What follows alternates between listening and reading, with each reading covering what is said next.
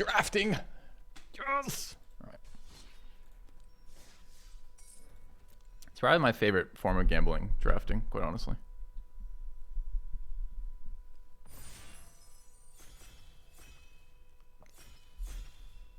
Pack one, pick one.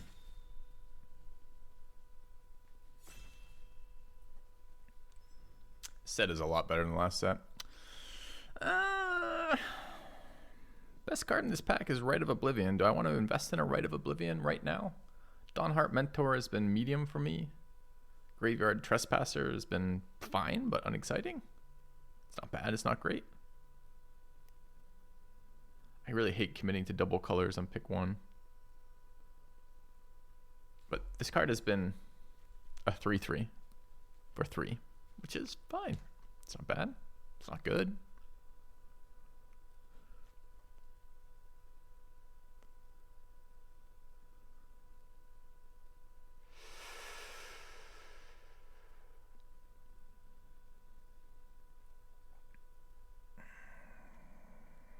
It's got to be a better card than that. All right. Well, there's the punish. All the cards are blue next. See, Jummy, Defend Straight. Archivist is pretty decent. Carriage is fine. I mean, I just take a Defend Straight though. It's also okay. It's a Loyal Griff. Not in love with that card, but it's probably the best card in the pack. This Red Burn is okay. It's just not very exciting in this set. There's too many ways to rebirth. Honestly, the Veteran might actually be better than the Griff. This card is really good. 2/2 Flyer is okay though.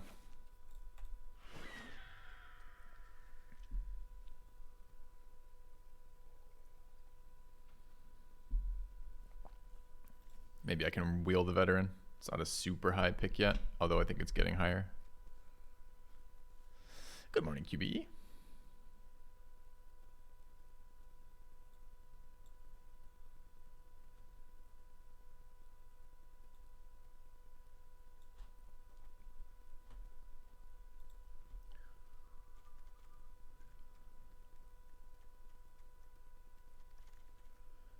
All right, I haven't seen Ritual of Hope do anything. And the Horde is quite good. There's not a lot else in here. I'm seeing people play this right now. I don't like this card, but I'm seeing people play it. Thanks, Fudgeinator. I appreciate that. Sometimes you feel inspired. Wait.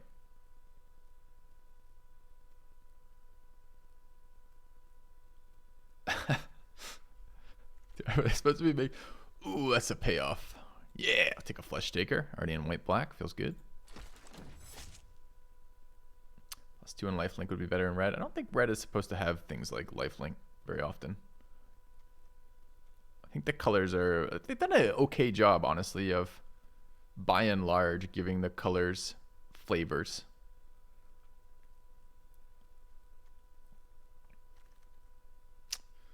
There's an Eaten Alive. I like the Search Party Captain as well. I'll play a Morning Patrol, but I mean, I'll take premium removal on pick 6 as well. This one's a little less clear. I really like the Dragon, although it hasn't been super impactful. It's just because there's so many things that kill things in this format. When it turns sideways, it's quite impactful, but nowhere near where we're at. I mean, body count is good for us. I'm not so sure that pumping a creature is that relevant to what we're doing. So I guess we'll grab the body count card. Blue Wield. It's kind of annoying since we're decidedly not blue.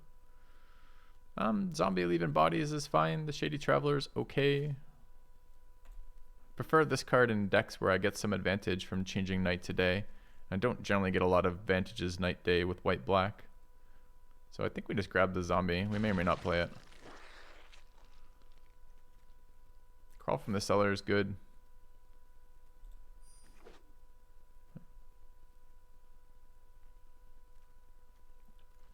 There's a profanity filter in the title for Twitch, Fudgeinator, as well. So I can't put profanity in the title or in the notification for going live. So If you want to be funny, you have to be creative, which is kind of whatever. Siege Zombie's fine. Don't hate it. Don't love it. I'm not playing any of these cards. I'll deny someone a last pick Larder Zombie. Larder Zombie's pretty good. So we're not very white. We've got a couple white dual cards. Potentially, maybe we should have been speculating on blue cards, but it's hard to give up Fleshmaker and Right. They're both, if I had to look for white-black payoff cards, both of those are quite high.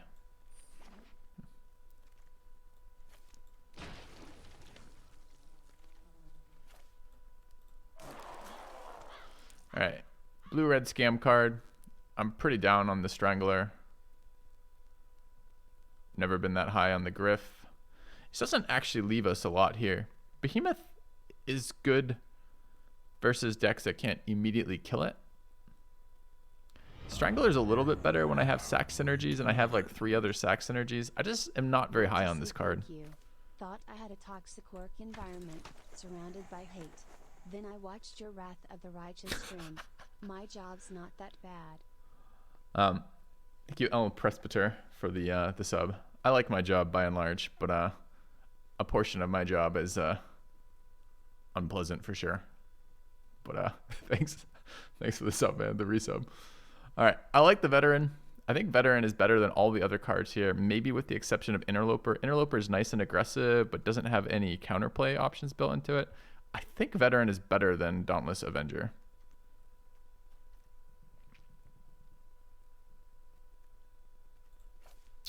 So I think I'm here hoping to wheel that. If I wheel that, I'm okay with it.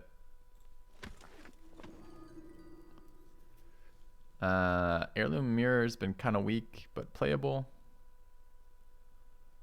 The red-black card is a scam. Silver Bolt's whatever. Another Hobbling Zombie is pretty replaceable. It's actually really not what this deck wants to do, Hobbling Zombies. Because these trade with everything, which is kind of not what you want to do when you're trying to attack successfully. I could do Heirloom Mirror looking to control flooding a little bit.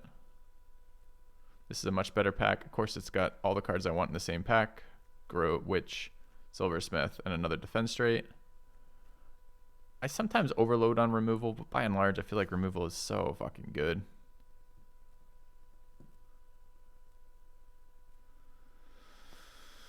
All right, let's hope we can get other white and black. Dude, Commons has 2 more removal pieces come my way. Do we want a second Eaten Alive? It's a better spell than Midnight Ambush. Midnight Ambush is still good, though.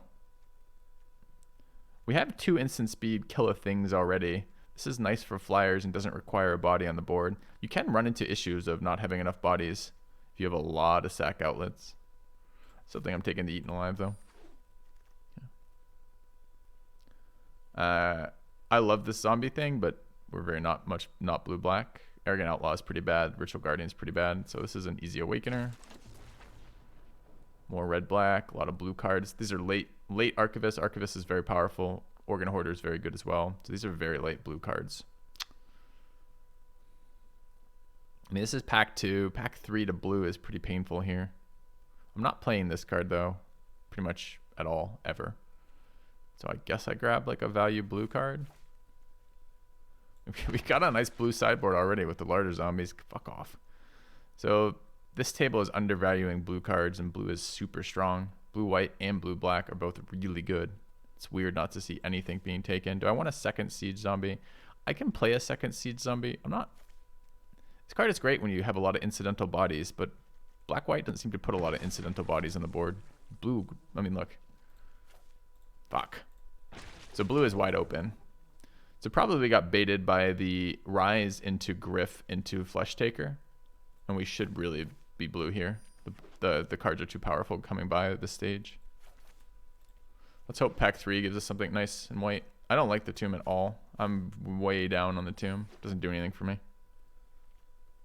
I don't like that it flips modalities, so you can't really use it to like prevent damage from something. It's just so incidental. I got betrayed. Did you not play the last set?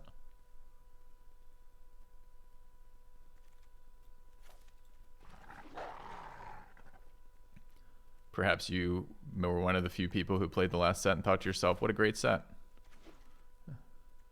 All right, the rare is green and kind of a weak rare. It's another solid blue card. The white cards are real bad. Real bad. All right, so this is pretty unpleasant here. So we're looking at either Sunset Revelry or Zombie. We're not really a deck that gets to use Revelry very much, but maybe. Could run Flare of Faith. I don't like this card very much. I don't think we have any humans. We have a human wizard and a human cleric and a human assassin. Okay. There's a silversmith. Not up against any premium removal, so that's nice. Also a Cathars. They're both good here. I think I value first silversmith over first Cathars, but maybe not. There's second silversmith, the blade brand. Dude, we're just like, look at these Falcon Abominations. This card is so good, and there's like just dozens of them wheeling by. I'm not big on this card, although I could use more 3-drops. This card just doesn't seem to actually be able to trigger very often. And the cards you rebirth don't actually tend to be all that great. But maybe it's better than second silversmith here. It's because we need some 3s. You like Procession? I'm medium on Procession. I think zombies are quite good, but I think what I've come down on is that zombies alone aren't any good. Zombies really want combos. And the combos for zombies, is this card better than this card or that card? Doesn't really feel like it to me.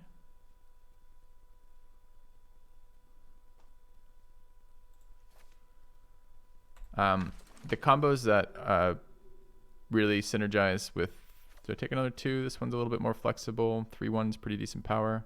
The combos that really synergize with zombies are aggressive sack stuff, but really even that isn't good enough. Blue much opponents.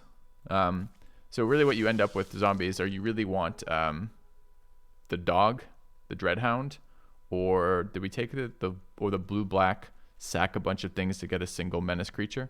That one's pretty good too. So more okay blue cards. So essentially for me, you really need a zombie themed deck to get high value out of it. I think the Occultist or the Guardian here. We do need more 3s. We have a lot of self-sack effects though.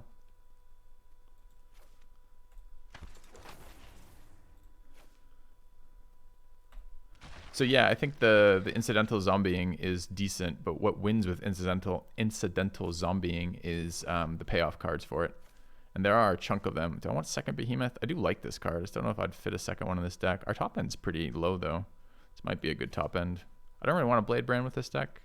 It's okay, but not great.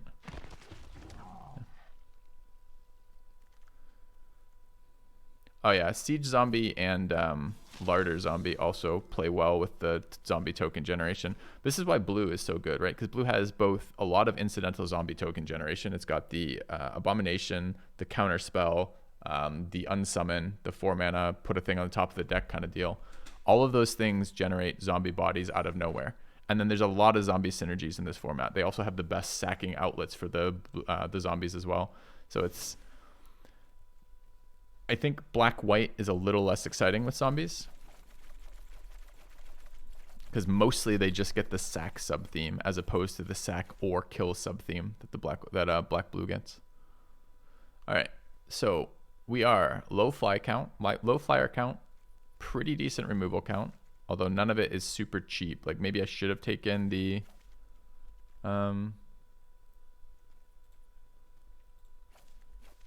the ambush as opposed to these. I mean, this is still 5 pieces of removal, which is pretty solid. We want the 1-drops.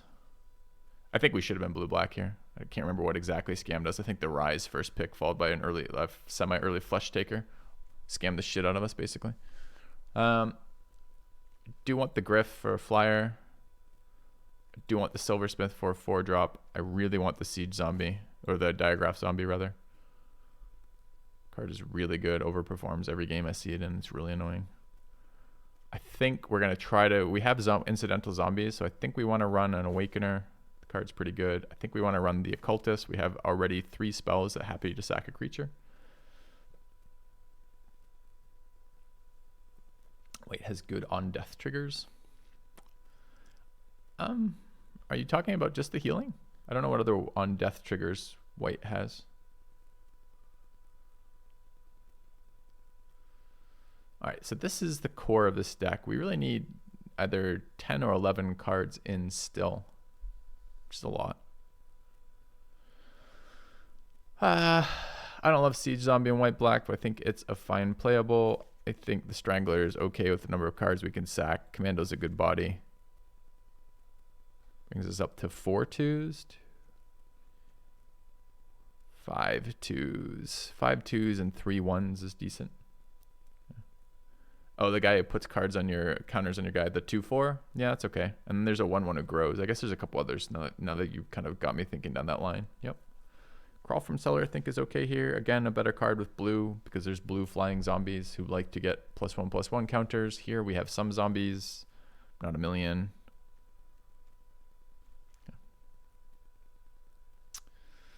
3 drops. So we want bodies. Siege zombies or hobbling zombies are fine. Probably want at least 1 Bat Whisper, at least 1 Behemoth. We don't have draw, although we could get draw. Probably this card is good in this deck with the double veterans for your life gain. A Dehydrogenase. Could also run Heirloom Mirror. It's a little bit overkill. This card is actually really clunky to play.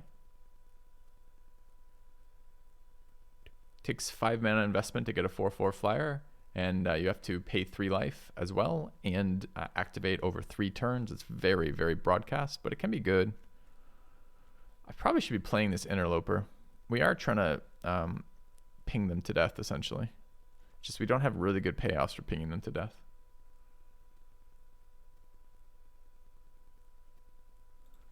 I think this is probably a 16 lander looking at this curve.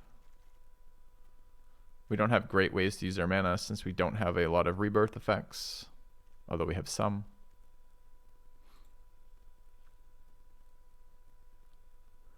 I might cut this Siege Zombie if we're playing the Interloper.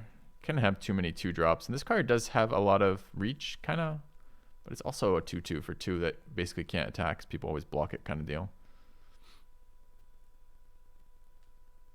Yes, it does. You're absolutely right, Stavier. It does indeed guarantee that you have 2 of these in your opening hand every game for the rest of the game. This is really vulnerable to unsummon effects, insta-kills, etc. Right? Like, the powerful part of this is you get a really big, tough-to-block body for a discount. But there's a lot of removal in this format that hits this guy. So I've had... This card has been really dangerous against me when I play red. When I'm not red, I don't give a fuck about this card 99% of the time. And at the moment, red is one of the, if not the worst colors right now. So I'm not sure. I'm not putting Silver Bolt in. We have plenty of removal relative to what we're playing here as well. And we don't have, this is not a very aggro card for us. I think I'm looking between Reunion, which is guaranteed zombie generation for all of our sack effects. We have Awakener, we have Flesh Taker, we have 2 Eaten Alives, and we have a Behemoth. So we could run guaranteed zombie creation with some hate upside. Could run the Heirloom Mirror, looking for essentially fixing for lands. And we could run the No Way Out as card advantage that does some body creation. So it's between these 3 for me. Really, the Survivor should be in too. There's no reason the Survivor shouldn't be in this deck. And I don't think I'm playing Revelry right now. I like Revelry, but I don't really like it in this deck. Are we cutting Siege Zombie here? The card has been really impactful versus me. It doesn't really feel right in this deck to me for some reason.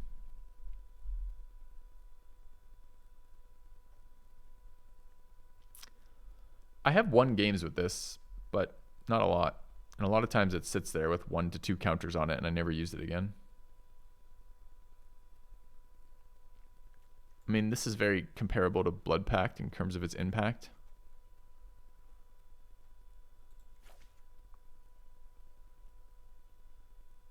It's slow. Yeah, but it's a recurring beneficial effect. Pay a life, discard a card, draw a card, and mill a card. All of those things are generally, besides pay the life, obviously, all those other things are beneficial. You're binning lands for card draw. You're adding cards that you select into your graveyard. And granted, this deck doesn't take take advantage of that super well, but we do have 2 veterans. It's not impossible to take advantage of that in this deck. 2 veterans and a there's 2 flashback cards I was just looking at, a Crawl from the Cellar and a Reunion. So there's 4 cards that we can bin at a discounted cost essentially. Blood Pact gets better if you have life gain, and we do off the 2 veterans, but they are a very similar effect. It's just one is upfront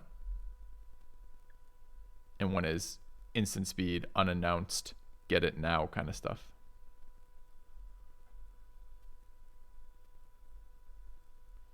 It might just be wrong not to play the Siege Zombies, honestly. I don't know. I'm going to try the Heirloom Mirror again, though. I think this is what I'd come down on. I could maybe even be talked into cutting this Behemoth for either a Siege Zombie, the other Blood Pact, maybe even the Outlaw. I do have a Grift to bounce. We don't have a lot of things that really benefit from bouncing, and a 3-mana 2/2 Flash Flyer isn't that great. It doesn't really ambush shit, you know? I guess I can bounce the Silversmith or the Bat or the Horde. I guess it's okay. Let's try this. All right. Do I have mods in channel? No. I do need to set up some mods one day.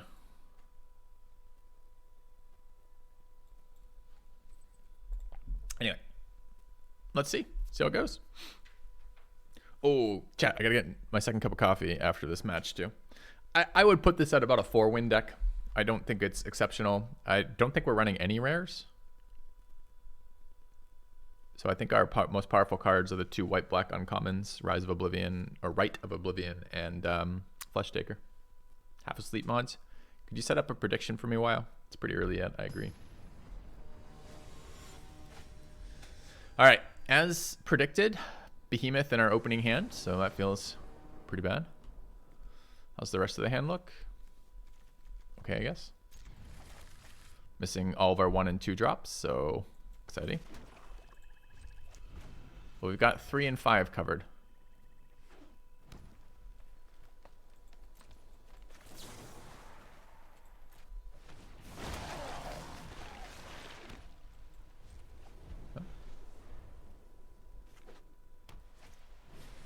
Dude, he just cast into Join the Dance. I've got Rotten Reunion right here. I cast Rotten Reunion, eating your Join the Dance. Talk.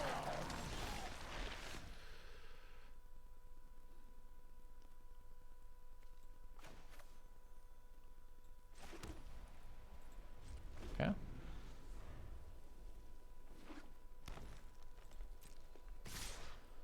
I block your 1/1. I might get blown up by a trick here, but whatever.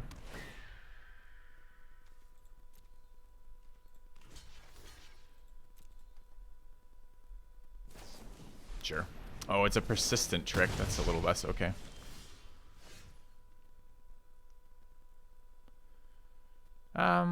Here I think flipping the Bereaved Survivor is fine. I'll use an Eaten Alive instead of a Defense Straight for mana efficiency.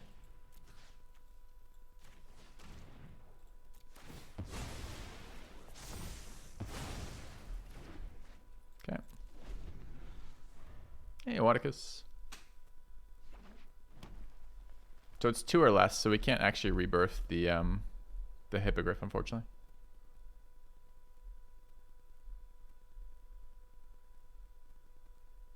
I haven't looked at the 17 land data, mostly because I don't know where the hell my 17 land client went. I don't remember uninstalling it, but I'm not seeing it on my PC right now. How did I know it was in my hand? I'm running untapped. I just don't display the deck list on the side of my screen, since you guys can look at it anytime you want already with the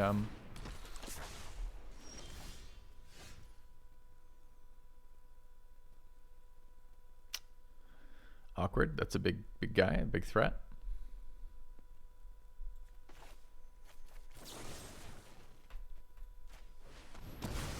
I don't really want to leave it alive, but I'm going to get 0 value out of attacking here, unfortunately. Okay.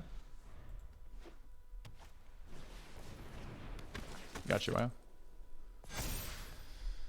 I mean, I'm solidly out of gas here.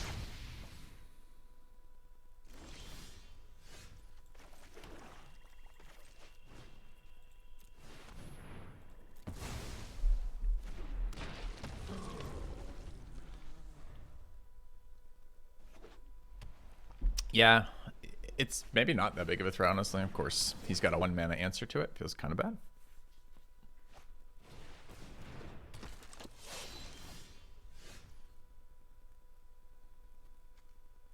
He can't activate the Coven, so I might as well sack here.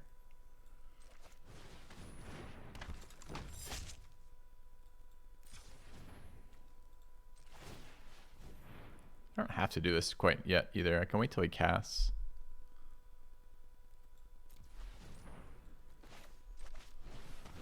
I mean, this card gets a lot better with the Avenger too. It's my upkeep, the trigger for Strangler, right? So I can make a decision based on what he plays here.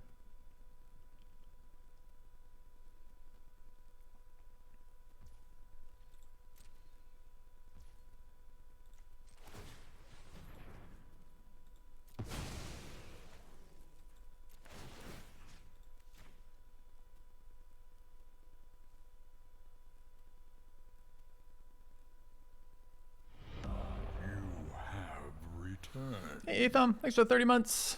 How's the new set treating you? It's a big upgrade over the last set. The last set was very bad. Oh, dude, does he have a fight spell for my Avenger? It's kind of annoying. Okay.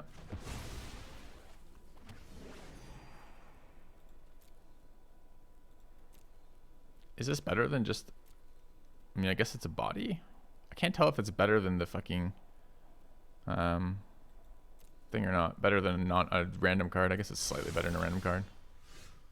So now I can't rebirth my Strangler, which makes this a lot less exciting.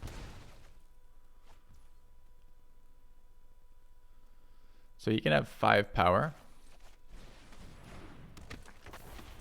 And I can go to 6 with 2 sacks, so I think we can swing. Okay. Yeah, that's the reason why I kept it. Flame Dance is exactly that reason. Here I'm going to take my Scry.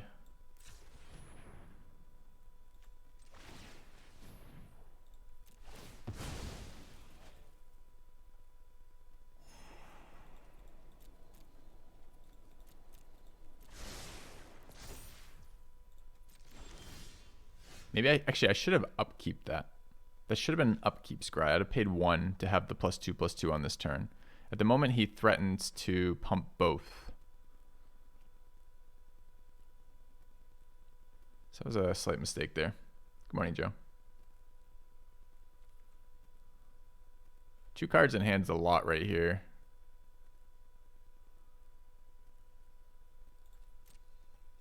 Feel a little bit safe with the defense straight in hand though, so.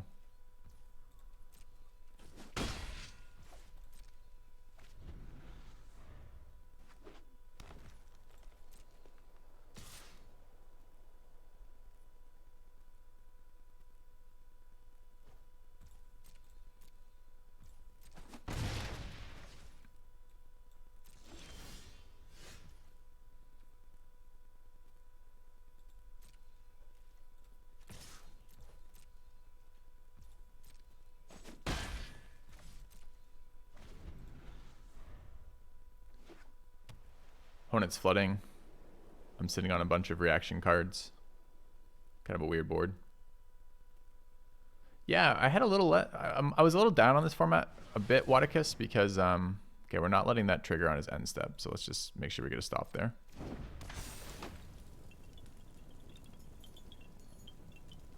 How does this work if I kill the thing on the stack? Can I block it or no?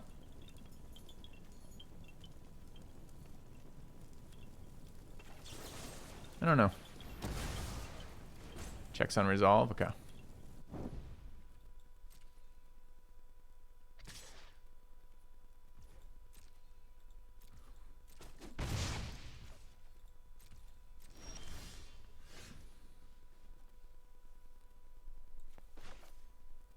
Am I going to Eaten Alive a 2/2?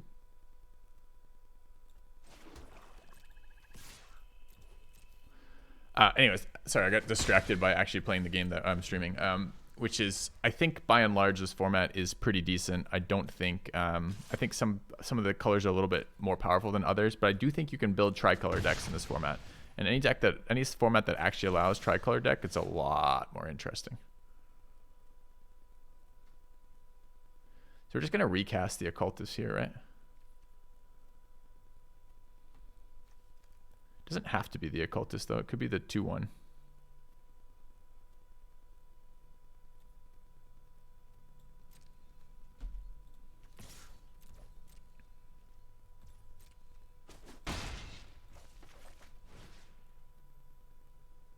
Or even the 3/2 who rebirths it might be fine.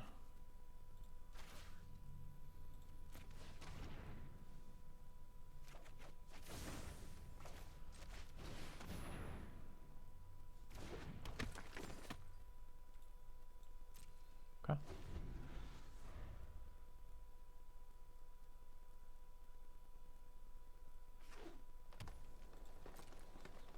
Guys flooded a lot over there.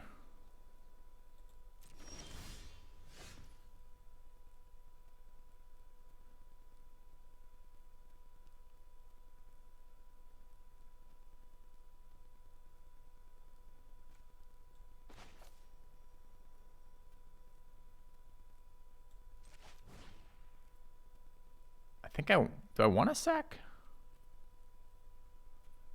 You can just pay the 5, right? Kill the thing. Sack and flip. The flip doesn't prevent the attack, right? Is it on attack, the trigger? It is on attack.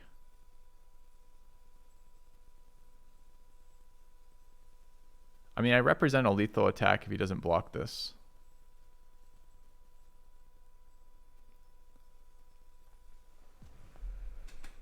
I could just rebirth first too. Can I back out of this? No. Fuck.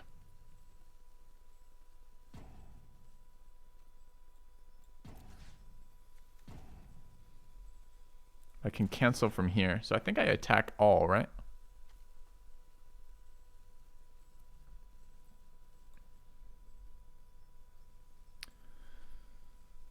So I pre-combat sack.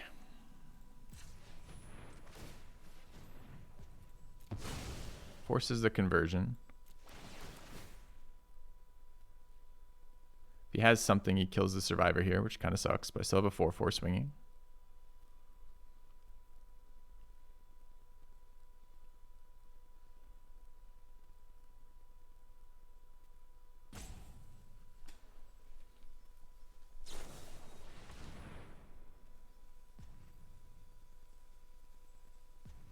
I mean, they currently kill each other, right? And the effect still resolves, that's fine.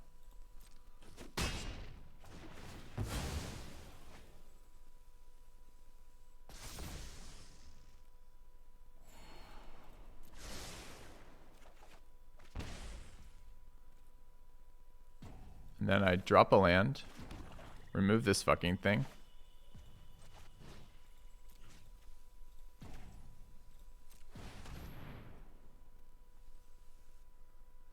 Swing for 3. All right. Bye-bye. Okay.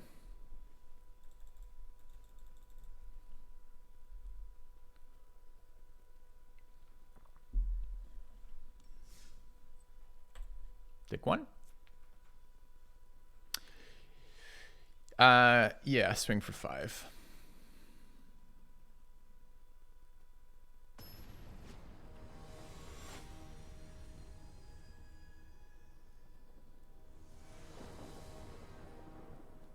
Okay.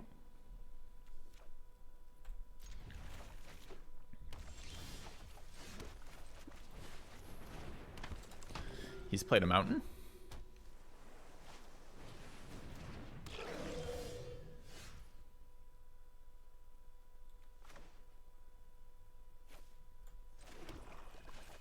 I feel like life total is actually going to be really important in this matchup if he's playing blue-red. Blue-red is surprise you're dead. That's what blue-red does. Got our land, which is nice.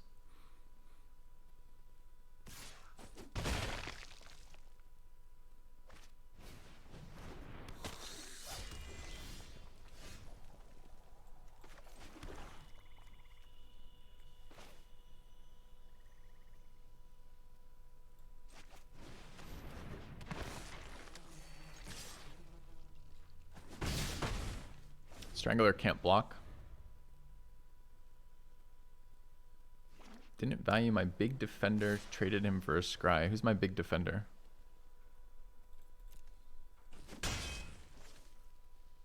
The 7/6? The 4/5? The 7/6 had a debuff on him. That means he couldn't do anything. So no, I didn't value a big defender on that board there. It didn't really do anything.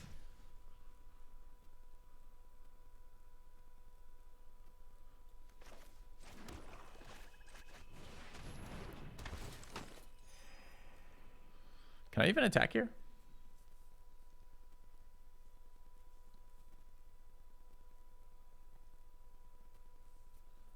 I can probably attack with the Strangler.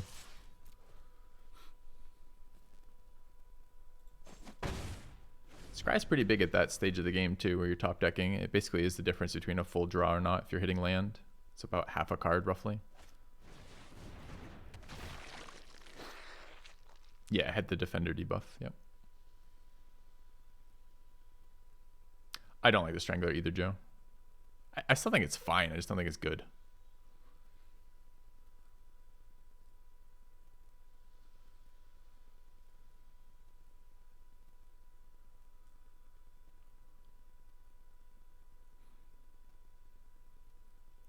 And the other thing about the Behemoth sitting there is, yes, it's a defender, but it's a defender that can't do damage. That's the other part of Candle Trap. So it's like a 0/6 defender, basically.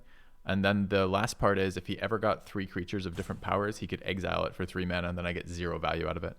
So I was happy to cash that in. I had plenty of life total. He didn't. I was trying to force attacks. I was out of gas. It seems like a very good time to trade that into me.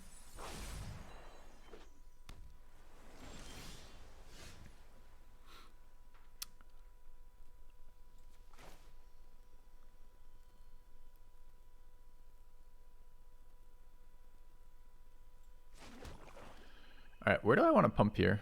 Part of me wants to pump that, wants to recast as a flyer and pump it.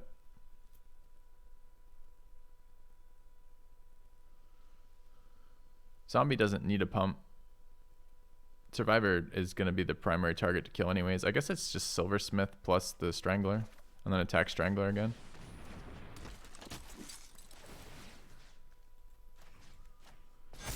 Obviously Strangler. Strangler was never a question. The question was, where's the second one? They never want to block Strangler. That's good. It's just taking damage to his face right now, which is fine.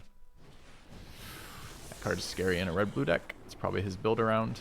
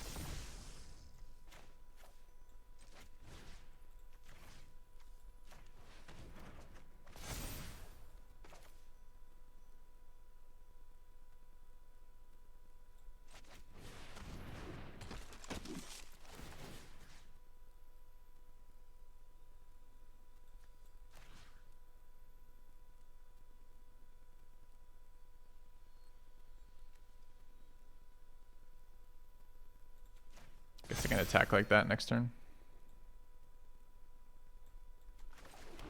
Okay. Good turn. Yeah, opponent's not doing a lot right now, but he's setting up to do a lot, and I don't really like him setting up to do a lot. It gets scary. Okay. Oh yeah, it's a much better set, Wadicus. There's no denying that, for sure.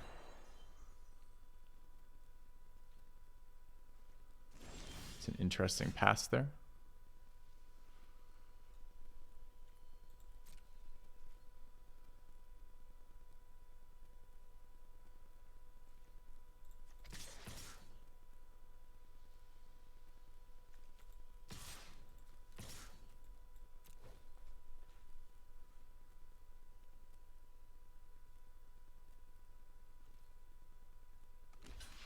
So he's got burned then, I guess, because he's going to flip the 2/2 into a 3/2, into a 3/3 rather.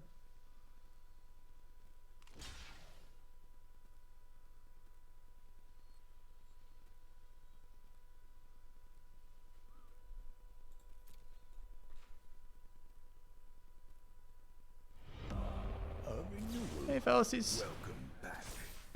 Almost 1 year.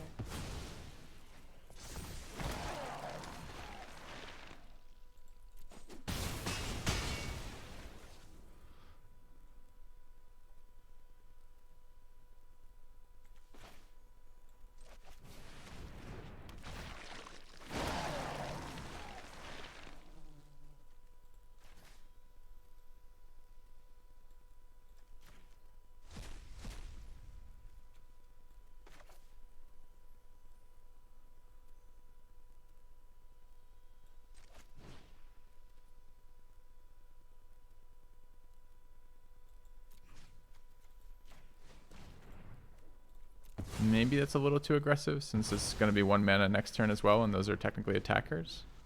But I don't want him be able to burn away everything for free here. Not that that's exactly what that does, but it's close. It's 3rd Organ Hoarder. This is the problem why blue is so fucking strong right now. Is this card, for example, is a very nice blue card. Common. Just a lot of powerful blue cards at very cheap cast costs. Or very cheap commonality, rather. Okay, so 4 is still... I guess he can gang block there for 5. If we attack with the 3-2, who are we rebirthing? It's 2 or less, so it just rebirths the veteran, which is pretty bad. And he's got a now 3-4 flyer coming out of there. So I'm struggling a bit here to push through this final amount of damage, which kind of sucks here. Can wait a turn, but he's got good ways of getting back into the game with that 3-4. So I really don't want that. Could attack with the 3-2. I don't really know if I want to trade that off. These 2-2s are okay as well. I could also make one of the zombies into a 3-3 and swing with that.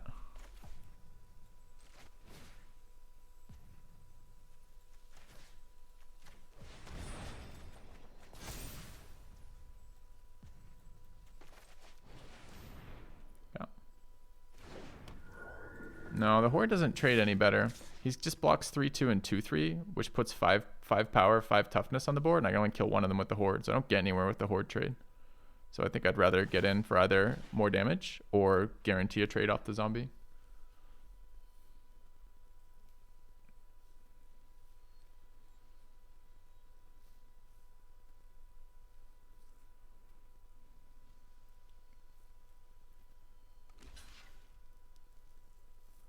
Also really want a 2-cost creature in the graveyard, that one there. This is going to do 1 damage to him. I think I don't know which is the most dangerous. I mean, clearly the flyer is the most dangerous, but I think it's okay here in the Vandal.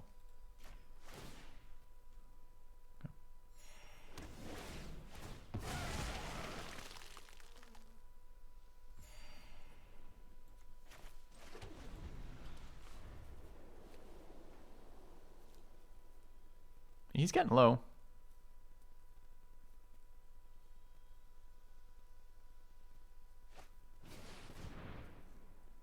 It's definitely an annoying one.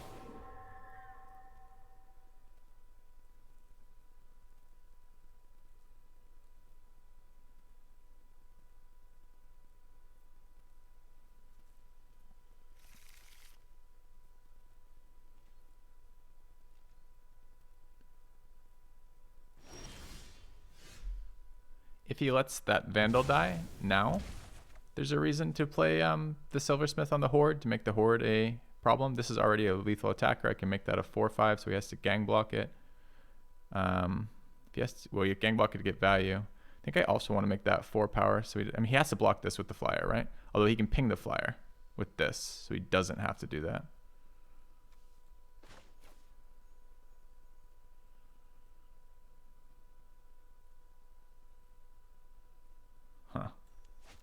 So if I ping here, so what happens? I have another attacker. So I'm going to have 5 attackers. This one dies. So I have 4 attackers on the board, none of which are flying. So he can block whatever he wants with the 3-4. So he chumps the 4-5 zombie, chumps the 2-2, eats the 3-2, and chumps whatever thing I put out. That's fine. I think we're going to Silversmith here on the Avenger.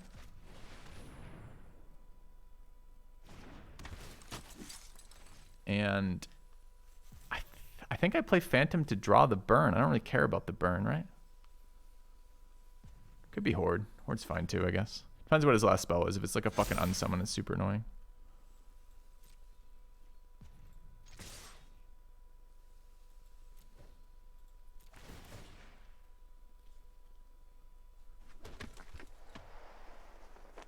These are all lethal attackers, so he's got to block them all. And I will place the Strangler on his 3/4. So.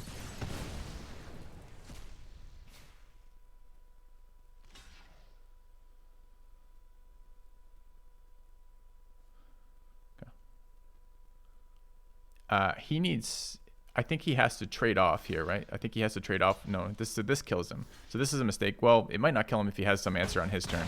I think he's supposed to trade off all of his creatures, so there's no target left for the Strangler to strangle on.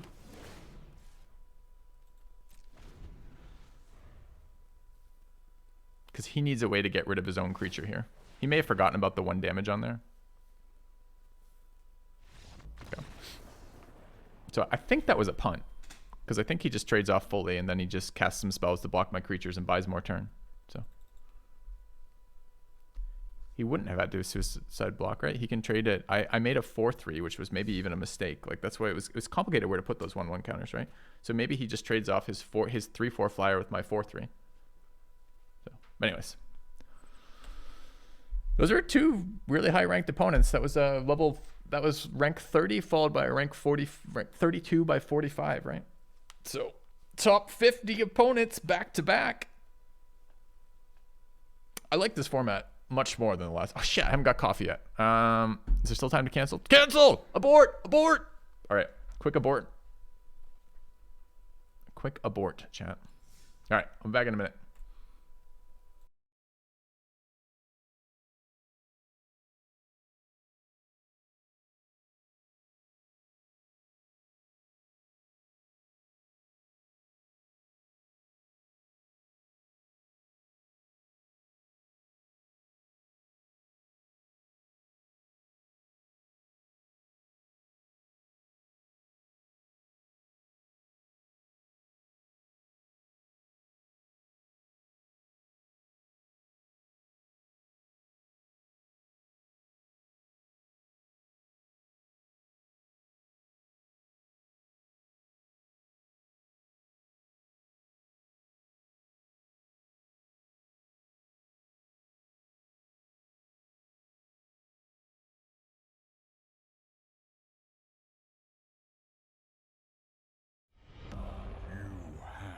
Returned.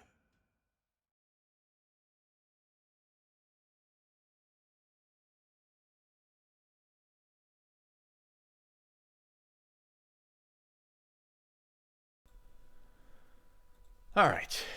Well, I got 2 things to respond to in chat. First, 222s, 1/3 of 666s. Does this make us like budget Mark of the Beast here? I'm not sure. Second, Tomulus, thank you for the resub. Tom, I miss you. I was reminded the other day what a great asset you were to the team. So I understand that's my decision, but nevertheless, you're missed. So thanks for the resub, bud. And third one is responding to 15 Shades of Ray. Says his best out might have been a bounce spell on his own creature. We don't know his deck. What we don't know is his hand. We can almost guarantee, though, that that's not going to be his best out for his deck, because it is much more likely that he will be able to get creature blockers out than it is he will have a very specific subset of spells and have enough copies to do that. So you're right, there is some world where his entire rest of his deck is just Geist Waves, but that world is a lot less likely to occur than the world in which his deck has a mix of creatures and spells and creatures are better out. I still think it's probably a mistake on his part. Now, it might not be. You know, I don't have a perfect recollection of exactly what that was. I struggle to where to put my counters. You know, it's a complicated game, so I don't know. I can't play Golgari in this set yet, QBE. I haven't had Golgari work for me even once. I like green-white a lot right now in this format. His hand is not very good, unfortunately, because we're missing gas. We've got removal, but not gas. That's gas. Okay.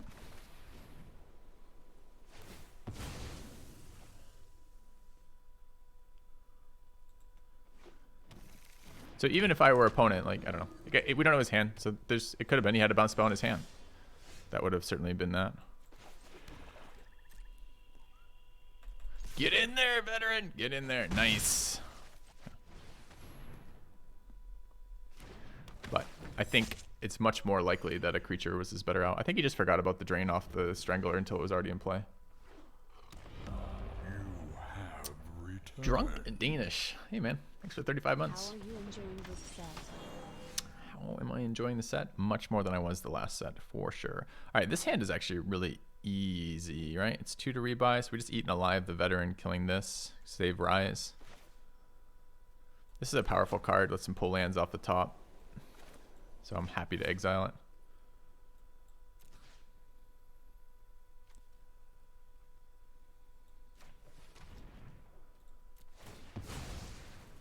Dude, I love the fact that Flesh Taker triggers off regular stuff too. It's so good.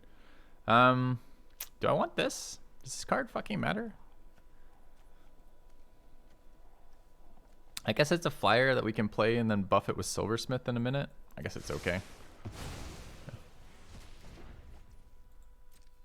This is not the same dude. I mean, yeah, we want land, but I can play my hand mostly without another land quite yet, so. What gameplay factors make this set better? The last set was really one-dimensional, like really one-dimensional. The impact of the mechanics in the last set were pretty low, and the just a second, I think through my turn, and the decks were not at all balanced. Like there was just like some clearly superior colors to be forcing super early. This deck at the moment has a bit more diversity to it. Blue seems overwhelmingly played at the moment, but by and large.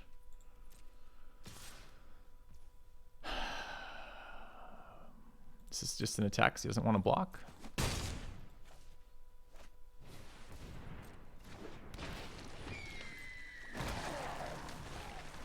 Ah, because he has double spells.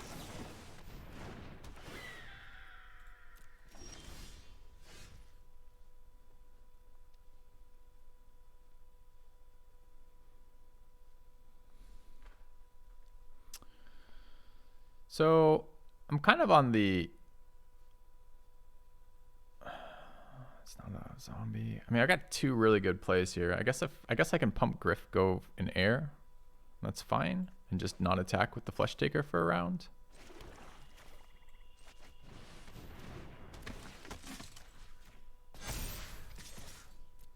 Okay. Sprout can be a problem. Yeah. Sprout hasn't done a lot for me. It's a cute little card, both picture-wise, but also in what it does. But it hasn't done a lot for me.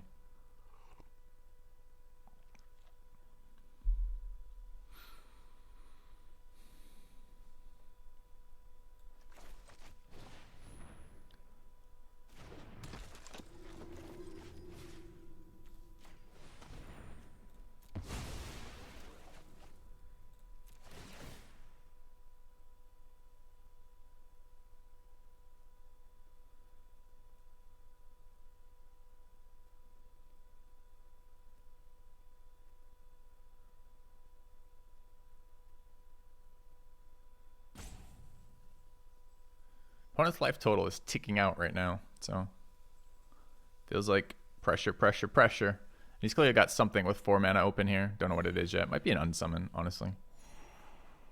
That makes some sense. It's a good one to draw when we have Flesh Taker in play already.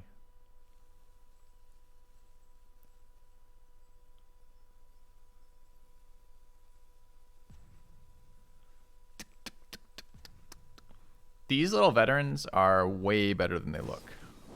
So there's the duel for dominance. Gives him +1/+1. Card's already been targeted. There's no reason to let my card go. 1, 2, 3. So he has the triple, unfortunately, so we just eat it.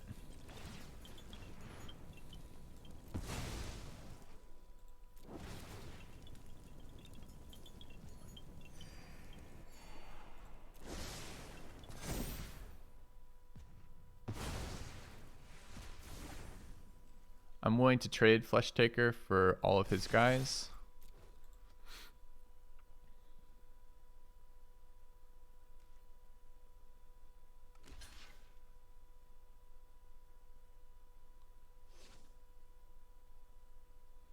It's 8 damage. It's an aggressive non-block.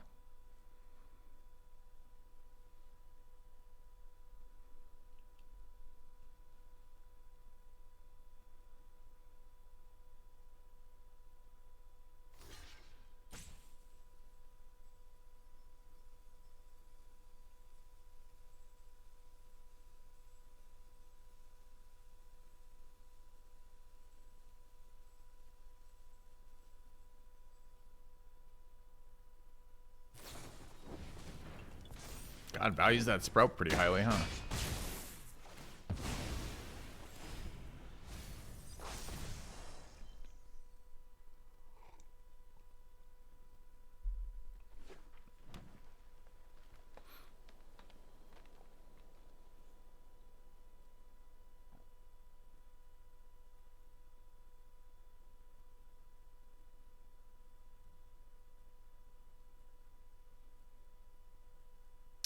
The Hulk will eat my Rise next turn if I let it. So we'll see what comes out of here. There's a very high probability that I'm sacking the Silversmith to whatever. So that's a flyer, or a flying blocker rather.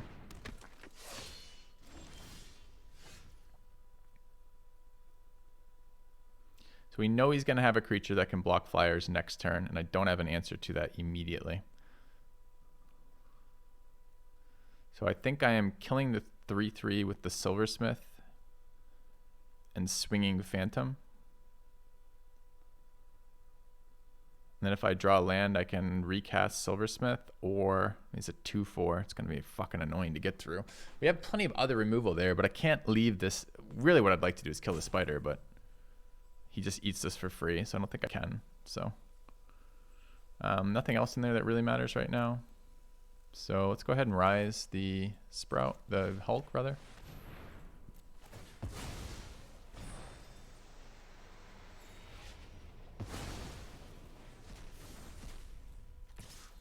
Okay.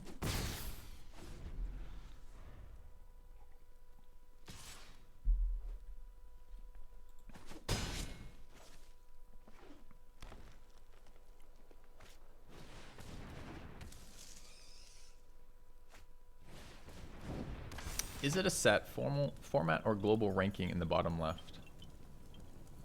The bottom left is my player name and my card pile. What are you asking about?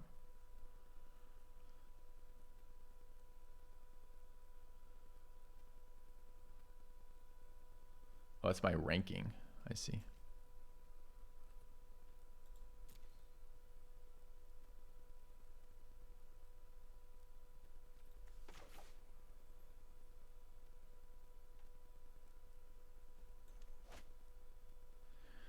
So I want to recast, but I guess I can wait. So I guess this turn could be Strangler plus Veteran.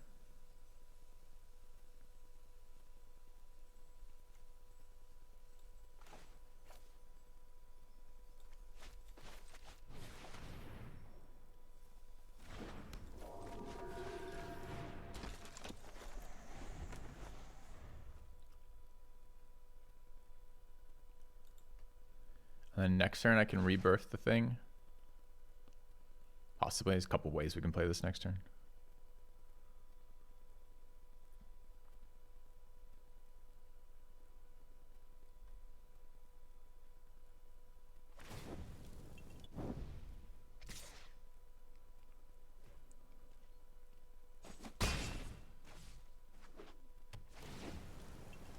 It's a lot of open mana. The counterspell is played in this set too.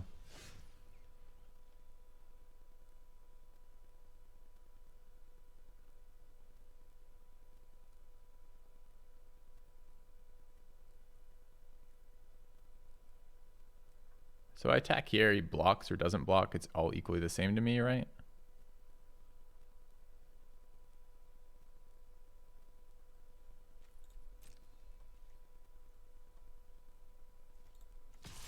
So let's start there.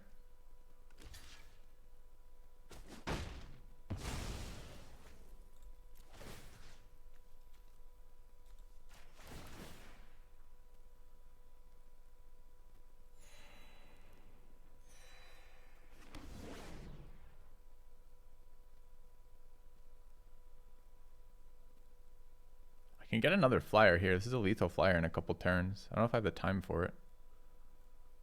There's 2 really good buyback targets here.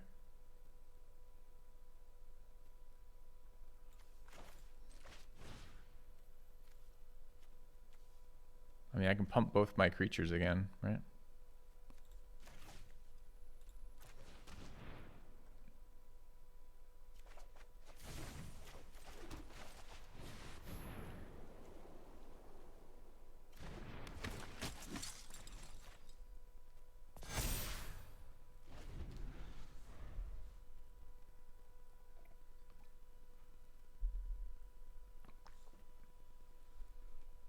Vengeful Strangler isn't a day-night card, so day-night doesn't impact it. The flip on Strangler is when it dies, so it's independent of day-night cycle.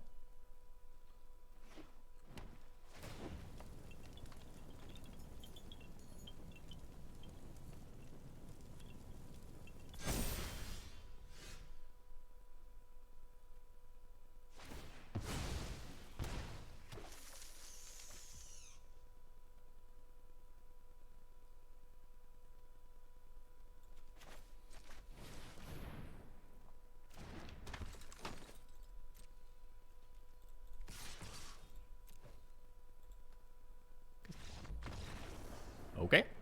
It's a lot of not doing something for a couple turns there.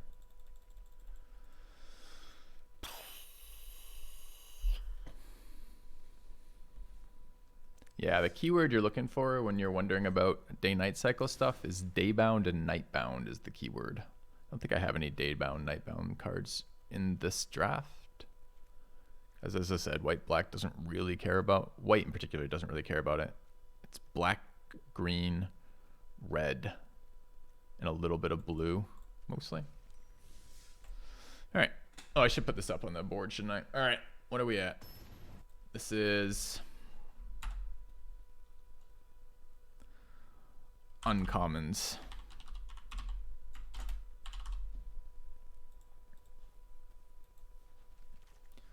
Correct. There's a 3-mana black werewolf card at rare and also at common that are played. It's kind of annoying lanterns on the board because it will fuck with my veteran when he kills it.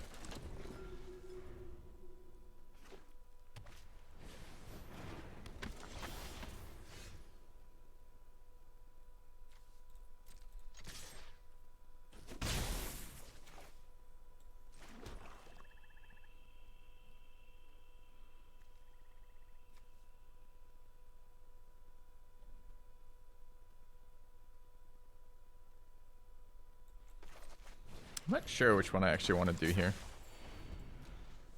The Vengeful Strangler out on the board's okay, but it's also not that great. Can't block. Can't stop him from doing things.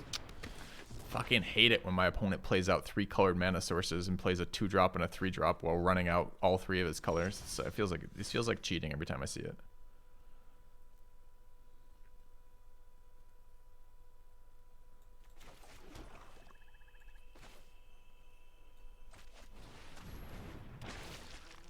I passed on both of them, Victor. We had a Shady Traveler available, as well as the, oh, actually 4 of them. Then we had the uncommon werewolf, 3 of them rather. The uncommon werewolf, the common werewolf, and the rare werewolf in black. Card is also cheating right now. So we're both low resources, and he's going to be able to do whatever the fuck he wants here. We've drawn a lot of lands for this hand. All right.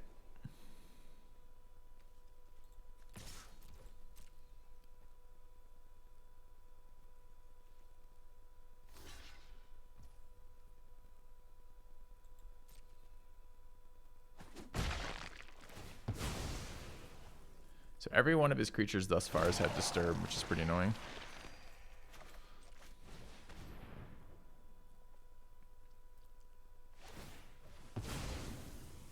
So he needs either a second white source or just doesn't have any action, or I'm not quite sure what that was. I'm glad it's out of the way. I can put the veteran in the graveyard now. I don't think we're winning this, though. I don't have pressure on the board right now, and his late game is much better than ours already from this. 2 Disturbed creatures and the... I think that I don't really like this card. I don't think it's very playable yet. I haven't had a game where it's helped me more than it's hurt me, but it's certainly annoying on this board for me.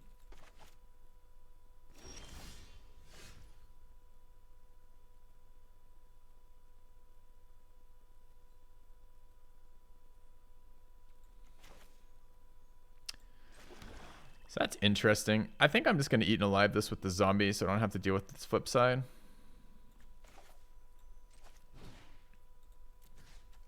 Even though I could cast this without paying anything. I guess he just sacks anyways and I don't gain any advantage. I just have to pay the fucking land anyways. Oh, he wants to Geist Wave. I don't really want him getting the card here.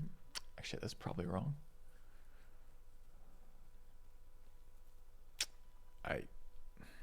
As I said, I think we're going to run out of stuff here. I could kill it in response, but he still gets the other side. I'm already undervalued for cards. I think if we don't hit something impactful here in a minute, we're going to lose. So it's a pretty tempo format, though, mono green tea. So it's not like there is a lot of late game, you know? Black mana to sack that, so his tapper fucked him. He can still use the jack-o'-lantern.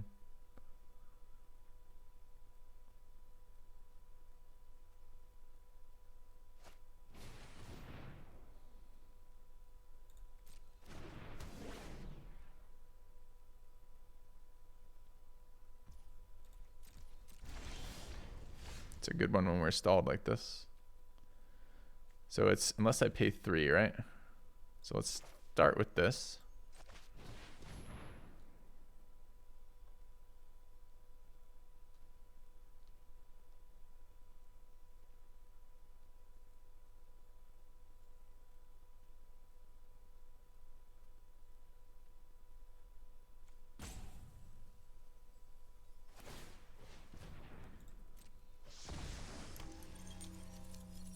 Let's get in here.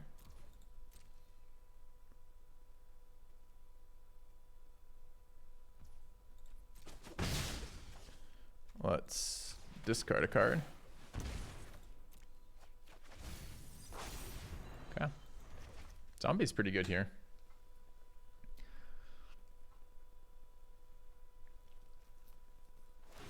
You say with cards, the card draw are automatically good in draft. No, I wouldn't say that.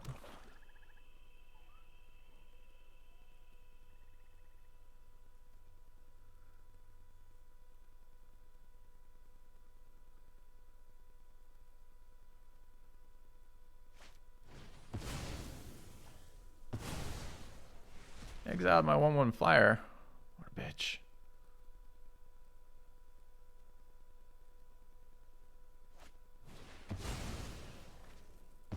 Exiled my heirloom mirror. Dude, this guy cheats. Just exiles all my shit.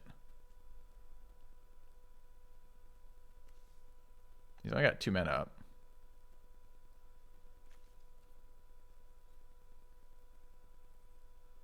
I can bait him into blocking with the Hermit to get the Hermit in the graveyard. But the Hermit's not any more dangerous than that thing. And I want to eat the Rise, not the Hermit. So here, I think I just attack with the Novice.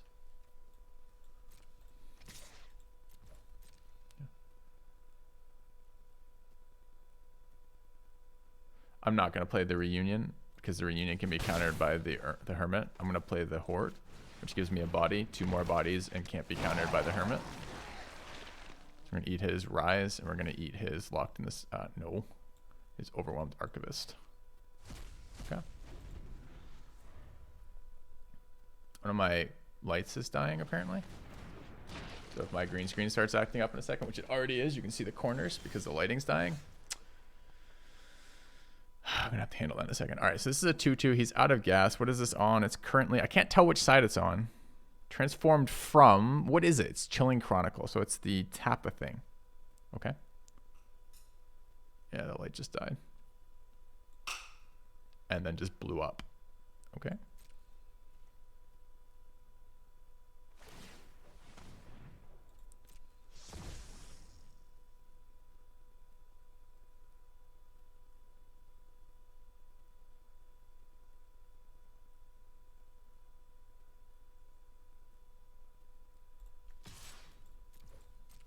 Can also attack with my other 2/2s.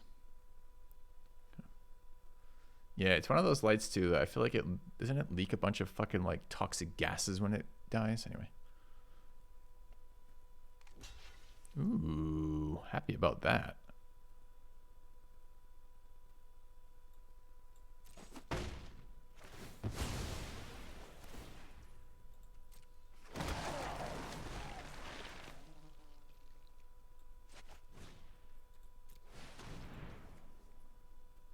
could sack the occultist, but I think the occultist is still more value than not the occultist.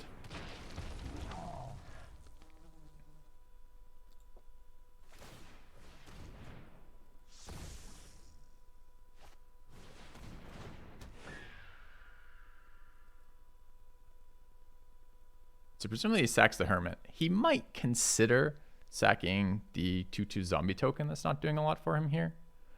But I assume he doesn't want to keep paying this price.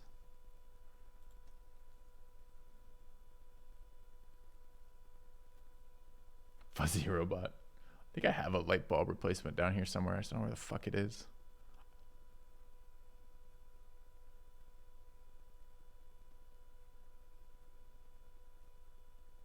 I thought we were playing this well until I just looked at his lands, which means actually what's happening is, I mean, he's drawn 3 or 4 more cards than us, 19 to 24, 3. So he's drawn 4 more cards than us, but nevertheless, his land, he's 3 lands up on us. So part of this is we're drawing nicely.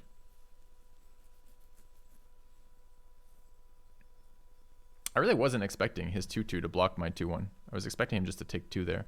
So I don't know if he's got a plan for this or he just wants the hermit in the graveyard because he thinks he's going to get value out of it.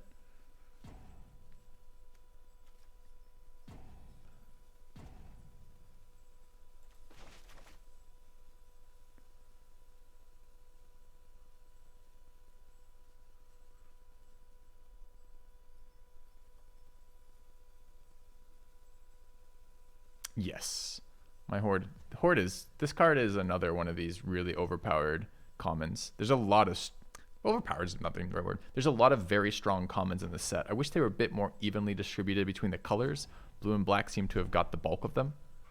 Blue in particular has really, really powerful commons. But black does as well. I don't know. Is he thinking or is he roping? Feels a little ropey. Like a little rage ropey.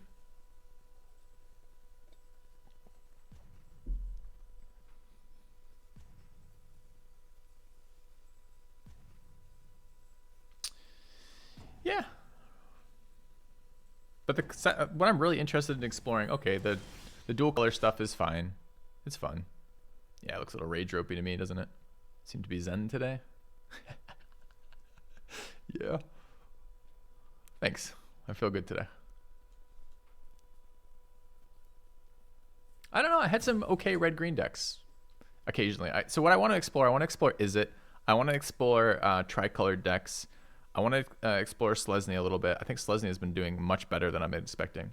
Joe, I don't know if you're wanting to. I'm happy to do any sort of collab stream today if you're interested. If you want to hop on Discord and draft some shit with me or not. If you're just, working and watching on your phone or something, no problem too. But just want to throw that out there, Joe. Always happy to have you on as someone to talk to. It's fun for building different deck ideas. Yeah, that's what I thought. That's Rage Rope.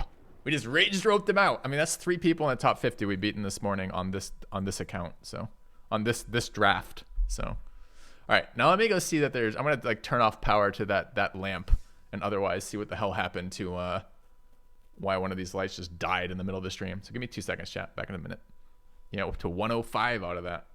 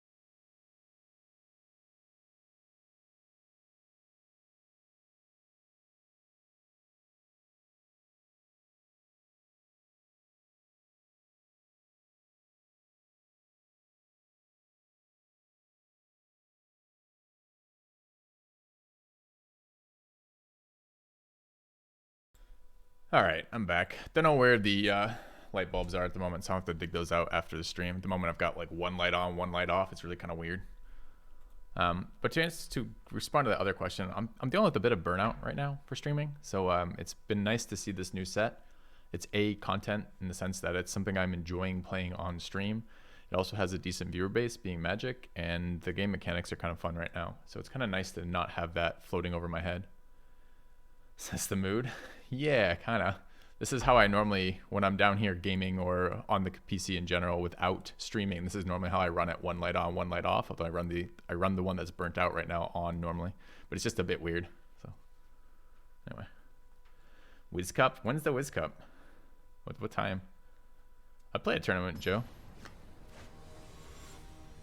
All right, what do we got?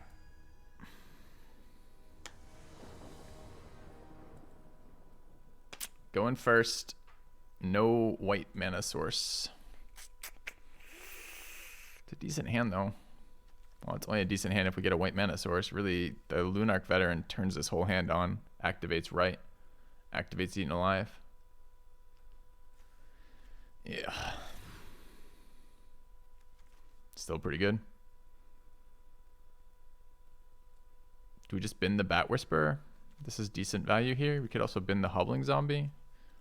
1, 2, sack for 3, skip the zombie, move to 4 for Whisper. Seems okay. Okay.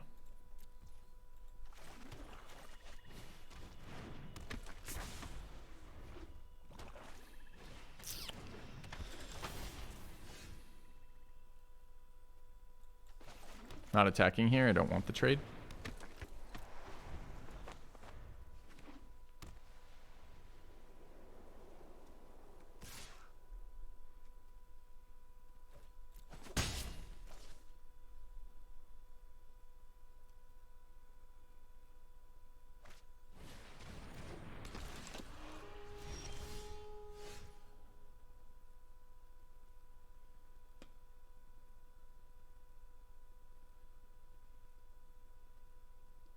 Huh.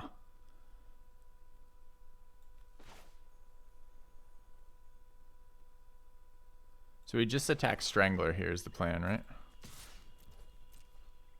Still things that blow us up.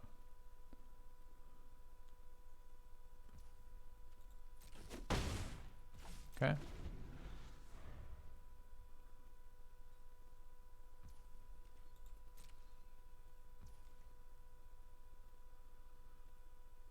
I don't actually care if he has a removal spell here.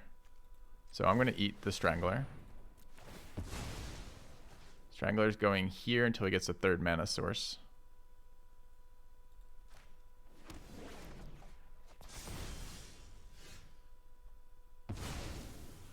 Okay. I'm going to go for the attack. He's almost certainly not going to block here. Drawing 2 more lands isn't really where we want to be. Because, as they say, screw beats a flood, right?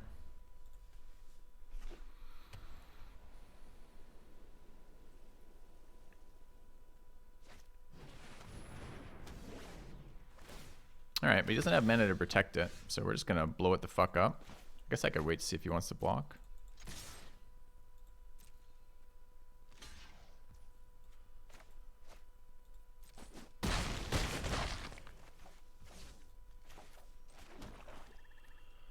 This triggers when? On his end step? He could drop a 1 mana thing. I guess I'd kill it in response if he does.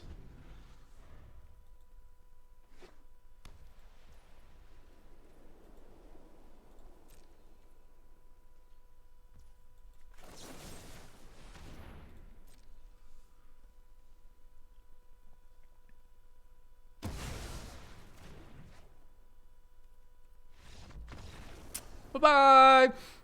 Okay. It's good, because we were totally out of gas on 7 lands there. Alright.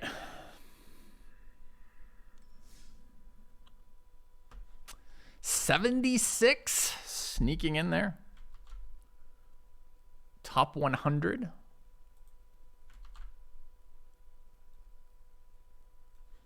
Feeling good.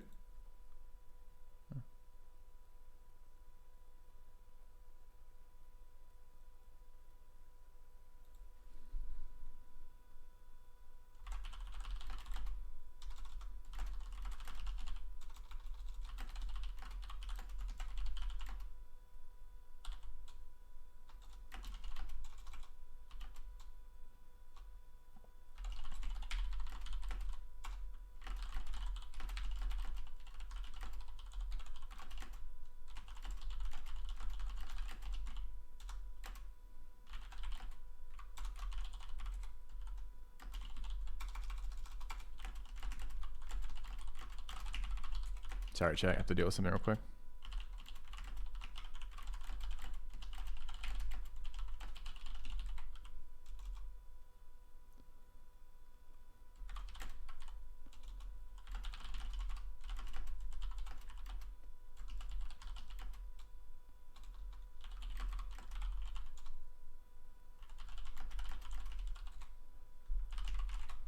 All right.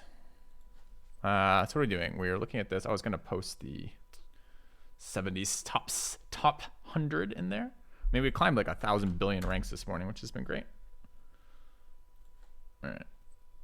Black, white, OP. I mean, good draws. I mean, but that was a mulligan too, I suppose. Good draws. Opponents getting kind of unlucky, I think, for some of these.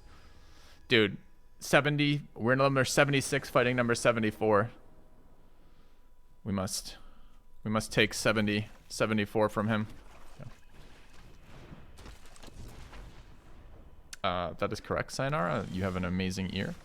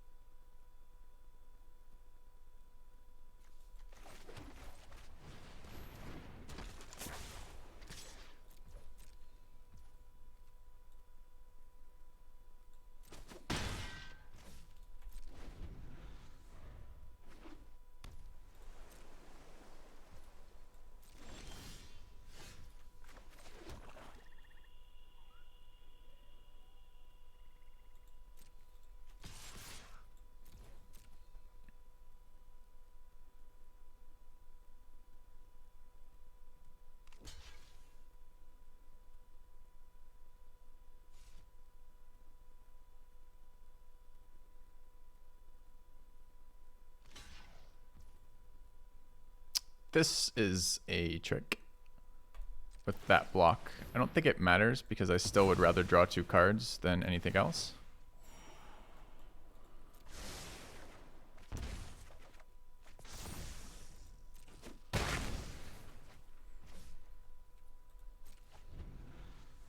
You okay, opponent? Okay.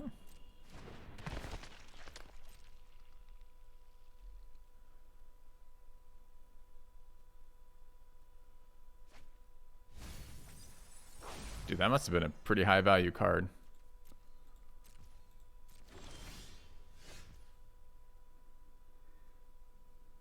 Actually kind of annoying here. I'd rather run out the Bat Whisperer. But there's no to run out Bat Whisperer, I have to attack with Demon and nothing else. Actually, it probably fits mana better, right?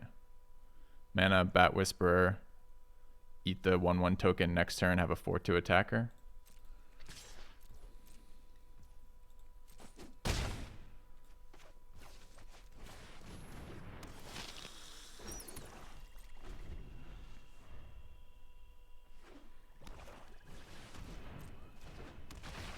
Bodies. Bodies, bodies. Sure.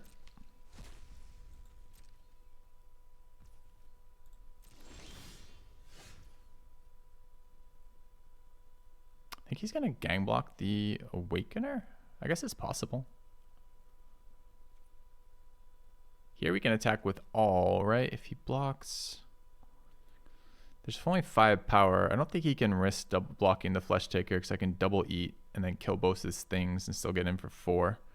So I think here we're just going to swing all. Make his life miserable. I think his best block is double block on the Awakener, but then I get in for 7. I think that's bad, right? So that's 5 power. I mean, I could just trade with that. Let's take a look. If I just trade with that, he takes 9. Goes to 4. This card is not as good versus blue-black. There's too many things that remove it. I don't mind eating a 1/1 and a 4/2. He tanks, he blocks 7 damage but loses his whole board. That's okay. I can still cast the zombie too.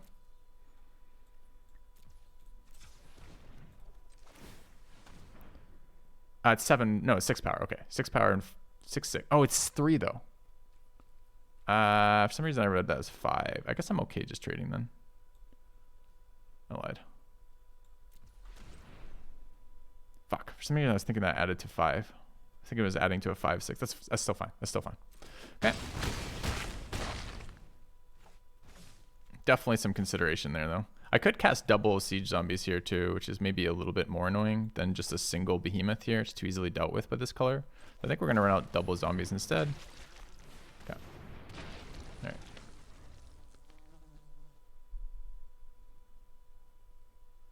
This is another essentially unblockable creature since it is anything he blocks with kills, so it's just 2 more power on the board. This creature can be chumped, although with Menace I'm not really worried about it being chumped. What I'm much more worried about is removal for it.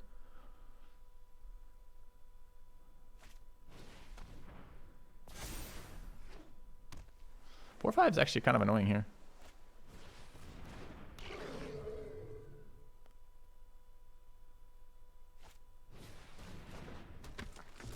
All right, well, creating a body big enough to block my 4/4s and casting 2 2/2s is pretty fucking bad for me. And killing another creature. So opponent with fucking answers for days here.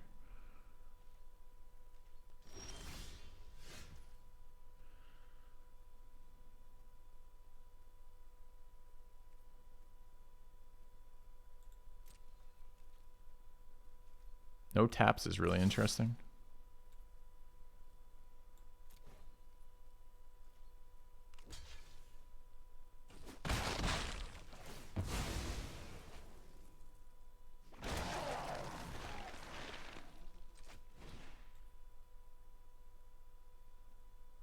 Huh.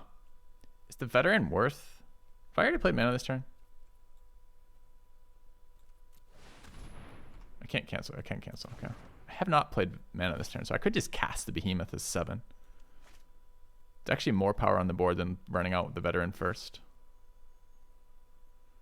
I could actually cast the veteran, sack it to the behemoth, giving me the chance of a flyer and keeping the zombie on the board, which might actually be better than either of the other plays.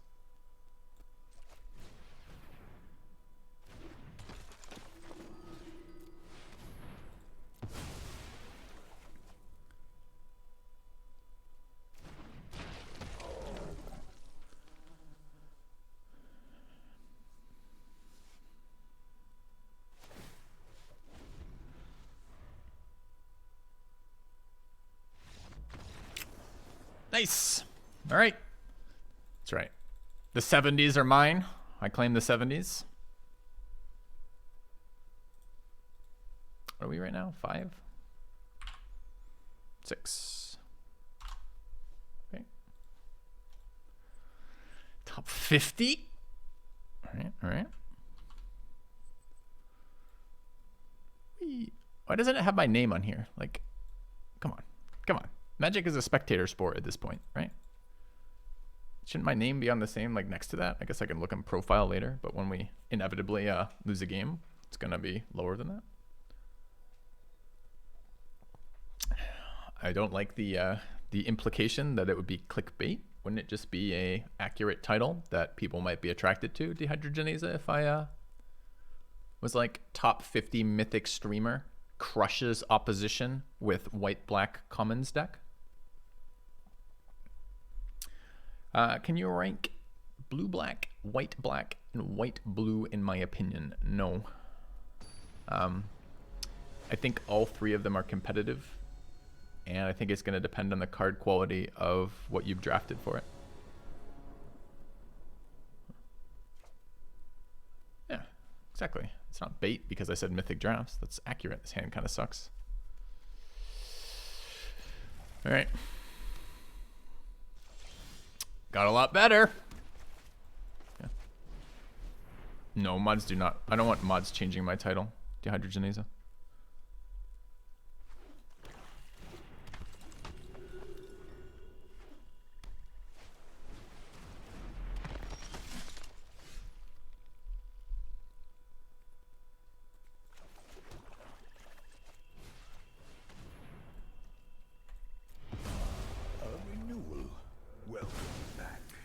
Thank you, Always come back to here. Iryu. Filthy, your humor is amazing. Heart emoji.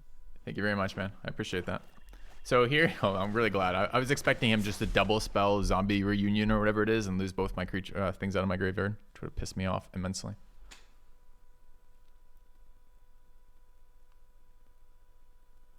So I'm gonna veteran and exile this right now.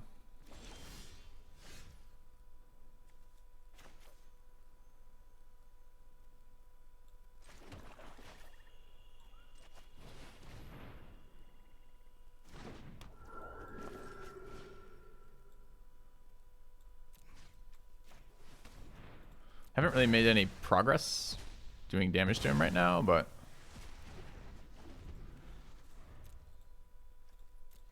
okay.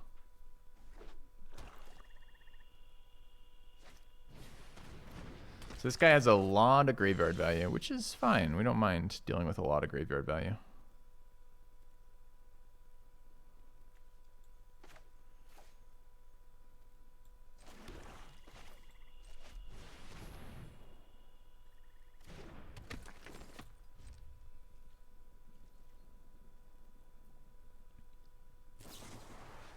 Dude, he did have it. I fucking told you. All right.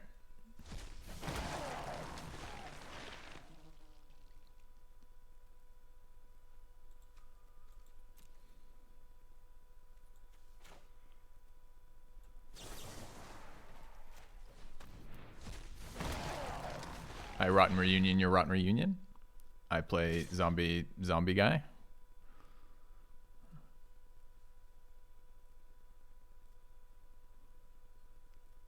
I think we're gonna get 5 mana zombied here, but we'll see.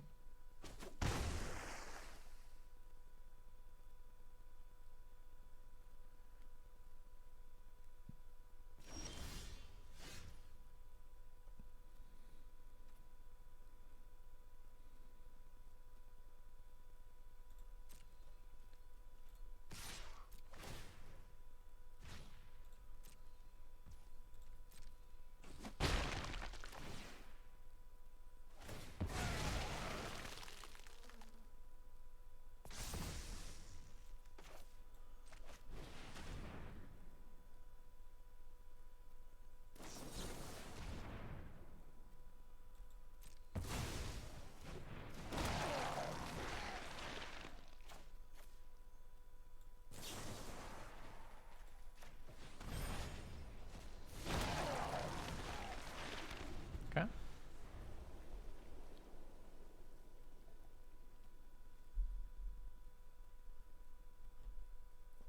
Maybe should have saved to kill the crew. I mean, okay. We have anything in our graveyard? No. So we're actually at quite a disadvantage here now, drawing that land. One is still on 4 lands. It's got rebirth value. And a flyer out right now. And black-blue does utilize zombies the best. For example, if he plays on 4 lands, a 1-drop that... Dude, come on. Okay. Yeah, we're going to lose here, unfortunately.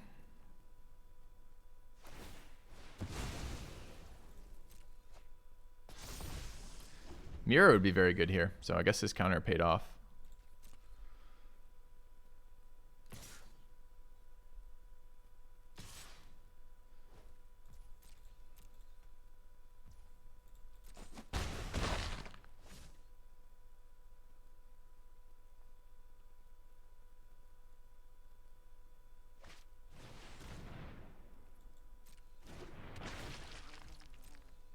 Weird not to attack with a 4/4, right? Isn't that weird? When you leave the 2/1 black back to block the 3/2.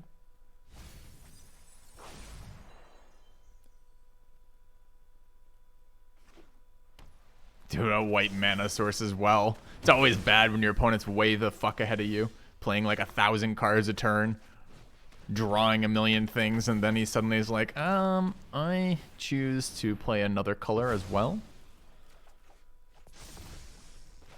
God damn, it would be nice to draw something that wasn't just an infinite supply of lands in a row. All right.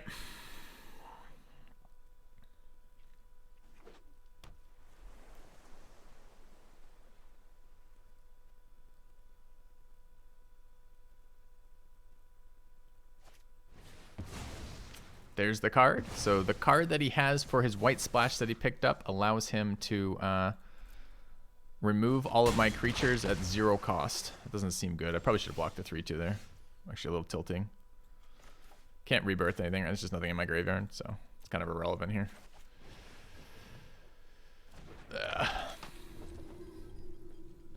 Yeah, that's a rip. Oh, he's got more. He's got more.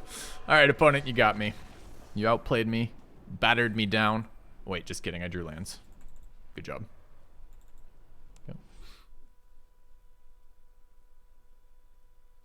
Yeah, fallacies. Yep, sure. I missed 2 damage off the zombie for sure.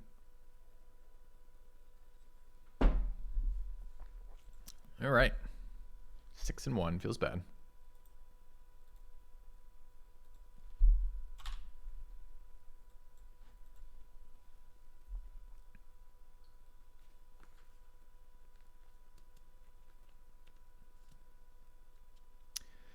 You know, I thought we did fairly well with his graveyard. So we denied him a shit ton of graveyard value. Just we just flooded. We just ran out of gas. Drew 3 lands at a critical time in the game where he was still working with 4 lands and all spells and could cast them all. And then again, blue black utilizes zombies just a little bit better. He didn't have anything directly there, but I mean, he still utilized the zombies, right? He was casting off Rise, eating them with his Awakener, etc. So feels a little bad, I gotta admit. All right, what is this? We've got an undecided food group, and I guess anything that isn't 3 spells, excuse me, 3 lands, 4 spells split in your hand, I'm always just a little concerned about. That card is cheating going first. Literally cheating. I can't respond to it because it's fucking turn 2 and it's a mana dork. It's not okay.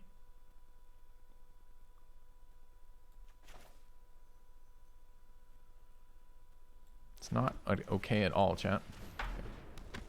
Didn't I do MTG? Yeah, I've been playing MTG the last couple years as the sets release. I don't stream it all the time, but I stream it a lot when the sets drop because they're interesting to play. So man went first, had a 1-drop, a 2-drop, is on 4 mana on turn 2. Slow down, opponent. Slow down.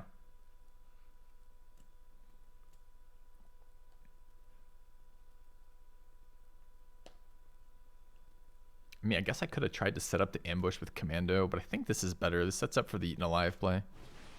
Yep. Opponent utilizing 4 mana to fuck me. Feels bad.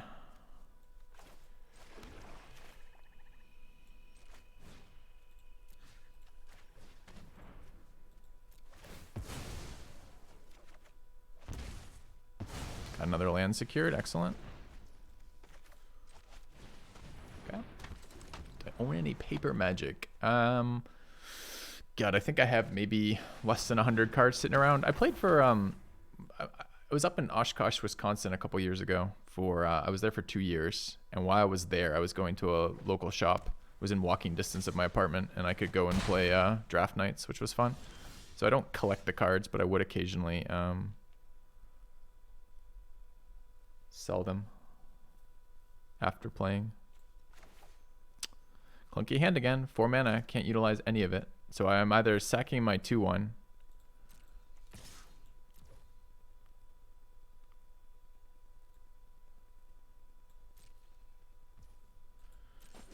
I guess I am sacking my 2/1 to exile that. Move the enchant over to this thing.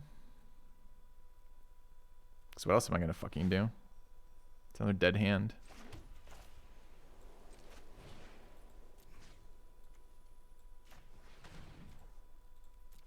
Yeah.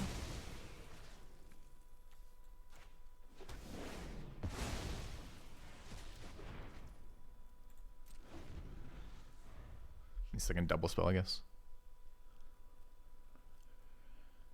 All right, so we got bullied by him going first and him having this card. This card is very good. I haven't played it yet either, which is kind of annoying. I just haven't played much Simic. Sure.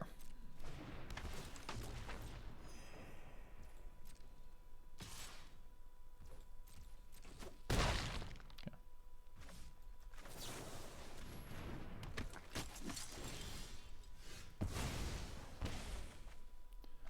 All right, he needs 7 mana to activate that, but we drew another land. So although I'd like to wait for a second value card to eat out of his graveyard, I just can't.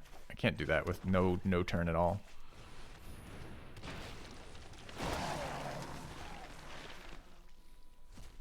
Okay. I can't attack on this board though either. I mean, he's got a 2/4 and a 1/3. Dude, look at this bullshit. All right, you play your graveyard removal. I cast 2 cards out of my graveyard.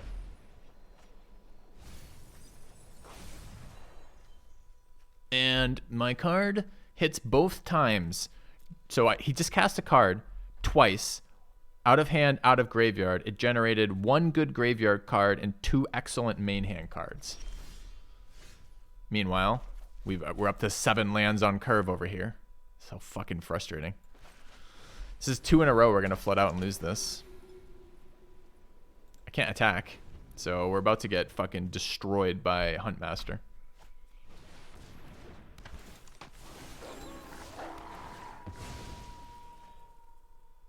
Go.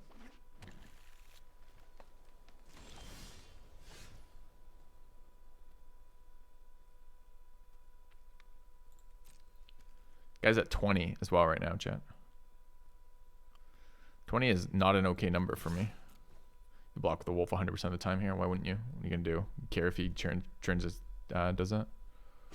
Oh, got the bluff in. Got a 1/1 chat. We're in fucking good spot here.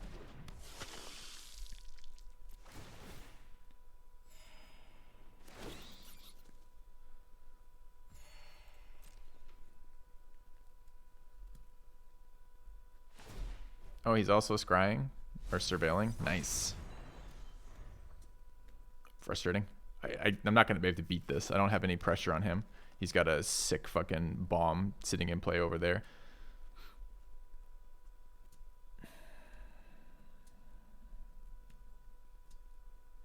He's got 8 mana too, so he can flash back the ants. Oh, he's considering flipping the Huntmaster. What does it do when it's flipped? I know it's brutal. It's whenever enters the battlefield or attacks. And for another wolf target wolf. Oh, so he can fight shit with other wolves and generate wolves every time he attacks. Yeah, it doesn't seem very good for me.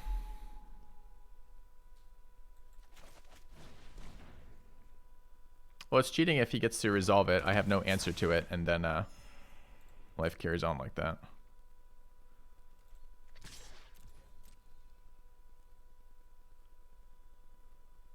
I should have actually played a swamp. Oh, I can only activate the ability once a turn anyways. Doesn't matter. So I can't respond to it. Respond to him fighting it, but I can't respond to him. I can't respond twice. This card hasn't done anything for me. Mostly because every time I've played it, my opponent has just done something. And it's never been alive. I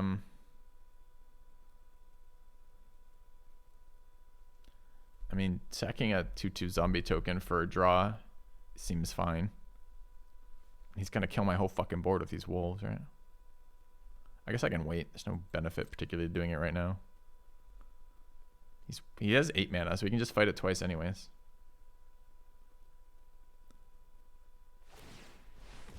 You want to fight that? Okay.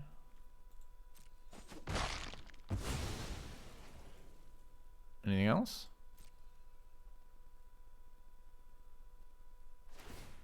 But you just screwed up. You know I can do this. Why don't you double fight my Awakener and kill it before I get a 4/4? Alright, opponent.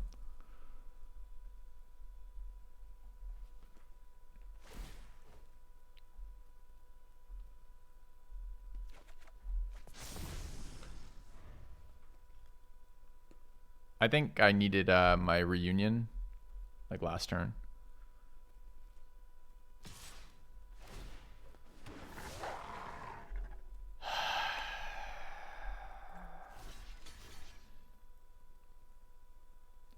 So what? 2/2s goes to, so he's got Coven, so it can go to 10. If he has 10 and a removal, he can fight with wolves too, right? So we can remove the 4/2 already. So I've got 7 exactly. Fights the 4/2. He's got 8. He can double fight. A double fight doesn't remove any different number here. Okay, so it doesn't matter if I add the 1/1. I mean, here I get blown up by something, but I can't prevent something, and I can't let this creature keep swinging, and taking 7 here and not getting this off the board is a loss. Correct. I'm currently 75th. Wow. Okay. Apparently there was one. It wouldn't matter, right? Because the thing is, even if I add the 1/1 here, he fights the 1/1 with the 2/2. But apparently there was something that gave him +1/+1 and also killed one of my blockers for while leaving a fight up. So rip. I mean, it's just impossible to win from there. We just stumbled on land 2 games in a row and we lost 2 games in a row. No surprises there. That's Magic the Gathering. If you like that mechanic, let WotC know. You'd be the first person in the history of Magic to be like, hey, lands are a great idea. Thanks for making them. So you could be unique that way. And probably WotC will probably gift you a significant portion of cards and hosting and that kind of stuff because no one else is willing to take such a bullshit, garbage fucking position. So possibly you could make something of yourself too, is what I'm saying. Anyways.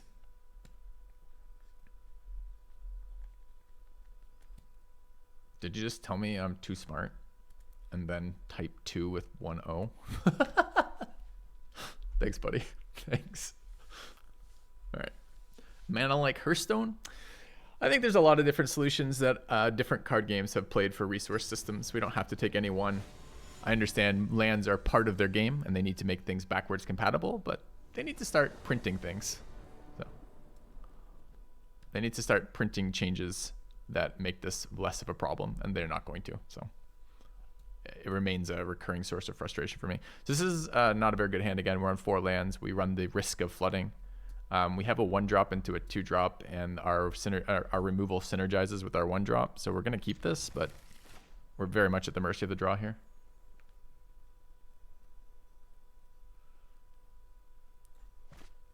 Yeah, I didn't know if it was like elaborate trolling I commando or not. Like it felt like elaborate trolling. Yeah, look at that. Straight off the top, that land, just what we needed. Up to 5.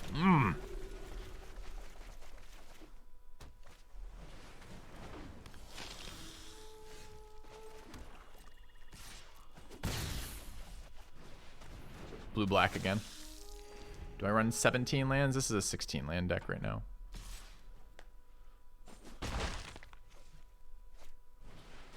Siege Zombie's a nasty one.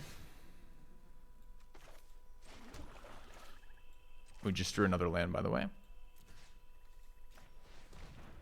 Can't attack on the ground. I'd rather convert it into a flyer.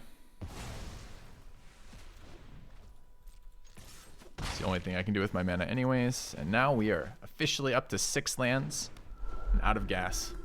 Yeah. How did I like the Ben S stream yesterday? I wasn't watching his stream when I played him last night. I was relaxing in the privacy of my own home. Playing Magic. Oh, dude, come on.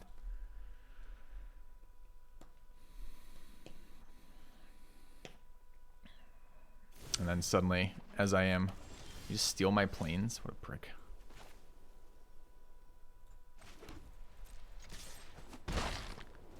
Imagine not being able to add to the board in this position. Oh, another planes. Amazing. Thanks for that.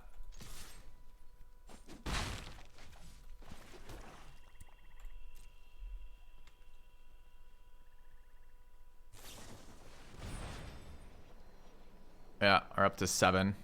Opponent's card selecting out of our deck.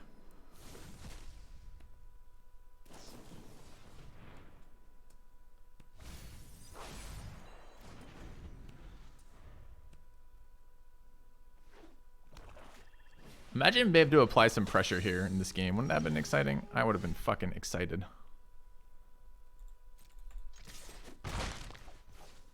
I guess I'll play around the counter by playing the land first.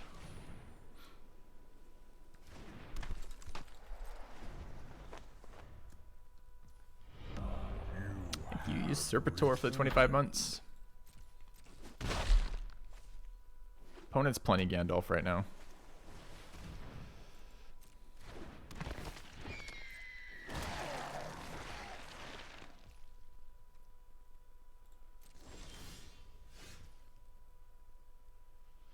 So he's counter mana up again.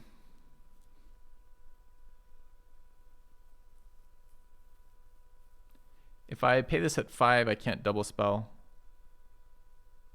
If I pay it at 1 and sack the Strangler, I'm just getting the Interloper, and I'm not actually too worried about racing right now. I'm worried about forcing damage through.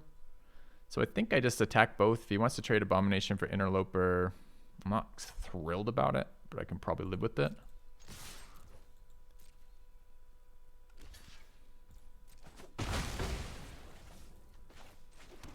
And I'll play around the counter again by dropping land. Opponent's like, fuck this guy, always having just enough land. Yeah, I've got 7, buddy. It's not great.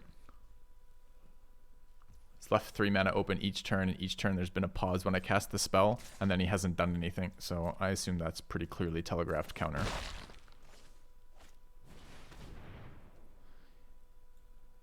Alright. Here it's mana efficient to kill it on my turn, but again, he's holding counter. Mana efficient kill it on his turn, so I'd rather here wait, untap, and then kill it. And then get in for 4.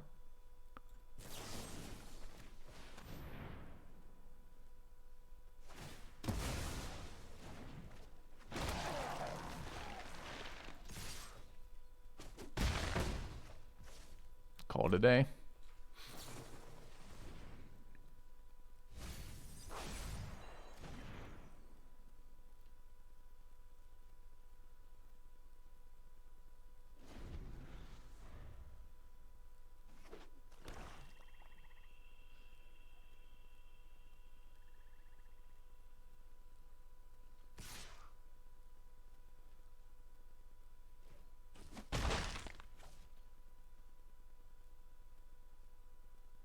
So we got my Crawl from the Grave, it looks like. That's pretty annoying.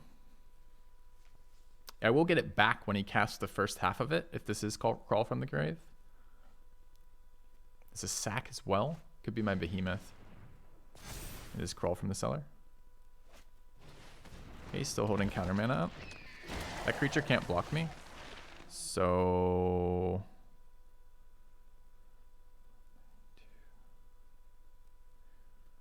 I mean, the crackback's starting to get pretty big. 3, 5, 7, 9, 11. So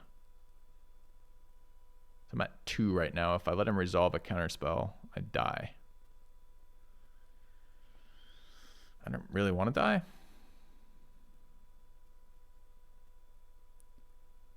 So I can force a block, though. All right, let's say he counters. He gets another 2 power on the board. It's 3, 5, 7, 9, 11. Unblockable plus this 2.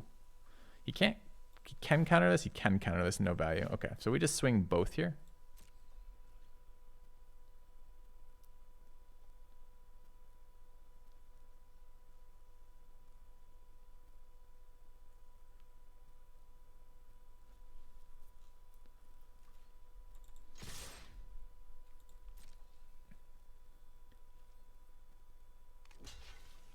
It's actually, I think, the worst block for him.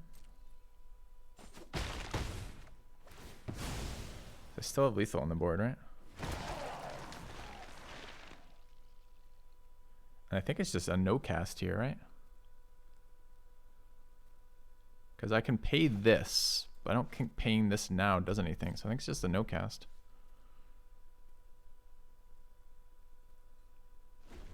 We're still alive at 3, 5, 7, 9. We're still alive at 4 right now. We have an answer to a blocker twice. So we take this. It sucks. Okay.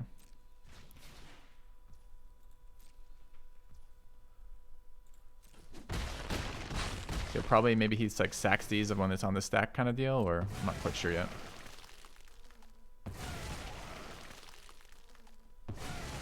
All right. So far, nothing.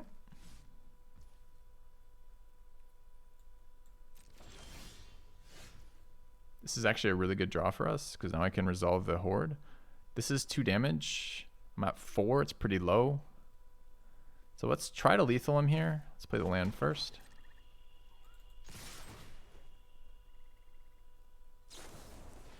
Midnight Ambush on the 2/2.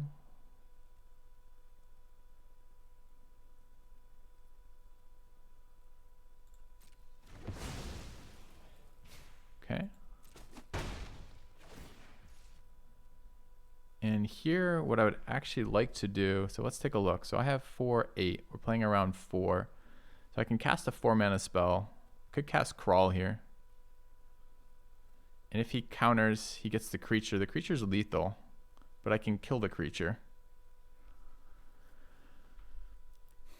I don't need to remove this right now.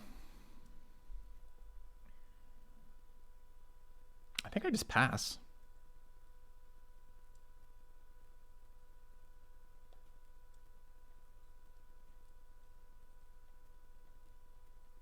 Yeah, if he has the 2/1 Flash Flyer, we're in trouble. But he's had a lot of opportunities to play that, and it's been a close race. I think he would have played that if he had it. So here what I need to do is not give him 2 extra power, which is playing into a spell without having a second spell to back it up. So I could Crawl, let him counter, then defense trade it. But I think that's just worse than just passing. I think we just pass, let him swing for 2, then hit him for 2 and kill him.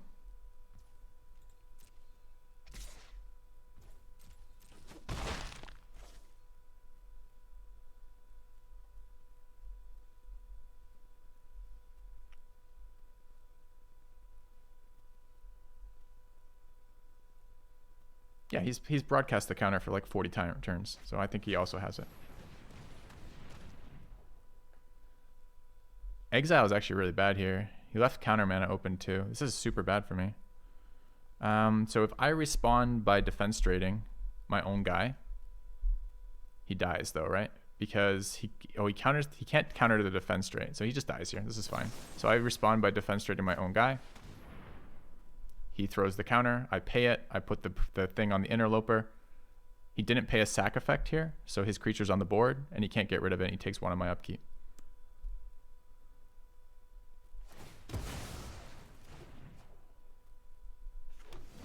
Goodbye, thanks for playing.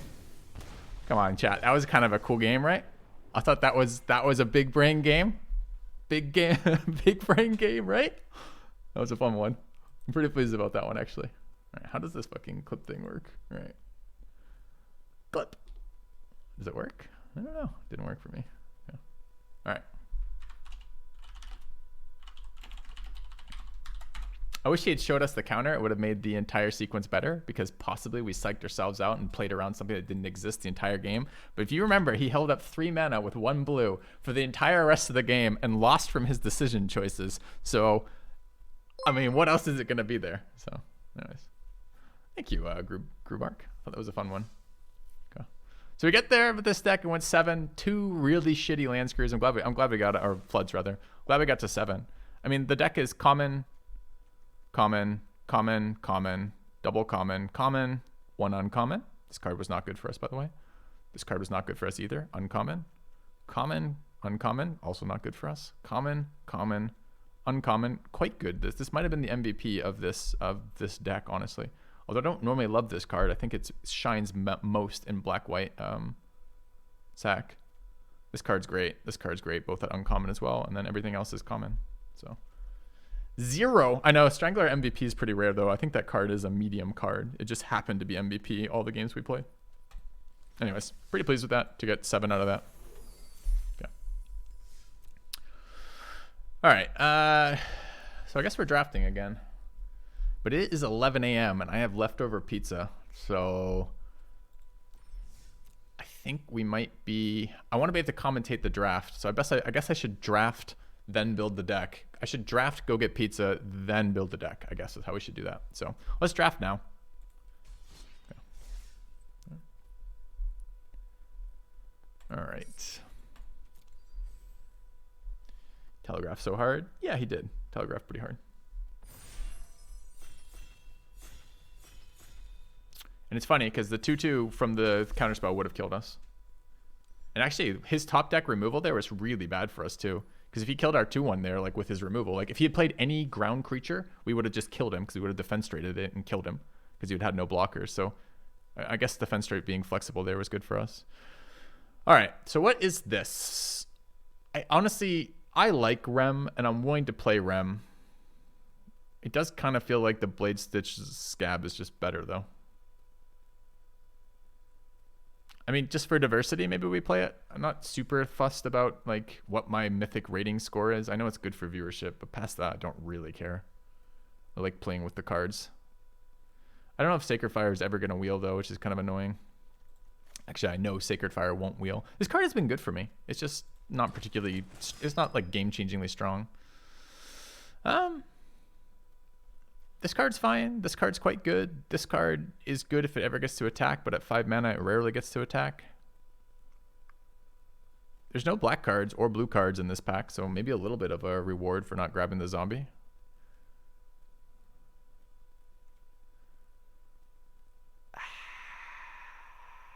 Reds, this card occasionally wheels. It's pretty rare, but it occasionally does it. Probably we should take the 3-drop. I do prefer the dragon, but I think this card is just more reliably okay. Dude, a second troop is a little bit nasty. All right, so we've got the veteran who's fine. The stinger and the perforator are both decent in red-white aggro. Particularly the stinger. I want the veteran and I kind of want the troop. This card has been good. No, Rem boosts spell damage. So it doesn't boost the ability damage from the dragon.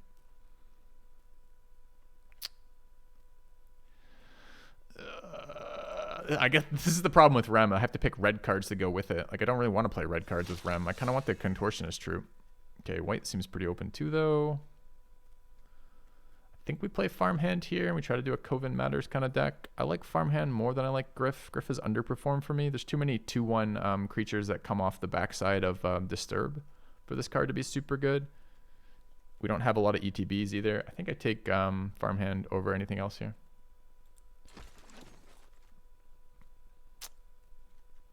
I'd love to play this card one day, but I got to get it earlier. So best card in the pack is probably Crawl from the Cellar, followed by Flip the Switch. For us, this card is fine. This card has not done a lot for me. It seems to be a bit slow. I think I'll take the Cathars here. You'd speculate it, pack 1, pick 3, maybe.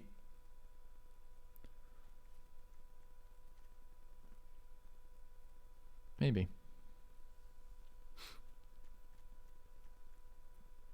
This card kind of does a different thing than this. The game plan of this is put down really annoying chip damage early that they can't deal with. And the game plan of this is value. So it's kind of backwards. The anti-synergetic, I guess, not backwards.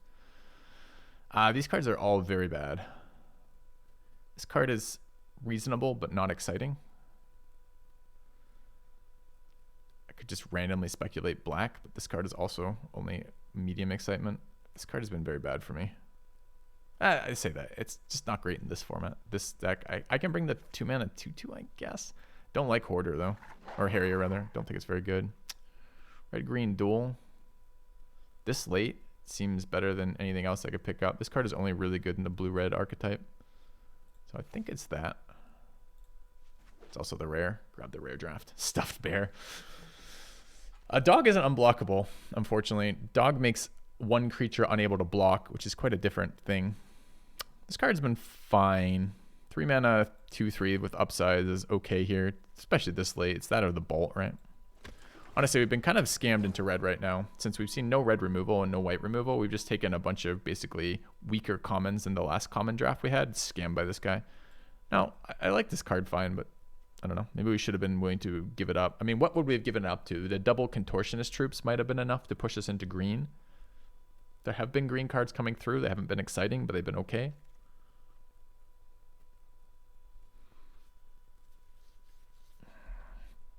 I guess it's Revelation here. Sacred Fire did not wheel, by the way. Troop wheeled, making no sense whatsoever. Okay. Second troop did not wheel, which is kind of a bummer.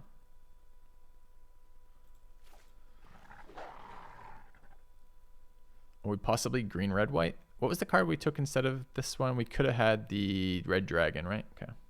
Is it an Owu deck? No, right now it's a Coven Matters deck.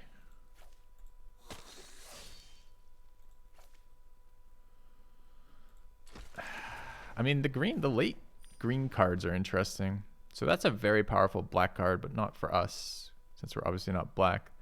There's the white-red decent card. What's else in here? Is a red-green 2 mana. This thing, the Eaten Alive is good, but we're nowhere near it. So this is really literally Silver Bolt or fucking Cavalier for us, and there's basically nothing else in here.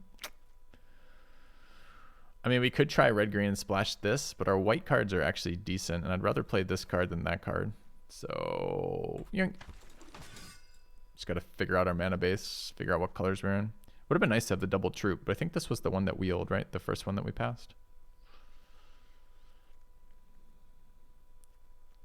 Farman's a good one if we're suddenly playing multiple colors. So I like this 3/2 just fine. 2 black removal spells is ridiculous. This is, I mean, I guess I only picked 2, but still.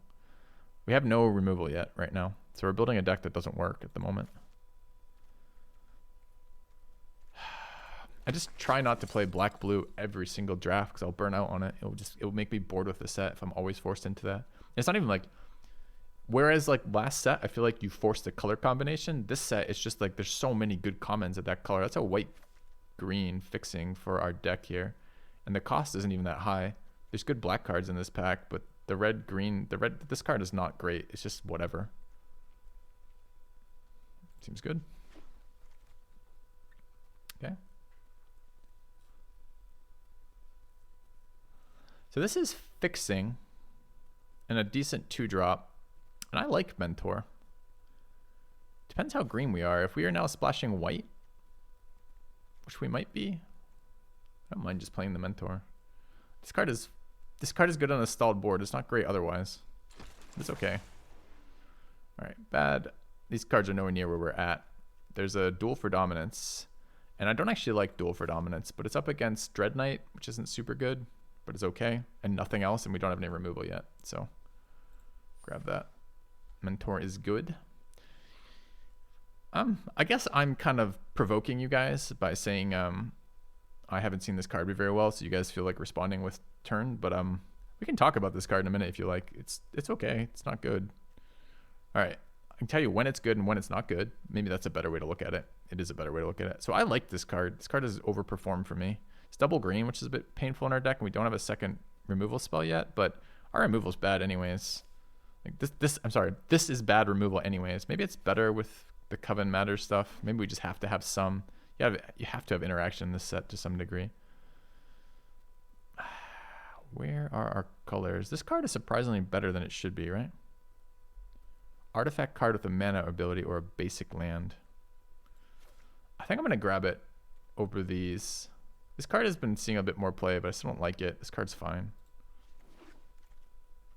Ooh. All right, red is Festival Crafter, Shadow Beast Setting. This card's actually fairly good. So is this card.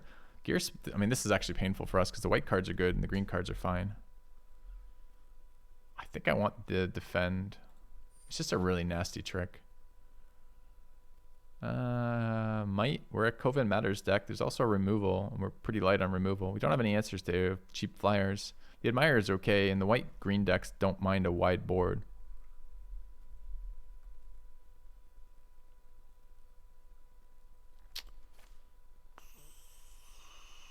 All right. I mean, our 3s are a little heavy already.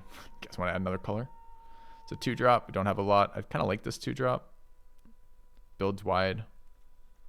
I also don't mind a cheap Path to Festival for some fixing. Wolf, Unnatural Moonrise. Do we want Unnatural Moonrise? Maybe? I don't really like Wolf. Hey, Sentry Wield, nice.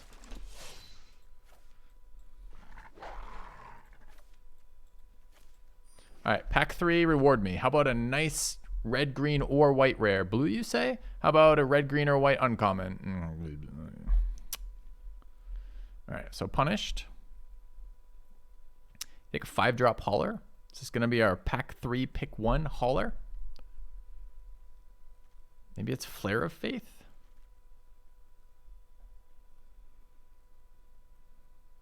This pack is so bad, man. Okay, we can add another 3-drop. I do like this card. It's fine.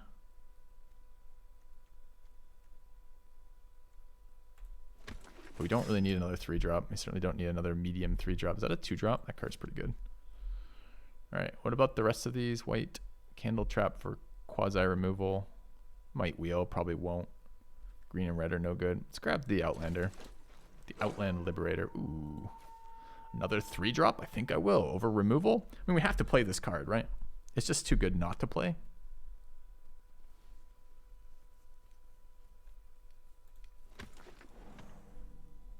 A 3-drop tribal? Yeah, it does feel that way. It's not like we're so deep on fixing right now either. All right. I don't actually know the colors we're playing anymore. I can't believe Dreadhound is still here. Do we want a 3rd Duel for Dominance? Not really. Do we want a Broodweaver? Medium.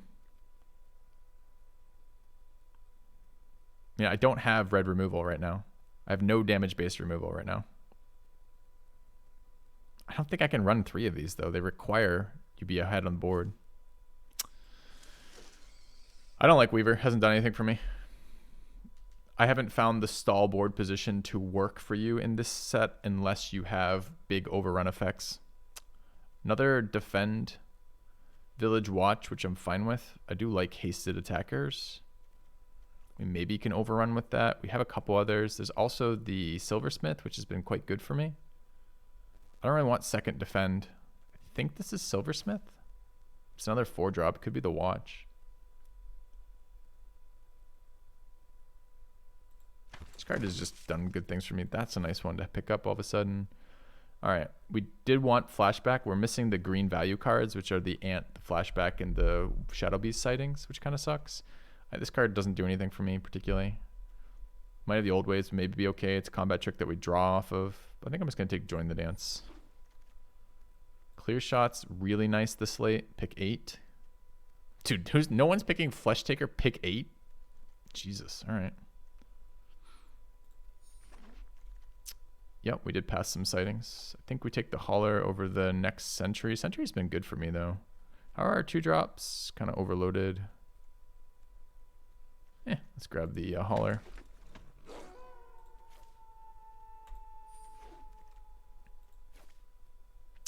Seen people starting to play this card. Doesn't seem to do a lot for me, but maybe punished.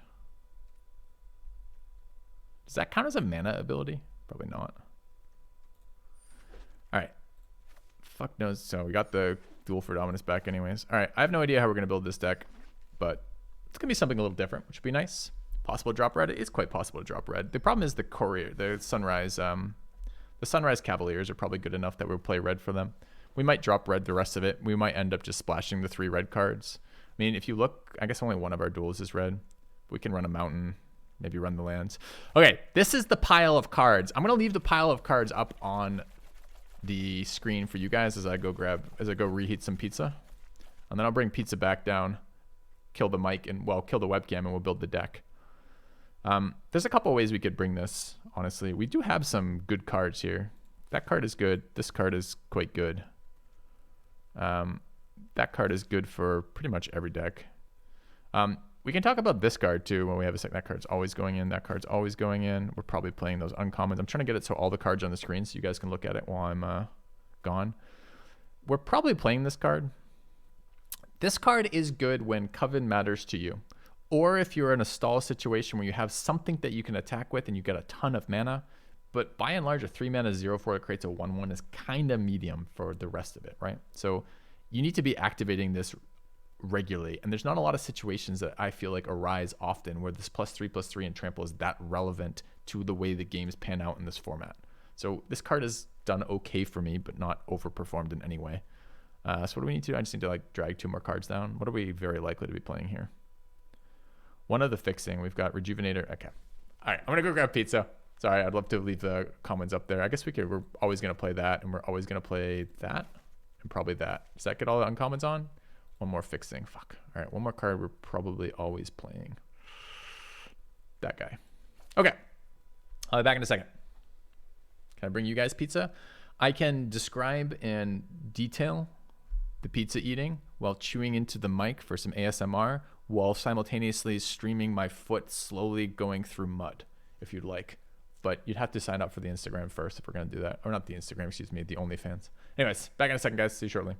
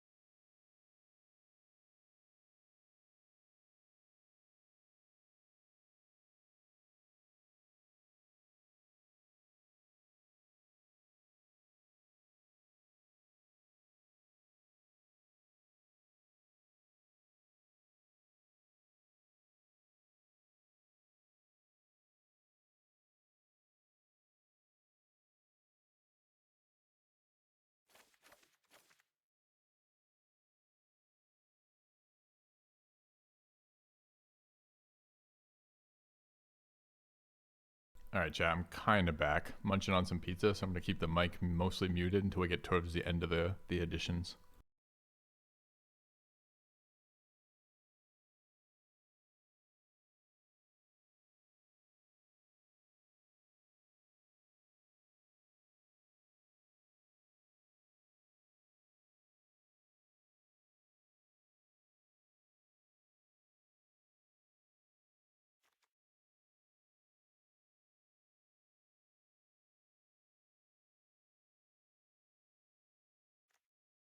Kind of feels like this guy's going to be good in our deck.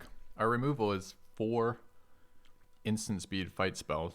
A guy who gets bigger every time we cast an instant seems okay for that.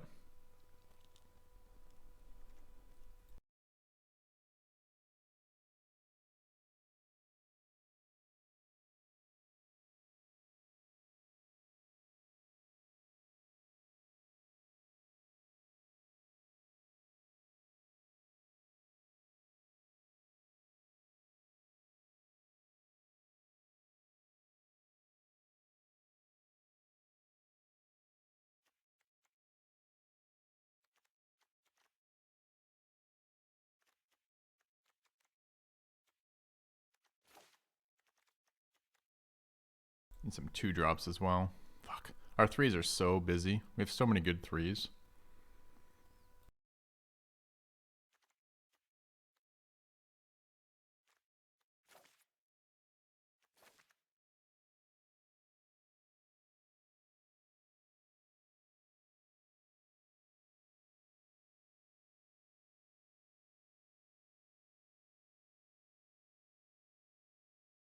I had someone tutor a scarecrow to their hand with this last time I played against them. Last time I played against this card, which made me think it might be a bit better. But we don't have any other artifacts that we didn't get any, basically. Thank you, Billy, for the 83 months. Welcome back, man. Hey oh slash.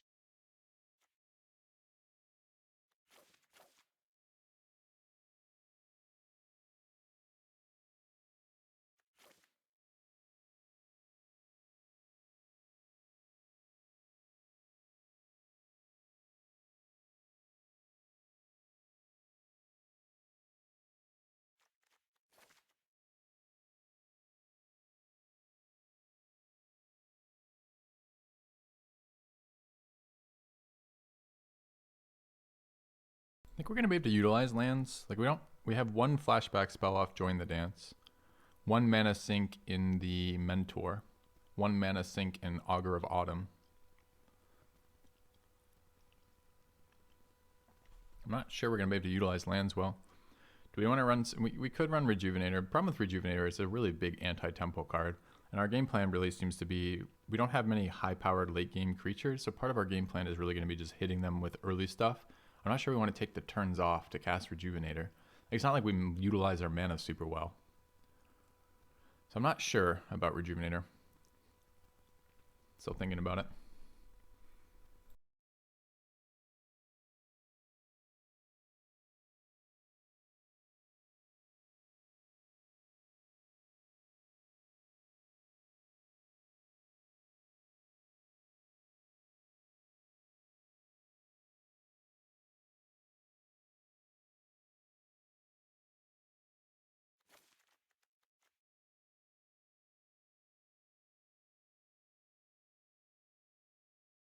It's a bummer we're missing the best green card, the Eccentric Farmer, because actually it would be really good in this deck. Do you guys think we can get Coven going regularly? And we've got a bunch of humans, like a bunch of humans. So it feels like Flare of Faith gets better. But Mark of the Old Ways is a card draw as well as Pump Spell.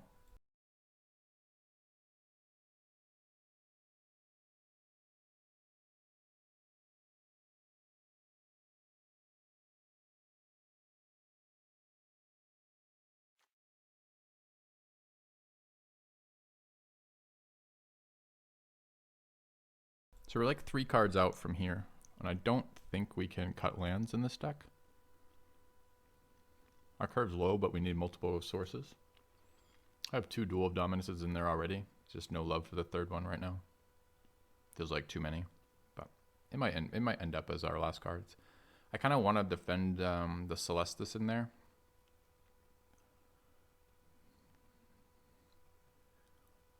Maybe it's like defend.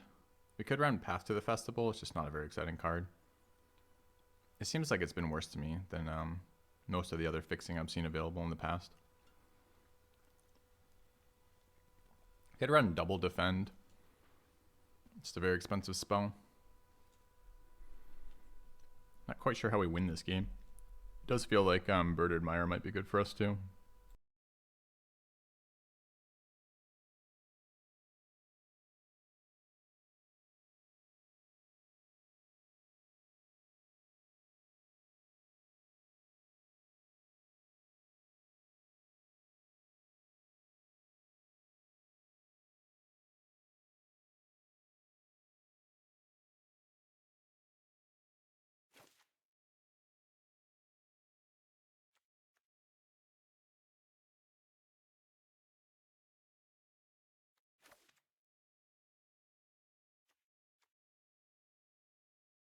What do you guys think? Last card, Might of the Old Ways or Flare of Faith? If we're going to run one of them. We could run one more fixing too. We don't currently have any fixing in here at all.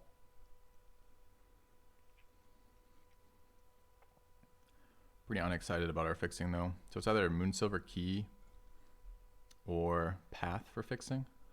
I don't think I'm going to put that Rejuvenator in this deck.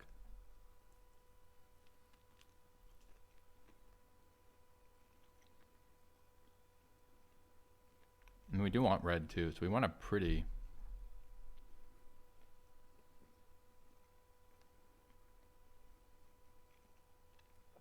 I don't like Rejuvenator very much. Do have a lot of humans, although some of them aren't human by the time they're fighting. Maybe I can't, can I not just, maybe I can't run that Birded Mire. Maybe it has to be fixing plus one more combat spell. I mean, the cards that stand out to me that are weak are the Pestilent Wolf, but we need 2 drops. The Birded Mire, but we need answers to flyers, and we don't have a lot of removal. The Dawnhart Mentor, but chat likes that card more, and I like that card. The Broodweaver doesn't seem very good to me. There's a lot of exile in this set. Like, it's a non-aggressive creature that, if it gets exiled, gets no value at all. I don't really know from here. I think we want to run one pump spell here. I generally like cheaper on pump spells, but they both cost 2. I'm not against, I mean, is 3 better than 2 for thing though? I guess we have... So what are our ambitious hands? Hand 1, 2, 3. We have a lot of 3 power attackers looking at it. I'm not sure that Cathars helps us. Maybe the 1/1 helps us.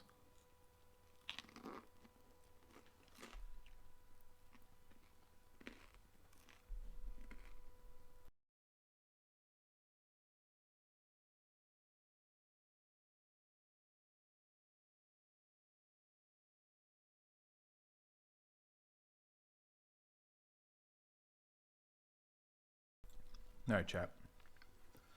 I think, dude, I don't know if I can play Broodweaver. If we're on a stalled board versus flyers, we're kind of fucked, but I mean, the whole point of adding more pump spells is to get through that, I guess. No, Duel is fine. It's just Duel isn't good. The problem with Duel is it requires a creature and it requires your opponent can't remove that creature as you're casting it, so you don't get 2 for 1. And we already have 2 in there, so I don't want a 3rd in there. It's just too situational. It can get blown up a lot is basically the problem. Maybe this card is better than I'm giving it credit for. We have 2 Cavaliers who like the day-night transition. We have one Birded Mire. We have the Painter. We have the Dawnguard. I mean, we actually have a fair number of day-night cycle cards.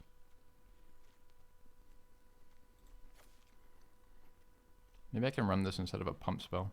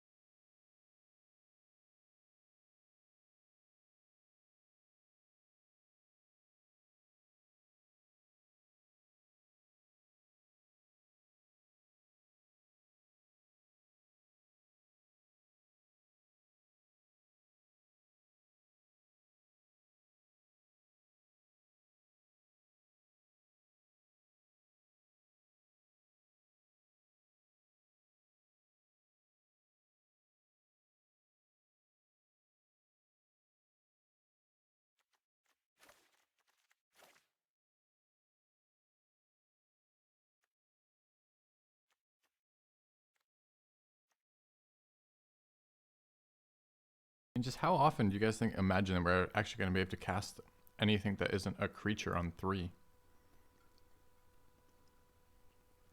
Kind of like the artifact. Maybe we can cut the wolf too. Although I don't have a lot of 2-power creatures, and it will help with the... we want to coven as much as we can in this deck. I guess I have a fair number of 2-power creatures. So what if we cut Shit Wolf? Maybe I can get Birded Mire back in then. We run the key on 2.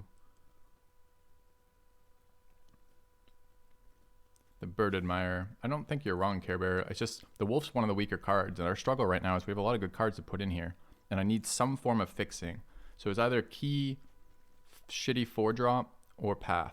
And Path's pretty bad. This card's never done shit for me. It's so anti-tempo. Maybe the Scry's okay for late game. I could run that instead of key, I guess. I haven't played key yet, but Path hasn't been good for me. And if we were real desperate, we could run Rejuvenator, we could run Clarion, we could run Broodweaver. Rejuvenator's not that shitty. What part of you, what do you find Rejuvenator is good for? Ramping, but our curve ends at 5.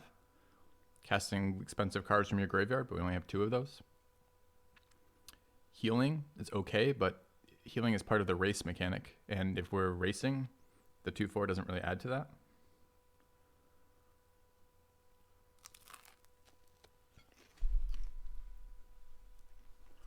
Nothing's wrong with Brood. It's just the same issue. It's kind of anti-tempo.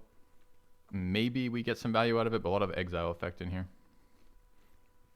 Fixing and blocking, I know, but it's up against other fixers or blockers, and the other fixers come earlier.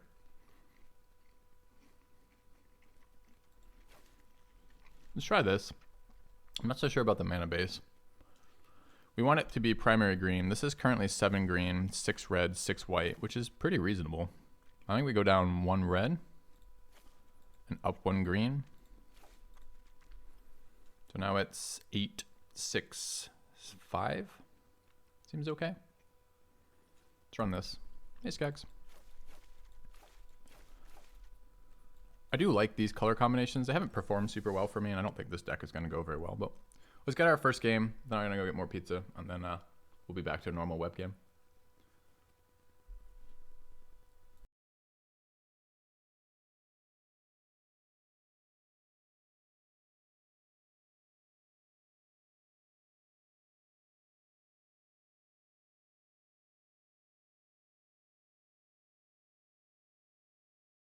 Standard fare, no planes.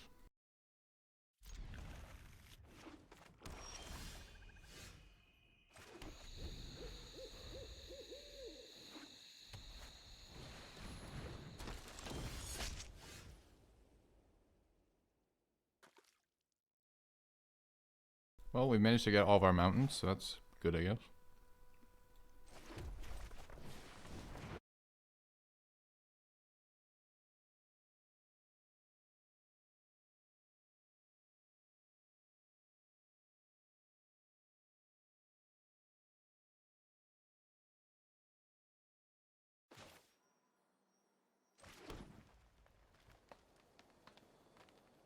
Here, I'd really like to cast my hand and maybe be able to play the game, but I guess that's not going to be in the cards.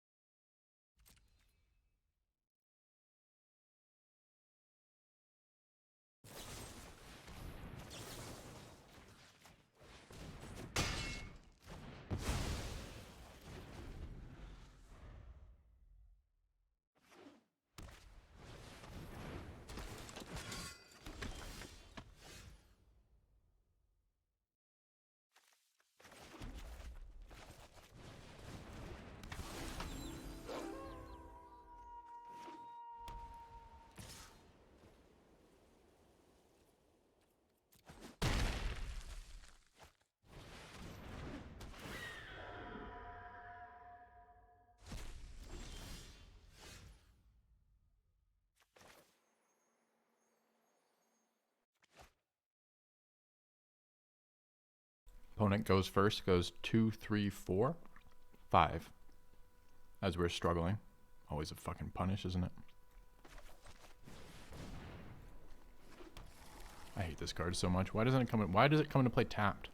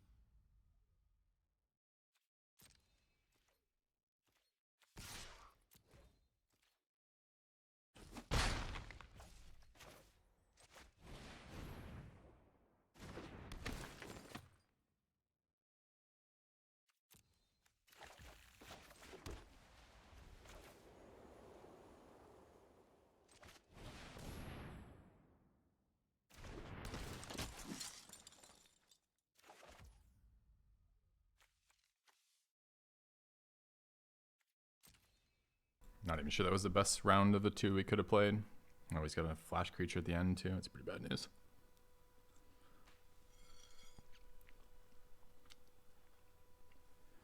Because they don't want 2 mana ramp in standard. It costs 3, bro. So, no.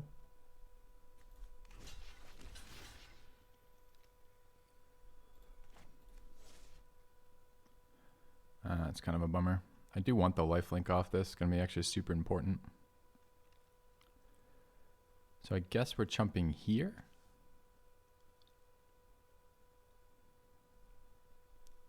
Taking 7. Ugh.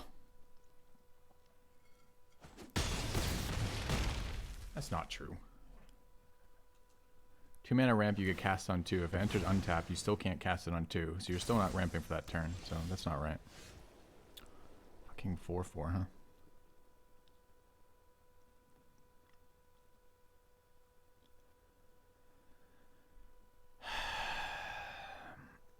It's bleeding out right now. I mean, to be fair, we did then at the end of all this still flood somehow, which is kind of fucking funny.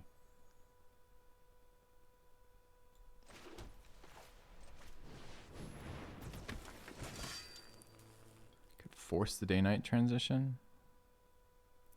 Problem is I don't want it. I mean, 3/3 and 4/4. Maybe I swing with this. Yeah, swing with that.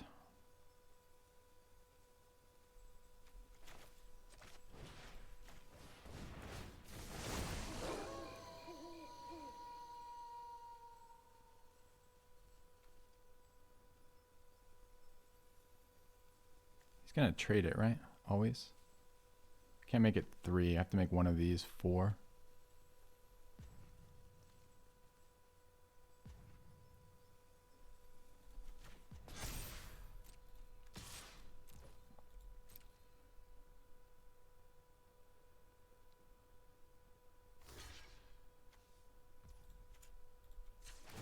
Maybe I wanted it for the trample damage for the card, but mostly I just need the fucking life and I couldn't do it otherwise.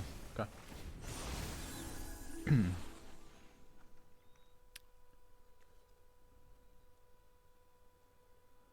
I guess a 4/4 is better than anything else. Does it matter which? Not really. Okay. Still dying here though. Can't beat the flyer right now. But we got a second. 2 turns for it or whatever.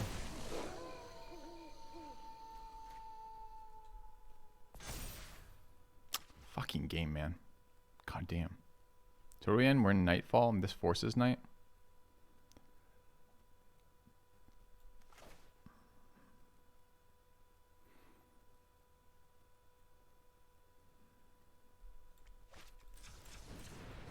Oh, I have to pay 1 green for this. That's why it's tapping like that. Okay.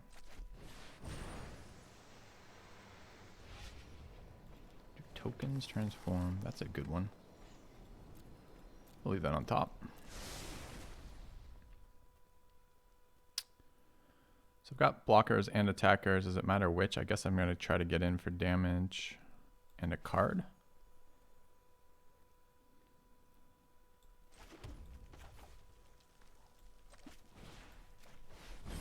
This will swap back to day after this.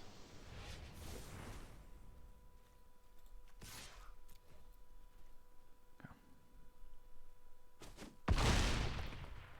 3, 4, 5, 6, 7, 8, 9, 10, 11 lands. How many lands am I running again? Like 10?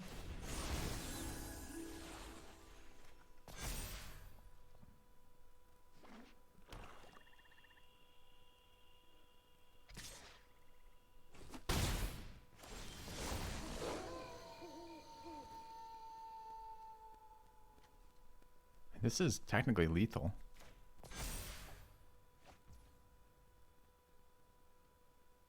Should have put it on the guy who tramples. I kind of did forget this card of trample.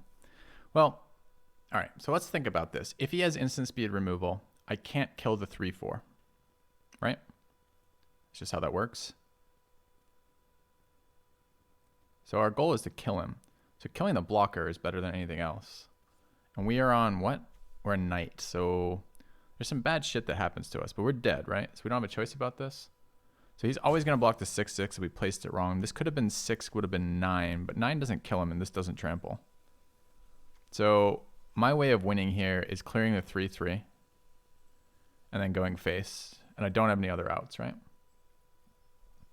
That's true. He had removal with, he had lethal with removal last turn. So we're going to try to kill this.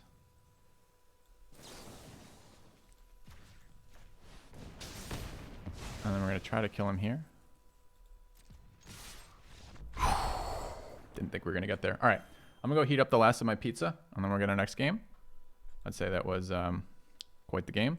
I don't know there, by the way. So we drew our fixing, and the fixing actually fixed it for us because we didn't have any white sources, and our whole hand was white.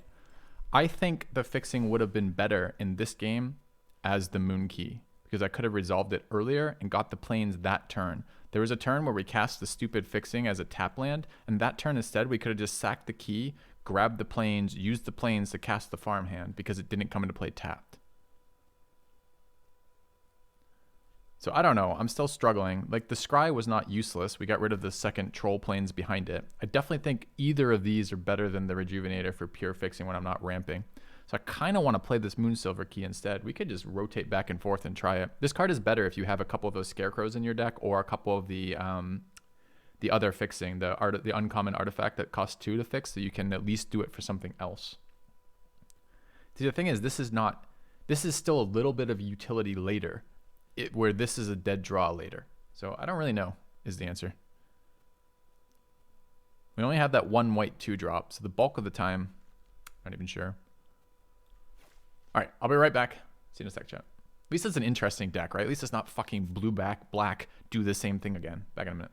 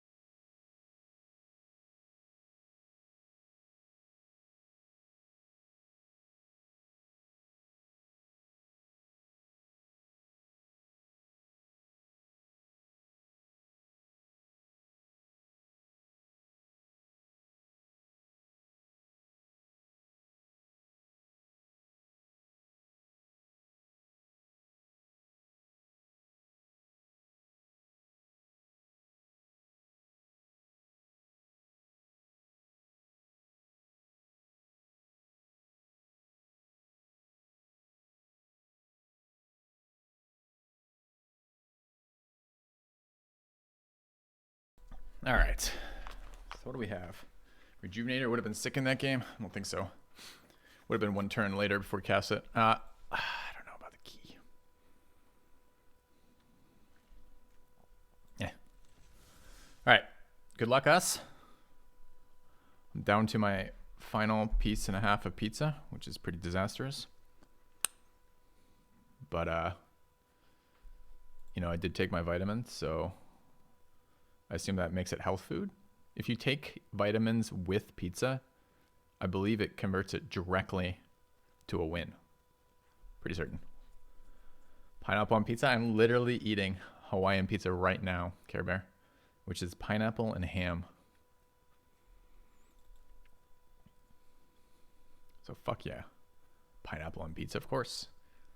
Same reason why I like jalapeno on pizza. It's like a citrus, right? It cuts the heaviness of the pizza.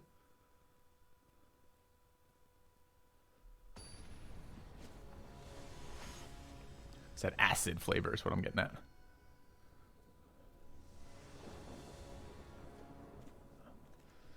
All right. Somehow missing white mana again. Seems impossible. Remember, red is our lowest color. We even went down. So we're at 6 white sources. Oh, dude, imagine having a 4-lander. I'm sure we'll be fine. What could go wrong? Yeah, look, we're fine. Easy game. Never didn't have it, never doubted.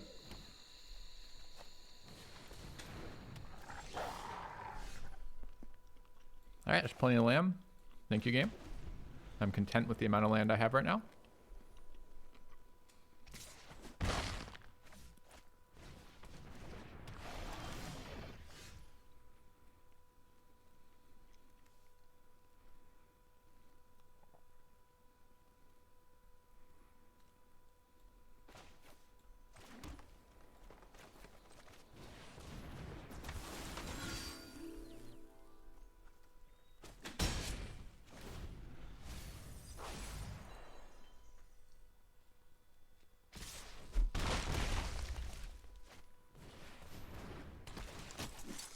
I hate this guy.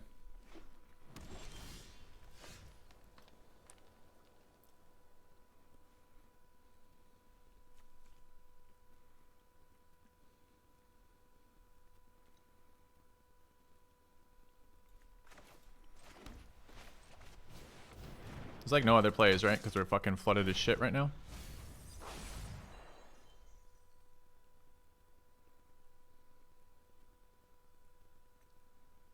Like this card only gets value once I have different powers on the board or I'm out of lands. It doesn't let me play additional lands, right? Oh, he thinks I'm not going to block that. I'm going to block that.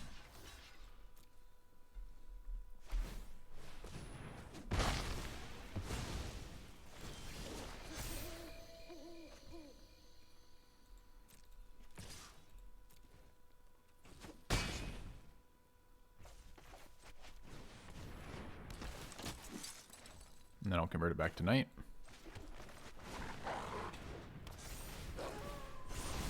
Where do we want our +1/+1 counter? It's daytime right now. So presumably here? There? Here?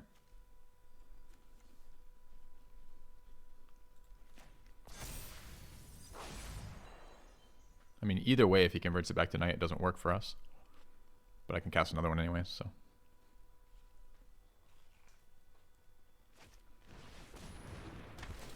Look at this guy with all of his inbuilt fixing. I hate him so much right now. Double spelling on turn 4 after missing land drops, and we just flood for days.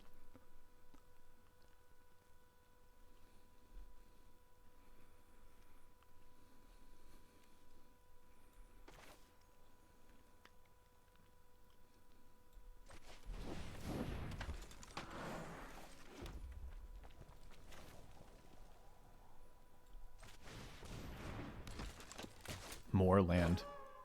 How is that even fucking possible?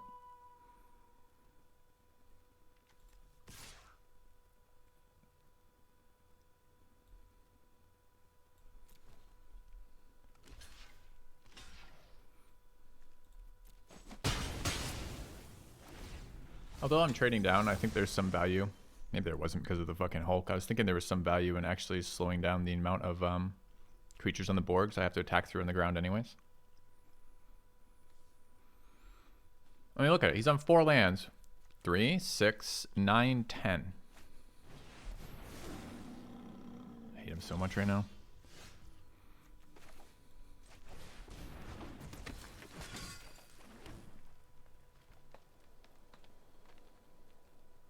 It's actually a good draw for us, right?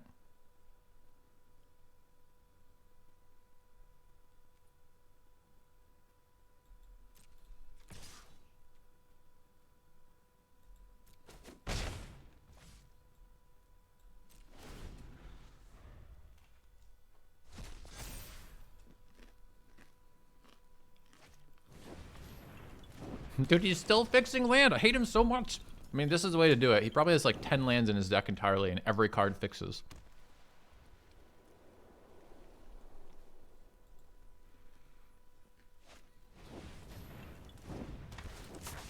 It's bad news for me. It gives trample, so I can't jump anymore.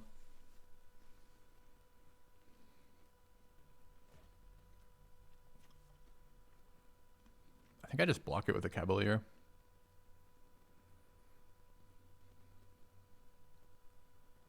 It's not like we're ever going to get to Knight with this card in play. Can I still trigger? I can't trigger my thing anymore. Well, I could. I could make this 4 power pre-combat.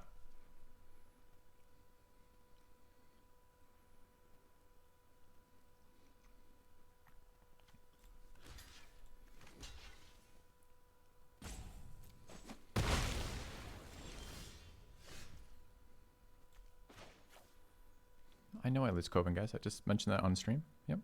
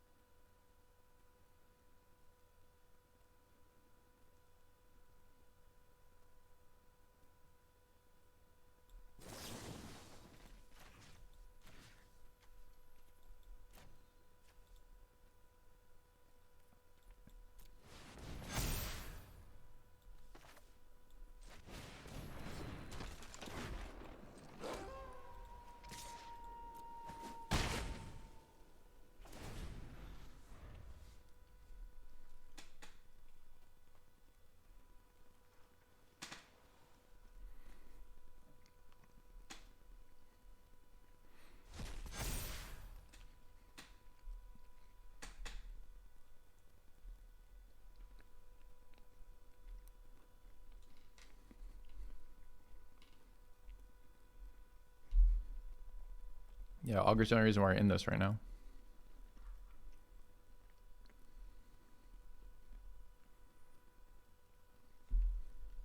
The moment he's going to deck us too, that's fine. We played 3 lands and 3 creatures, I think 6 off the top.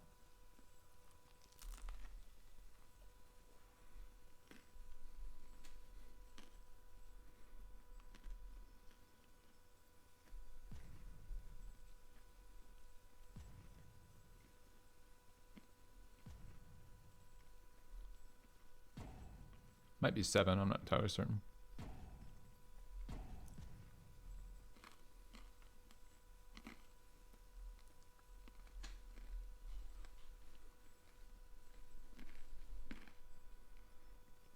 I hate giving up Cavalier there as well. It's a trampler that also pumps me if we ever go back to Knight. But at the moment, it's just like we're multi-spelling every turn, and we're not going to stop doing that. So there's no way we're making it Knight right now. I said 6. Dehydrogenase. That was my guess as well. Guy makes it Knight for me. Nice.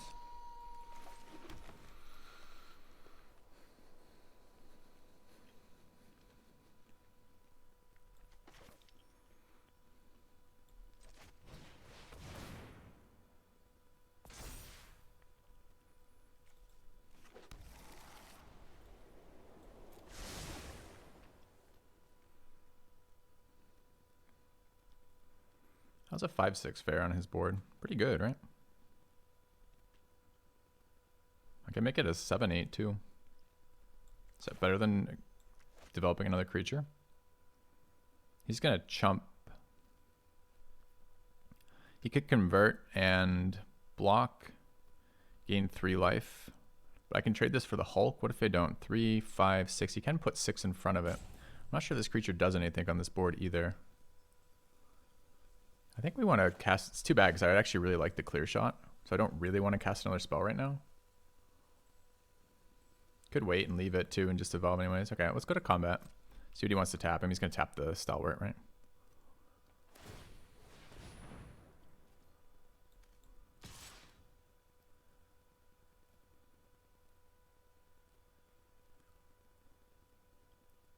I do have to be worried about the counterattack a little, but I do need to clear through this ground. I think this is as big as it's going to get as a 5/6. Interesting.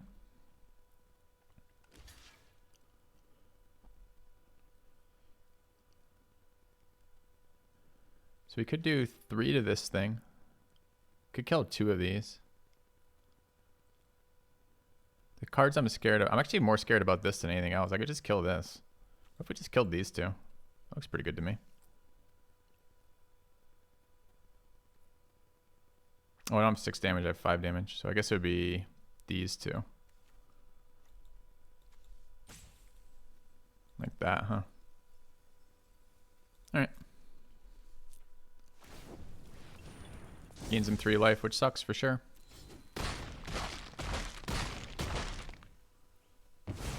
And maybe letting the thing continue to grow is a problem, but maybe not.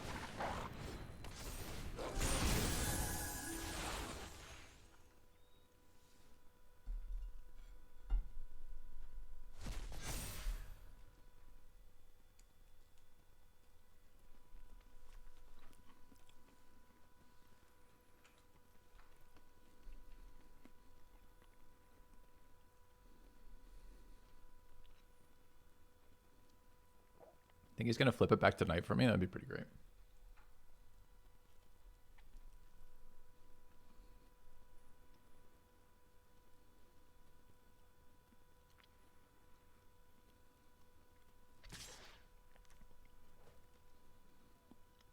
I can chump that.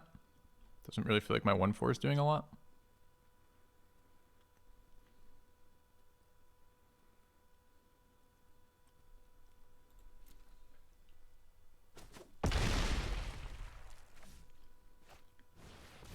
Seems weird to me to attack with his biggest creature when I'm going to guaranteed to attack with all my shit.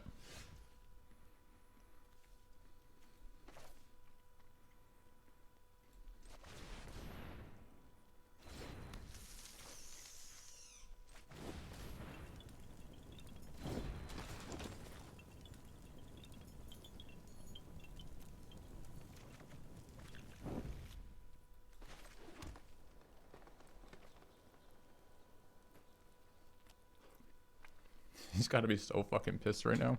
How many spells can this asshole cast off the top? All of them, bro. All of them.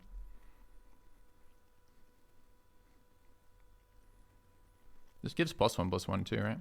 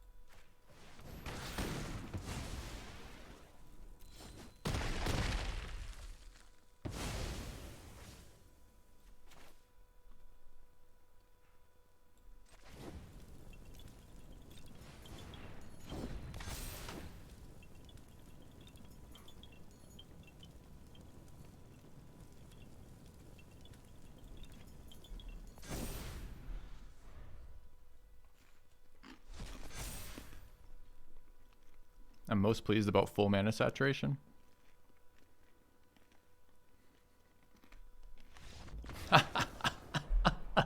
Fucking Coven. I mean, the Augur, rather, just carried the shit out of that fight. Again, kind of fun, right? Different deck. Does something different. That's what I like about formats, when I can actually do different things in them. He failed his removal check. I mean, he almost stabilized, but he just didn't remove this guy. Where is it? There.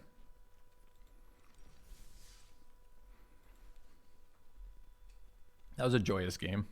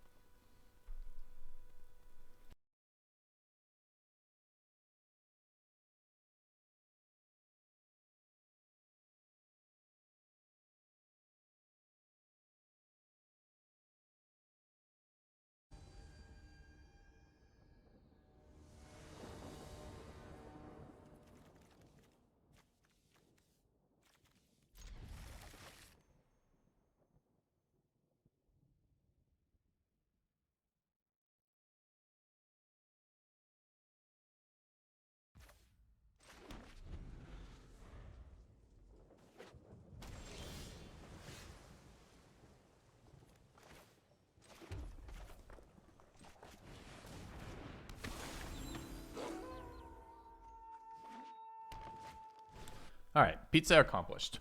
What's the basic context request? How does the day-night mechanic work? Sorry, casual observer, I just saw your request. Day-night mechanic works like this. When you cast a creature that has a day-bound written on their text, basically, they start the day-night cycle. There's a couple other cards that do that as well. It will say they start the day-night cycle. During day, creatures that are day-bound are the day side of it, and other things like that. To convert to night, any player passes a turn with no spells cast.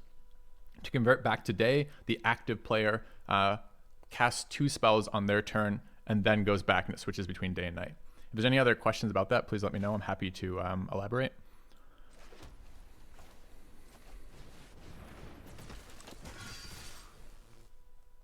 So currently we started the day-night cycle, but we cast 1 spell, so it remains day, doesn't switch to night.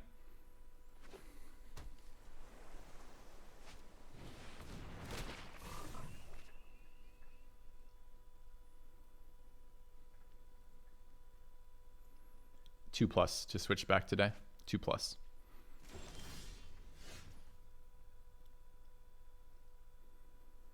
Don't have second green, or I'd blow him up with this. As it is, I think I just attack here. I don't want to give him the gang block on the Liberator. I'm not even sure this matters on the board. Maybe I should just let it switch to night. I get a +1/+1 counter and get my guy there, but drawing cards is drawing cards, right? So.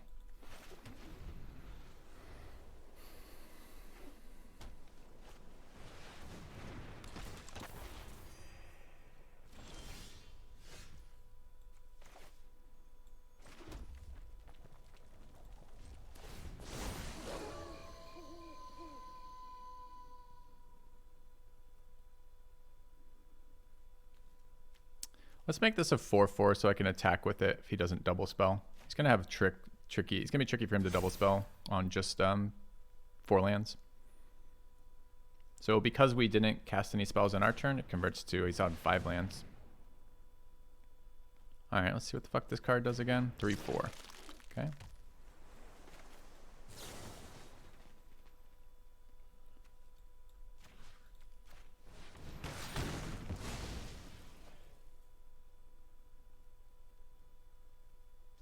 So still night. I do want to double this spell this turn if possible. I'm on 6 mana. I can do, oh, I'm out of green. So I could double spell without pumping. He's got no good blocks here. So I'm just going to swing with these 2.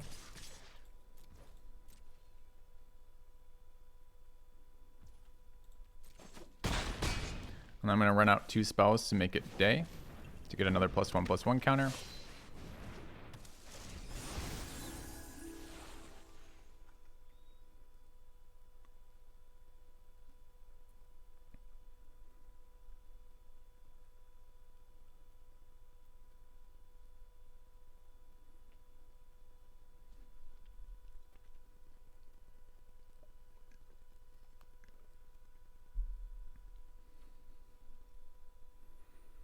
I guess he's considering flashing it back.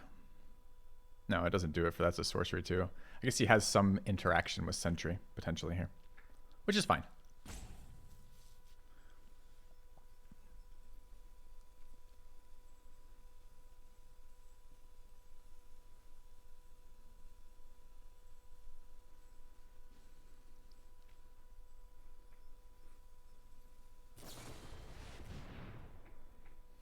Do I want this on top? It's actually a decent attacker. I just can't cast it and this next turn.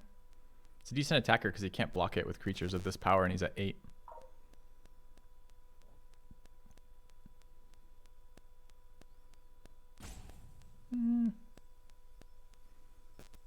Okay.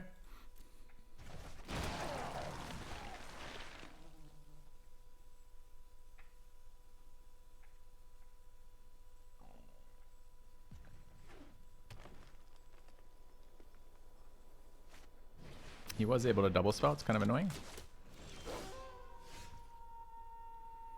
So I have some pretty sick attacks with defend here. So I think we're just going to do that. I think we swing all here, right?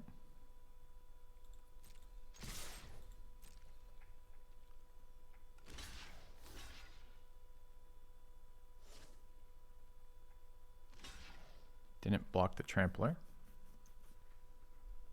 Okay. I mean, I just kill him, right? This is 3, 5 plus 3 is 8. Thank you for playing.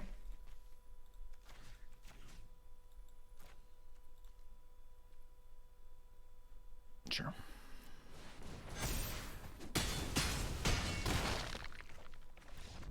All right.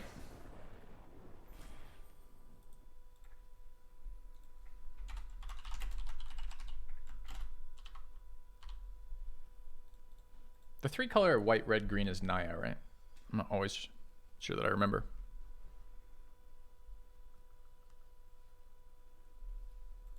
Okay.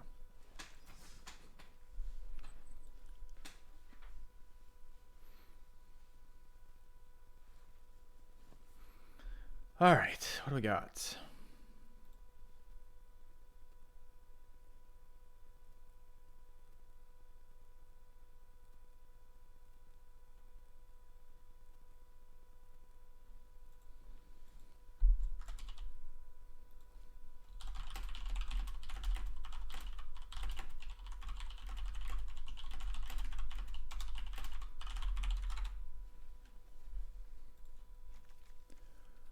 Well, missing white lands, I guess.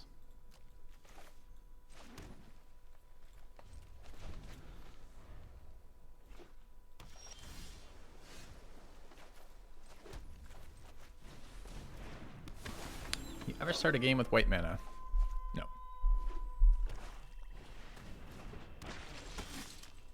But I can draw it.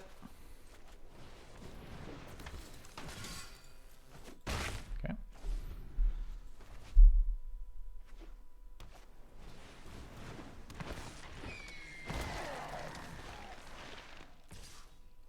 That's a bummer. It's really... Oh, yeah, that's actually not that bad a deal. So the issue right now is Coven. We can't trigger Coven and cast Duel.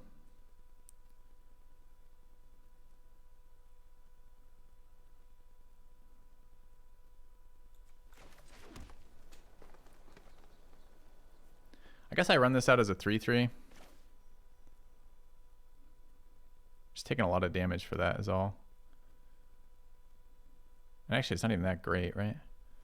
Because then I still don't have it next turn. No, so what I want him to do is block with the Abomination, and then I want to blow it up. How do I get a 1/1? You mean if I cast them both, then I'll get the counter. But I get the counter at the end of turn. I wanted to set up for Duel.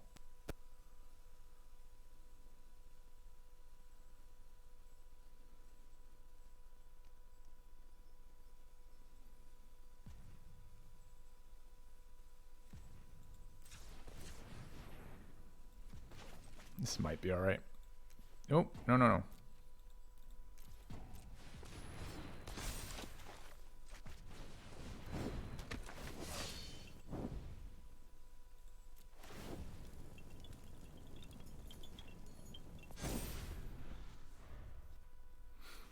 Yeah, I have to be Duel next turn, but Duel next turn isn't as good because he's going to have a chance to react. Black has a lot of ways to kill this creature. That's okay, though.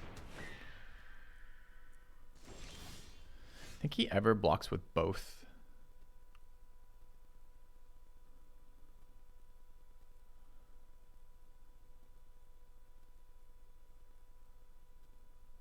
Duel also pumps me here, so it makes me a 4/5.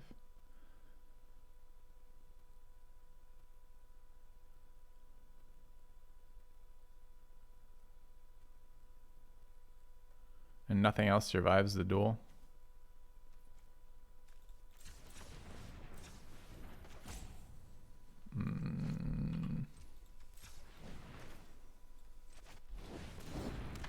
Now we have something that's... Fuck!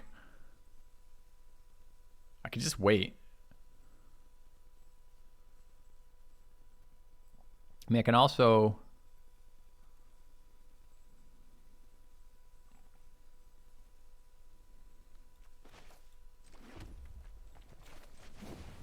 Glad I didn't wait.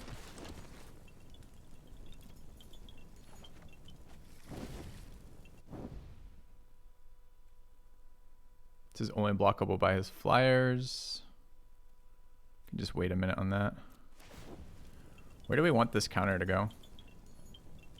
I want to make big threats on both, just lots of big threats, right? So the farmhand's a pretty good one. Okay.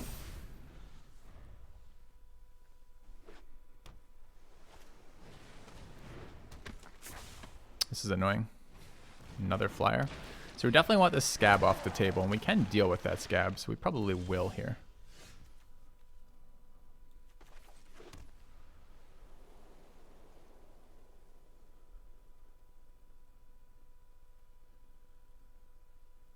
Dude, it's so fucking hard to attack into this, though.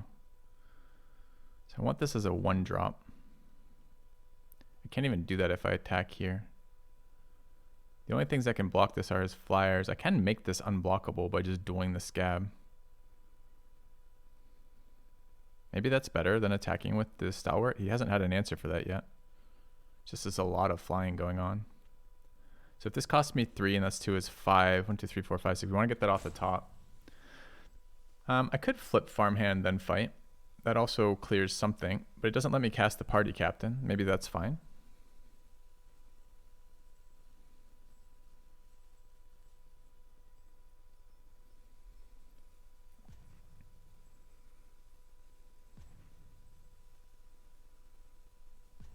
Makes it a 5-5. It might get there.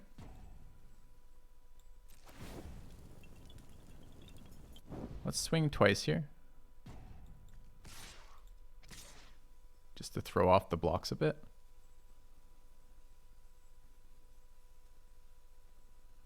Okay.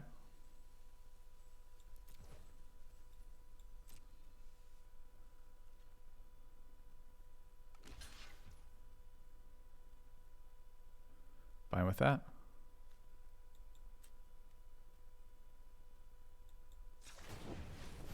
Nah, this is wrong, chat.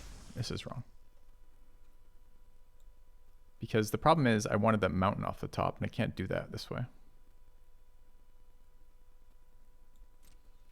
Although gaining 4 life here and killing a flyer is pretty good too. Maybe that was better.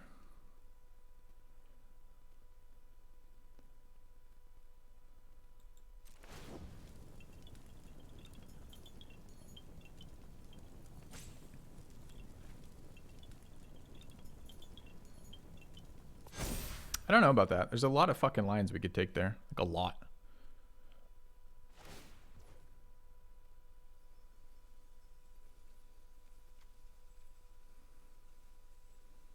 So he's gonna race me in the air. That's fine.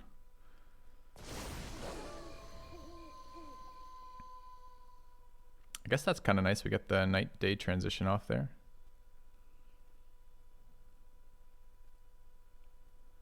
Wrangler is really not a problem at the moment. We're gonna end step kill something. I've been expecting to kill the scab, but maybe we're killing the Wrangler. This is the downside of this was we just didn't quite have enough white sources to play the captain and convert.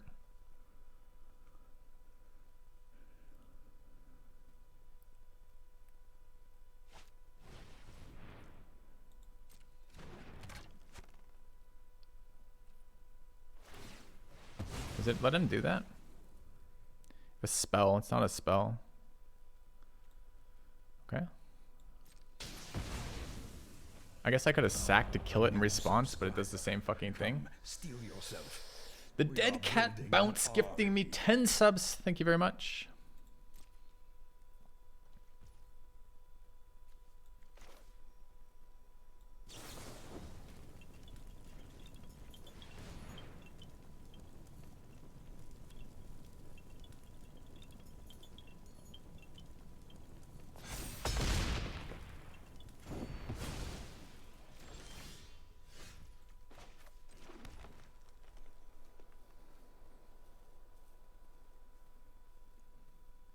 Am I just willing to trade this for the 6/6? I guess I am.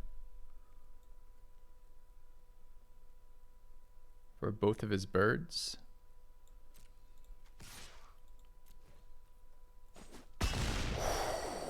That's a bold play, buddy. You're just okay taking 6 lifelink from this position? Dude, 3 lands on top right now.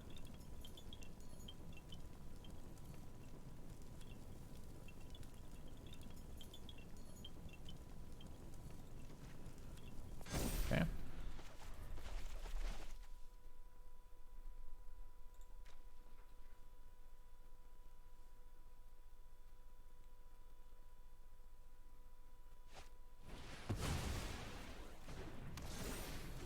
Fuck you, opponent. Fuck you.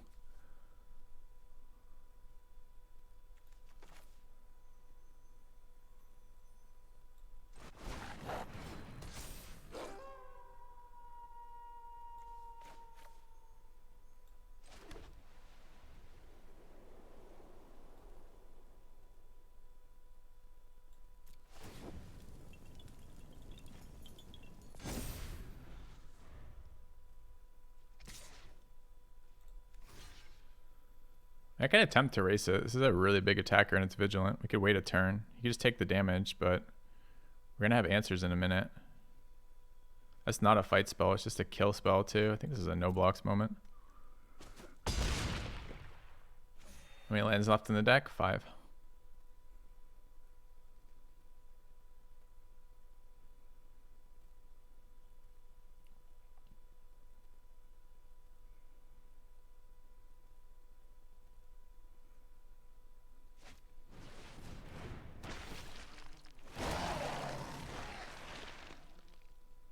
He's putting out a lot of threats every turn. It's definitely fucking terrifying.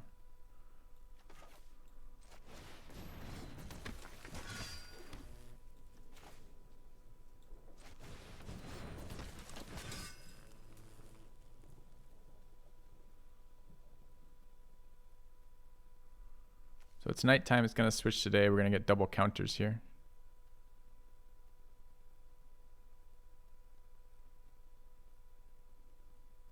This isn't a fight, right? So we want to swing here and here.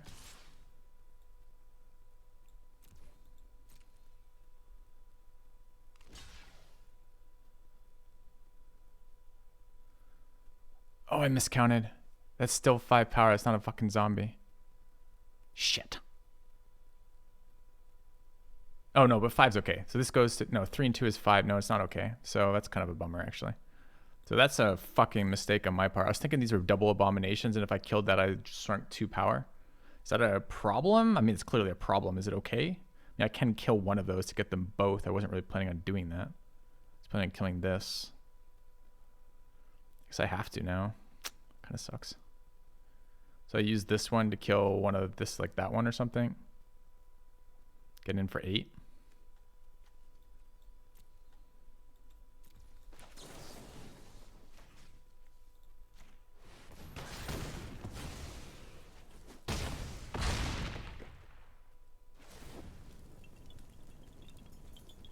Just switching to day. We did double a spell, so that's a 7/7. We're going to be a 4/5 with 1 counter. Makes it a 5/5, 6/5, 7. So this brings it up to 8. I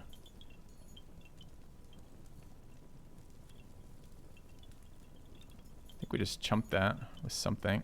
3/3, I guess.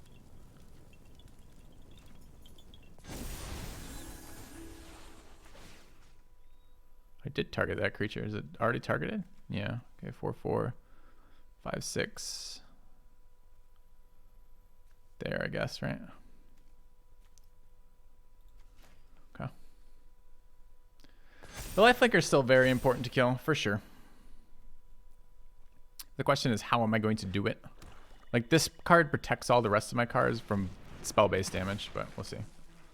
Yeah, we'll block the lifelinker. It sucks to give him 7 more. The mind control card is very good. I haven't drafted it yet. I would like to draft it. It seems sick, but honestly, there was a misplay there, right? The misplay was I was expecting double vultures to shrink when I killed the scab, which was the game plan there, and I didn't get to kill the scab. So this is day.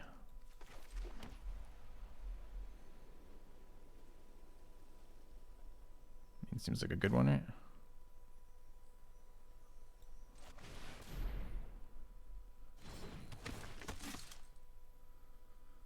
He's getting in for 5 there. Does 5 matter from 4? Maybe a little bit. 2 mana can shrink, but it's day, so it doesn't matter. Does another 4/4 matter? Barely. A 5/5 matters.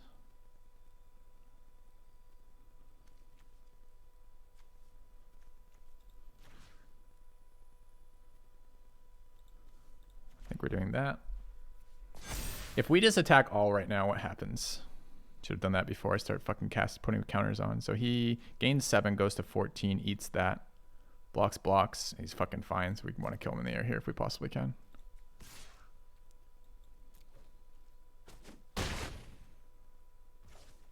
There is a sweeper in black. It's pretty rare. Have I cast any spells this turn? Yeah, I cast that though. Do we play around a sweeper right now just randomly? He would have cast this every other turn. He had the option to. I don't think so. Okay. No, the sweeper, there's a legendary one.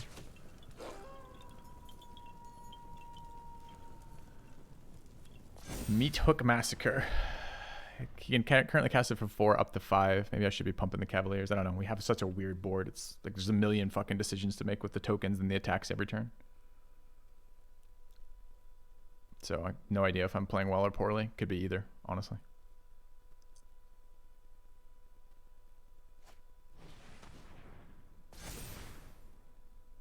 It's annoying.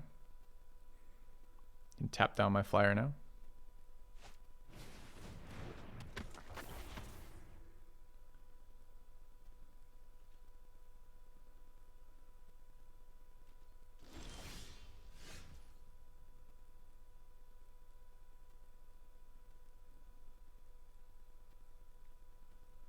All right, let's look at this. So again, he can go up to 9 life. I can't force damage through right now. This is actually really bad for us. I think converting to Knight's pretty good for us though.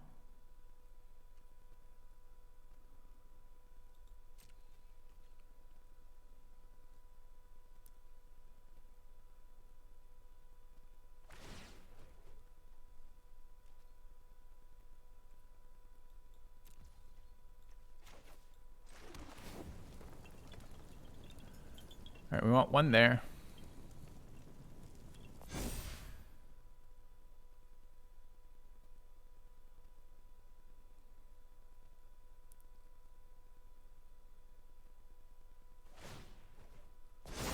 And we want 1 here and 1 there. Okay.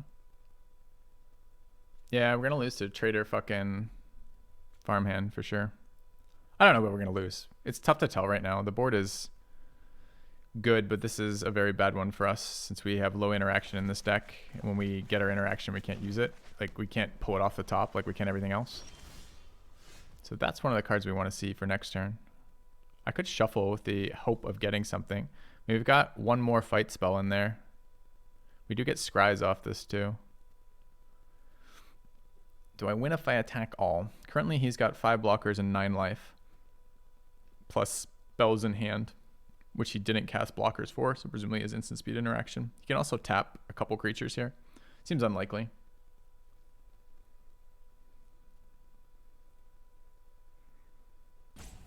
Feels real unlikely.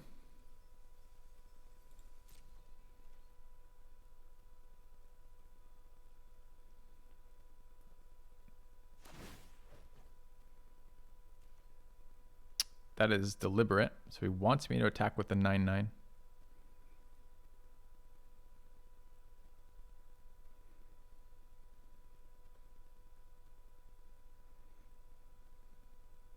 Okay.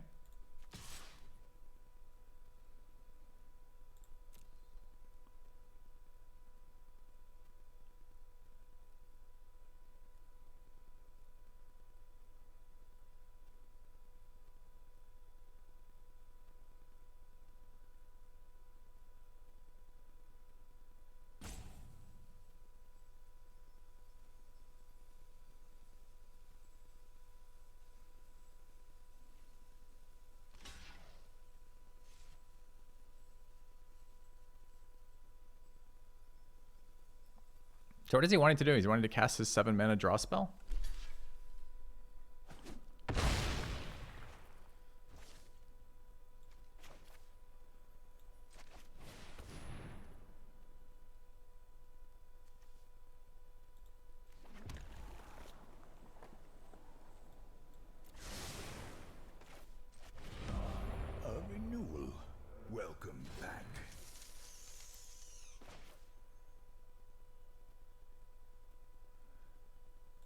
Thank you, Decklethard. Welcome back. Alright, we want threats. Lethal threats, lethal threats, lethal threats.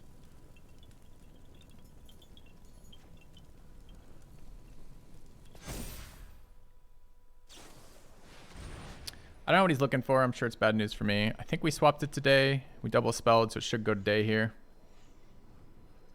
So we should get 2 more counters. 7, 8. 8's a 6 mana sweeper if he's got it. 6 toughness sweeper if he has it.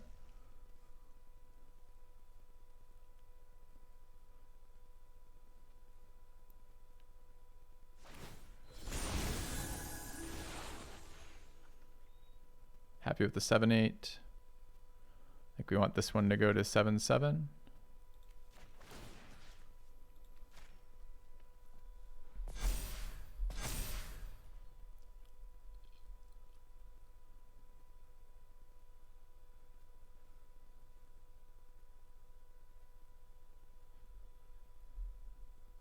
God, that lifelinker's been such a problem. He'd be dead like 5 times over if he hadn't mind controlled our lifelinker.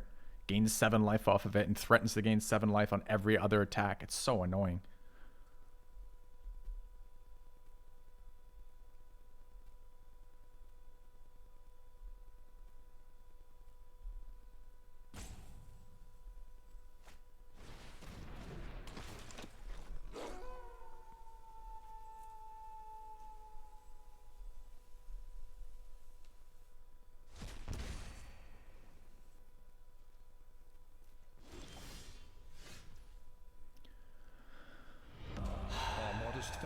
Too shy to shoot, thanks for the sub. So he's at 10. 1, 2, 3, 4, 5, 6 blockers, counting the tap. 1, 2, 3, 4, 5, 6. We have almost no power going through with that. So he's at 10. If he blocks our 1, 2, 3, 4, 5, 6, we have a 2, 2, 3, 4, 5, 6 damage here. So not enough. So this is another pass, annoyingly. The zombies can't block, but he can use 3 zombies to tap with a Wrangler, which is the equivalent of blocking 1.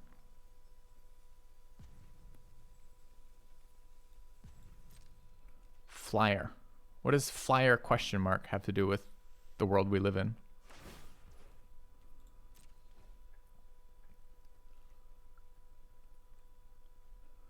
Currently day, right? So annoying right now.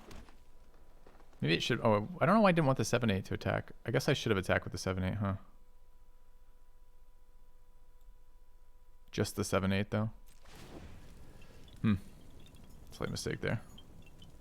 Alright, so what are we trying to do? We're still trying to build creatures to attack with next turn when everything's huge. So we want this to be an 8. These are trample too. So these are real threatening, building these up. He's just going to tap it. Dude, we're not there yet. Because remember, he's going to block or tap all of them. It's fine. It's actually not fine. Because we're on end step, so I can't bring it back, unfortunately. Okay.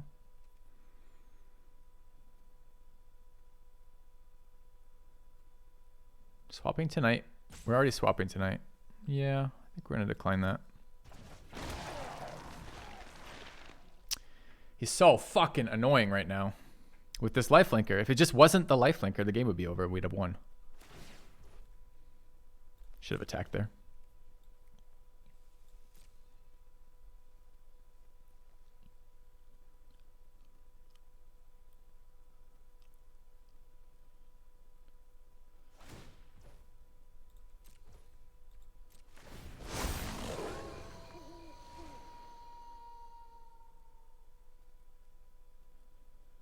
This is gonna be a 3-5 next turn. That's always a 2-4.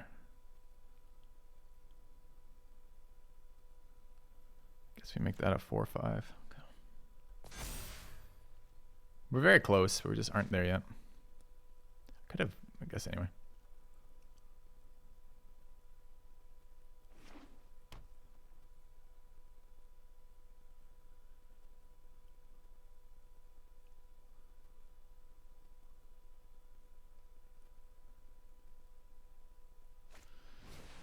Ugh, can we deck him? He's at 15. I guess there's only one a turn.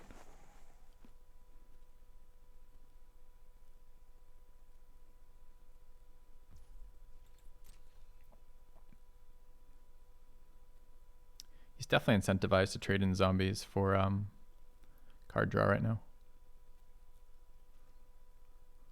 which apparently he's not going to do.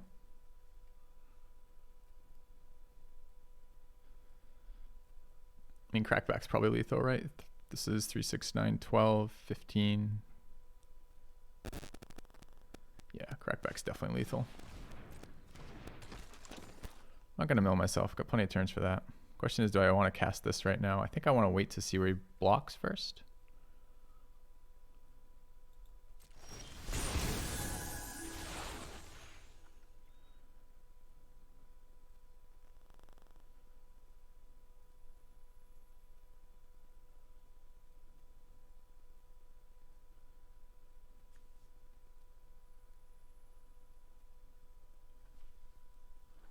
So we're trying to force damage through trample here.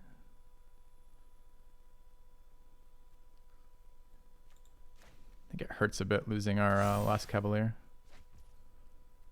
There's no lands left. There's one land left in my deck apparently. Oh, but it is a basic, non-basic rather. All right, so we're gonna open by making it night, right? We want as many things trampling as possible. That's fine.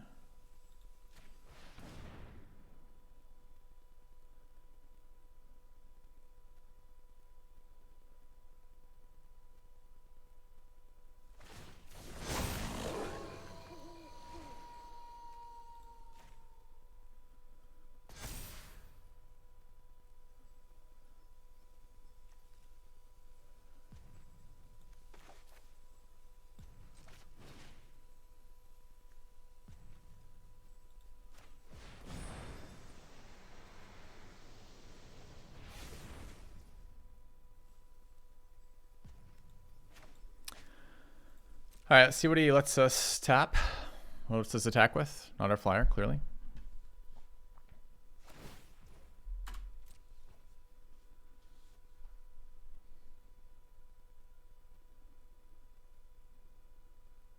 He's gonna block the 9/9 regardless, right? Because he can't take 9. Maybe you're right. Maybe trample on that was fine. Just trying to get threats spread out, right? Trample, trample, trample, trample. We can kill him from surprise with defend if he's not paying a lot of attention. He's got 1, 2, 3, 4, 5, 6, 7 blockers. We have 1, 2, 3, 4, 5, 6, 7, 8 attackers. We only have 1 extra attacker to his blockers.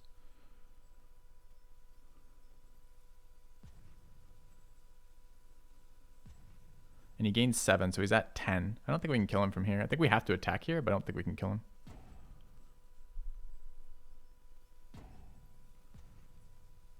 Just so fucking irritating with this Wrangler and this lifelinker he's taken from us. I can't kill this stuff. I have to attack through on the ground a couple times to get there. Interesting. Okay, now we definitely swing all right, because he just 1, 2, 3, 4, 5 blockers. So crackback kills us is the only issue. Are we okay with this? So what happens here? His blocks, he blocks the 1, 2, 3, 4, 5 biggest. 1, 2, 3, 4, 5. We get in for 4. 4 and 3 is 7. 7 and 7 is 10. So I think we're pretty fucked here. Do we just swing with the vigilant one? Definitely this trampler, definitely this trampler. Maybe these don't go. That one goes. Those, maybe these two don't go. Let's do this. So hard to figure this out. Like if I had infinite time, we could work through it and figure that out.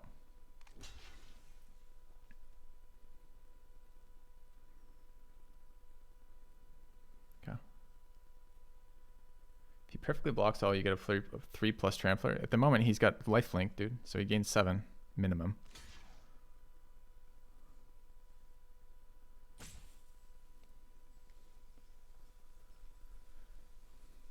I think you're right, though. I should have given the 9/9 trample. He would have tapped it, though, if I gave it trample, right? So we're trying to spread out the threats, which is what we've done.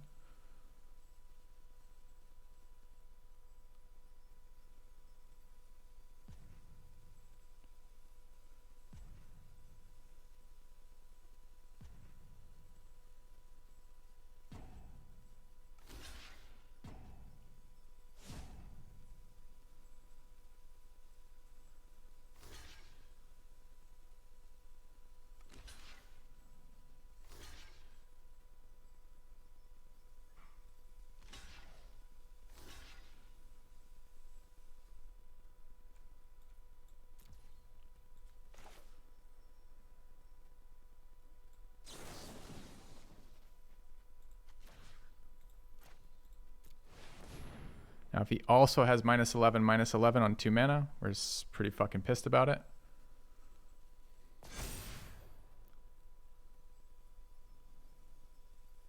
The moment I think we survive crackback, which is important to me. He gains 7 life and doesn't lose his lifelinker. It's so bad. Oh, dude, we've been fucked so hard by this lifelinker. I mean, at least we get this stupid zombie off the board, the Zombie Lord, honestly, but...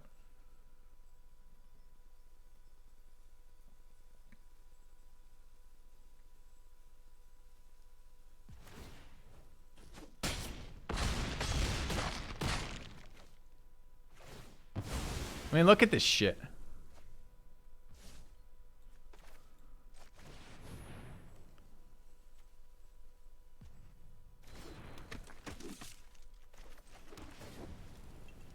So we're just dead?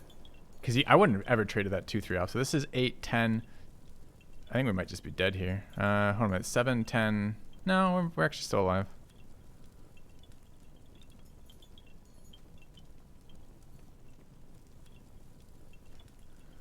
Maybe we get another attack and could do something? I'm not sure. It's so brutal. The fact that we haven't had interaction for Wrangler in so many turns is really painful.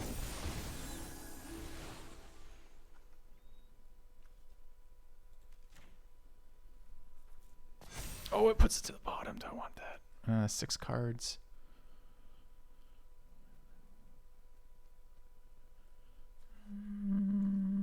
Probably. Okay.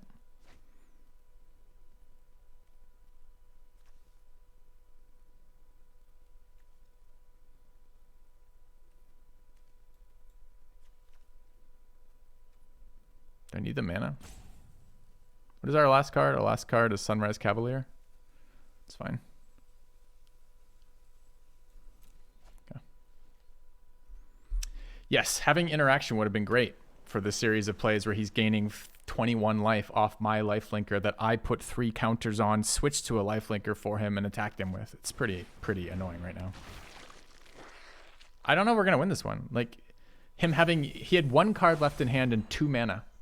Like, we worked through his other fucking instant speed stuff, but there's just another instant speed in there. And that happened to give him it gave him 14 life. Well, not 14. I guess it gave him 7 more life from that. We can deck ourselves here too. It is totally possible.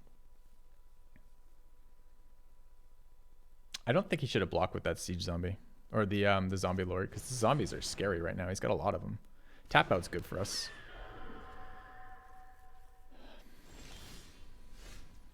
That's such a good one right now. Wait, I thought this was the last card in our deck. The other one was. This card gives trample at instant speed. 6, 11, 15, 16. 16 minus 6 is 10. It's 12 to pump that. Do we even play this because it's trample?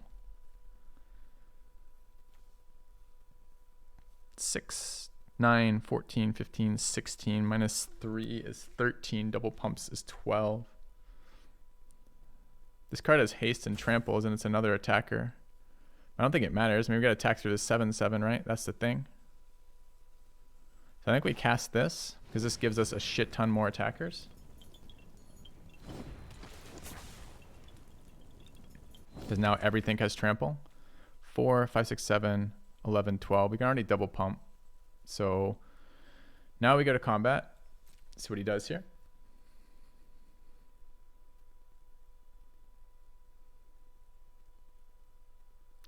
We fucked up our flyer attack. Wow, that was a straight error on the flyer attack. We shouldn't have attacked it all there with without it being double zombies. Unfortunately, it was a 3-2 and a other one. Yeah.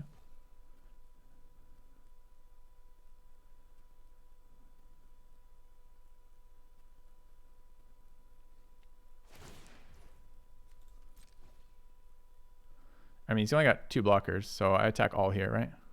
He gains 7. He's at 17. We have enough that we don't care. Does any of mine die? The 3-3 would be no good. Everything else is fine. So it's 3-5, 4-5, 3-4 attack. Kill him next turn. I don't think he's dead because he's at 17. He blocks my 2. Let's say he blocks these two, the 2 biggest, right? He takes 3, 6, 9. 9 and 6 is 15. He's at 17. So he's not dead. Still.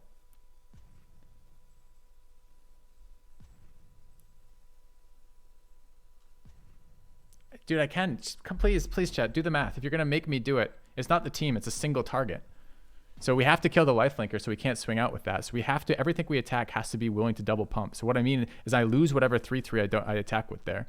So I don't mind attacking all. He'll eat a 3-3, probably my troop, but I guess that isn't that important.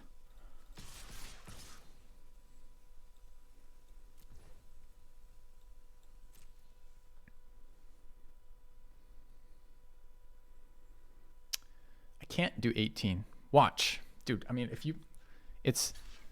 Okay, watch. 3, 6, 10. That card's not attacking. 16 damage. Plus 6 is 24. 24. The 2 biggest ones get eaten. So watch. What right here, right? This would be the place to do it. The unblocked cards are where? Here, 3. That's 7. That's 10 going through. He goes to 17. I can pump 6. So he's not dead, right? So we have to double pump this instead. And he eats the 3-3, which is fine.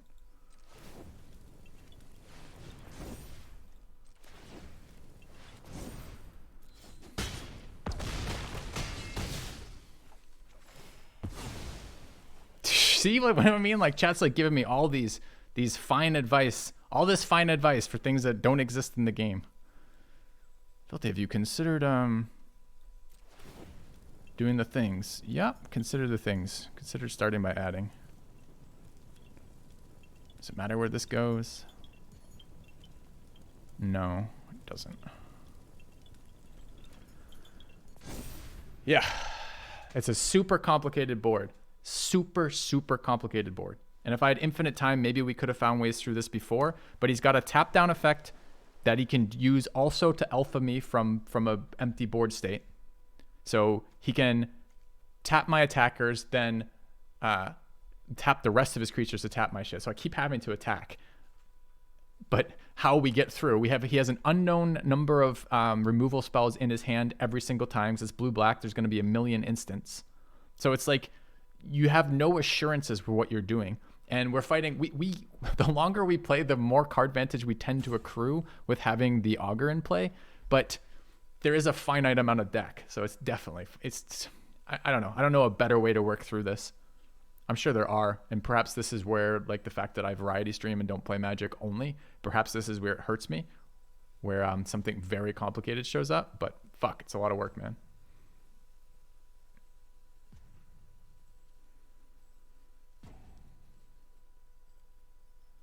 Opponent's using his zombies to tap Puffy. So he's not super excited about anything. 4, 5, 6, 7, 8, 9, 10, 14, 15, 16, 16 over 2, 12. So I have 16, so I can't triple pump. I can double pump even if I cast the Cavalier. So it's Cavalier go for our turn.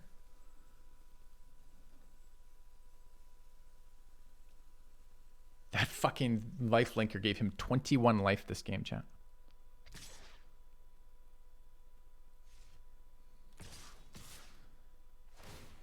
Why attack with the 2-2? He wants a damage to our face for some reason. No blocks. I'm not giving up a 2-2 for that. It's 2 damage back on the crackback. Yeah, but why is he attacking with this? The flyer 2/2, not the zombie 2/2. I get the zombie 2/2. Why is the flyer in there? I think he wanted a damage trigger, possibly the discard vampire. Yeah. Fucking hell, that was a game, huh?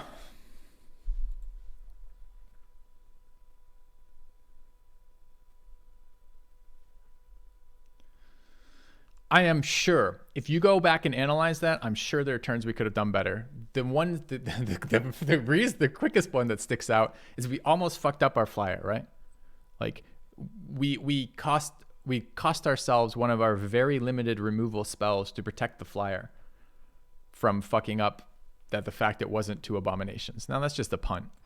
The rest of it, I don't know. It's been fairly interesting, just challenging, right? All right, +1 win. Just like, the amount of work for that win seems ridiculous. Yeah. One punt for Filthy, 0 for chat. Are you kidding me? Chat called lethal like 6 different ways, 6 different times, all of them wrong. That's like, I don't even know. That's right, chat doesn't represent me. Oh, man. But I understand. It's a really, really challenging board state. There's a life linker, an unknown number of tap effects every round that you have to pay attention to before they actually activate, an unknown number of blue-black instant cards, and a crackback that kills us from full. It's a miserable fucking board state, for sure. Wow, this is the first time these lands are going to hurt us. I'm not going to make the play on 2.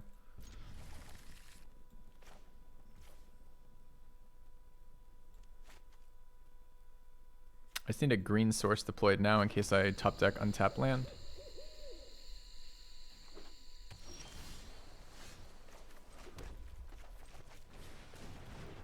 Is this constructed? No, I just drafted 2 of these lands.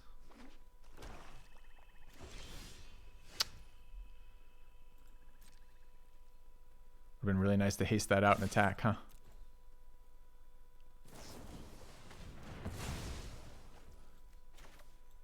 Do we want to... Wait, what? It's 2 or more. I got scammed. That's all right. I'm just going to play around it like I intended that all along. I intended it all along, chat. Never in doubt. I literally thought it was 4 or more. Those are better. Okay. That wasn't a punt. That was playing around removal. That couldn't hit the guy that I didn't play around.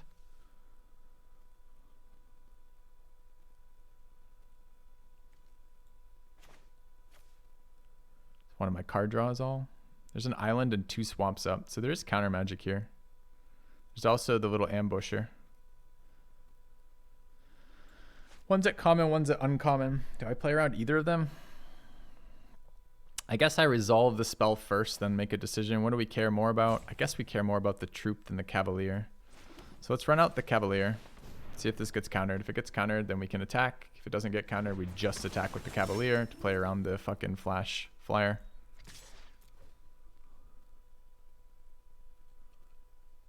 He's so mad at me playing around that right now. Look at him. Yeah, okay, sure. That's fine. Take that right back. It's a haster.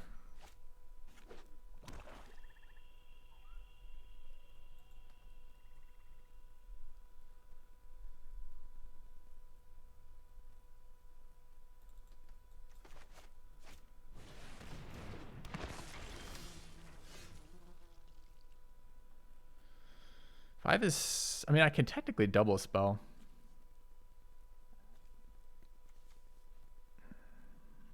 I could put out a 1/1 troop and let it start pumping. And not attack into that.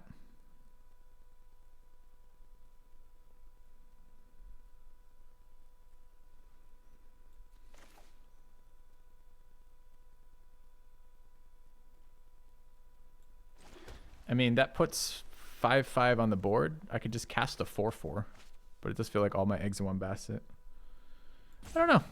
I'm going to do this play. I don't know if it's good or bad. Feels a little wasteful.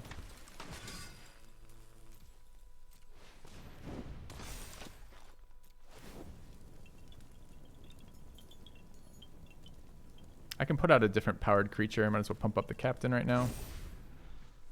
Captain's a good attack, except troop triggers on the end step. So if I lose Captain to him trading off the zombie, which he might not do if I just attack with Captain, but if I do it that way, I don't get the +1/+1 counter off troop, and troop that's the whole point of the troop play, right? So I could have, for example, attack Captain and then just cast out troop post-combat as a 4/4, or attack Captain and then not attack Cavalier, and maybe he doesn't block that and then play the troop because it's an unknown in my hand. There's lots of ways to play that. Lots of decisions there. Okay with that. Here, troop draws the removal. Got to play it as an additional cost last turn, and the counter went somewhere else. That seems like a pretty good line for me all around. The 2/1 not challenging my 3/3 is nice too. So he multi-spelled. This, of course, is a tap land, which makes it fucking miserable. So I cannot double spell. If I cast Mentor, I won't be able to double spell next turn either. So this is probably a Silversmith play. I could pump the party captain again with the expectation that he'll block it if it gets big enough. Could also just run out the Weaver. Either way, we're attacking captain. He probably just takes 3 here.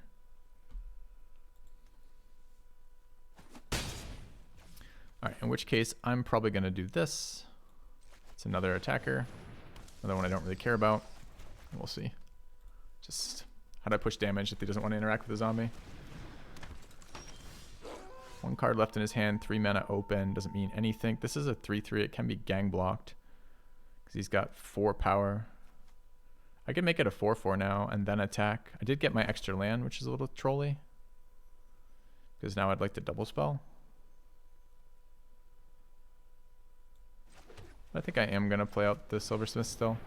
If his last card is counter, it's kind of a bitch, but oh well. It is something. There's a pause there.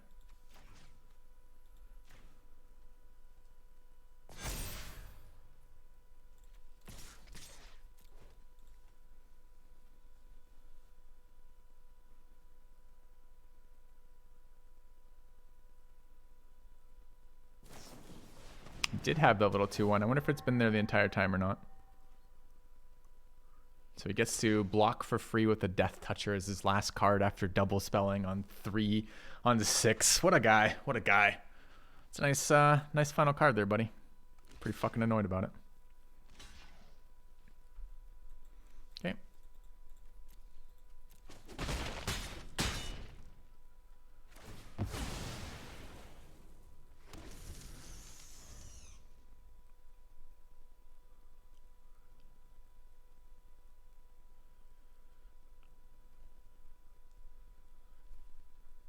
Two for 2. Yeah, it's just annoying to push damage. I mean, we have gas in hand still.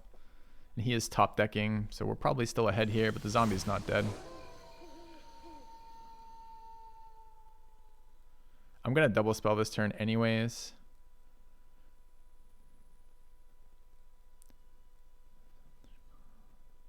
Making this a 4/5 means I can attack through that. I like pumping the 1/2 though.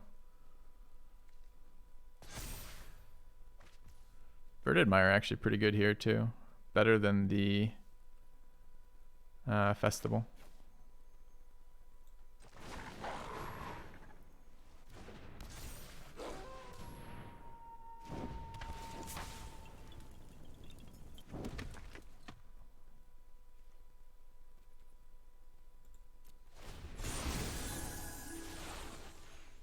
So if he makes it night again, we'll get another counter, and I'm going to want to put it on Birded Mire then.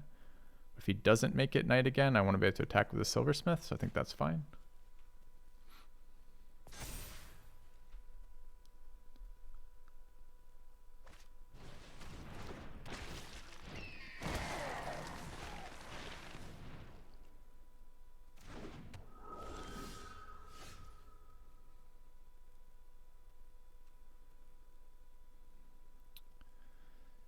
So he has no great block versus the Silversmith. I mean, he can like double block there, but I can kill the flyer if I want. I can pump on 6 mana too. So we have the Mentor trigger. We have 1, 2, 3, 0, 1, 2, 3 for stats. So we have 4 stats. We do have the Coven. So this is definitely an attack with the Silversmith and probably an attack with the 1/1. He can force the counters to go there, but I want it to convert to night anyways. So what? Worst case scenario, he's trading me like a Falcon for the Silversmith, or possibly it has to be Falcon or Zombie, and I'm okay with either. Okay, So we attack Silversmith in 1/1.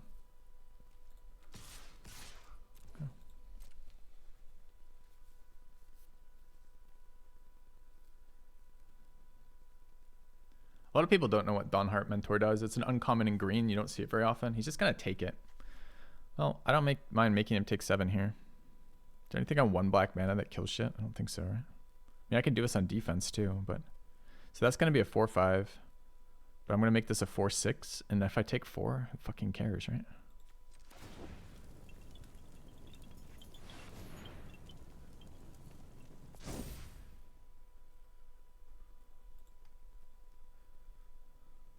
What is the pause on 1 black mana? He doesn't have a tap effect? Like, what is causing that? First MTG game this weekend with friends. I have a guide for newbies. If you don't, do you know the basic mechanics of how the game plays? I could make this a 5 toughness. I mean, that's a... I guess technically that's a menace creature. Do I care? I'd rather, I could keep attacking anyways. Yeah, my guide's on YouTube. Yep.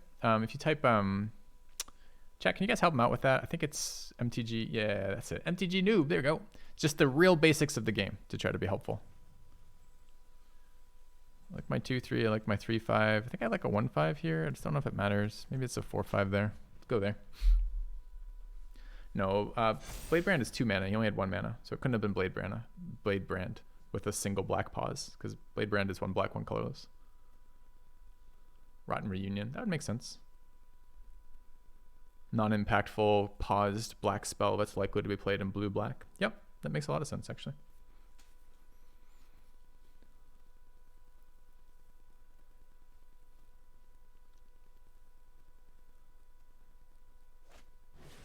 Dude, come on. Every opponent just gets given a fucking grafted identity? This is fucking bullshit.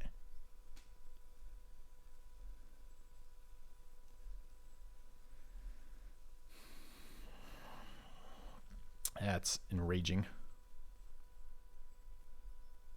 It's an enraging play. Guy gets to just sack a useless zombie to take my fucking premium thing? Like, that's bullshit.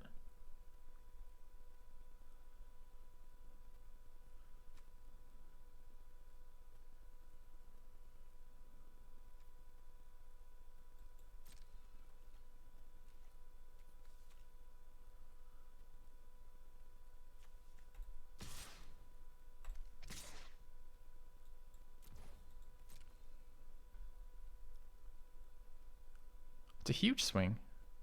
It's a straight 2-for-1 on a creature that generates more value by being there.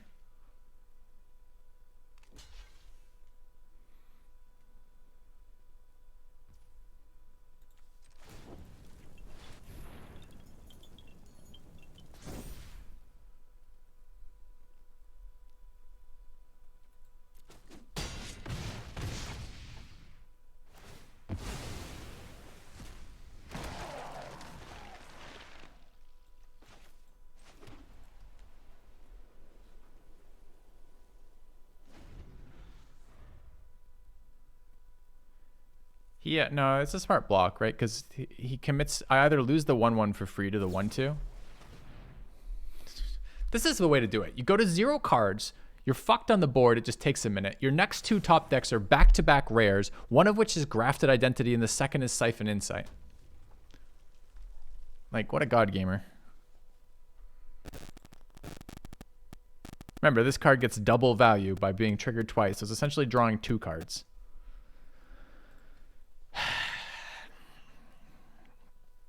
Fucking god gamer, man. Wait, why is this discounted? Oh, it's only 3, so it's 2 then 3. Okay, I was thinking it was 2 then 5. Yeah, but the next one's not going to be the mountain, is it? Right? Like, it's going to be something good, and it's going to suck for me.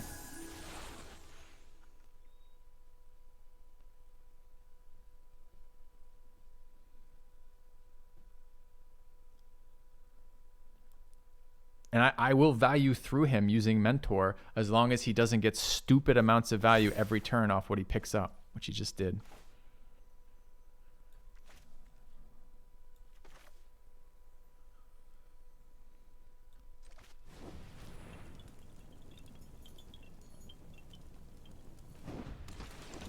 pauses the fight, I guess. So he got my fight card for 2 mana as well.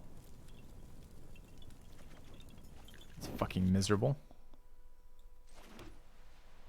So then what happens here? So if that is the case, if he did get the fight card, then there's no winning for me there, right? Because unfortunately, let's say I attack the 2/3, which is my reach creature.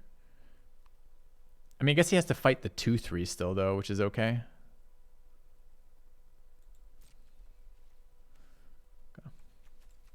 Could have checked. How could I have checked? Oh, I see. You mean with the plane search? Yeah, that would have been cool. I should have done that.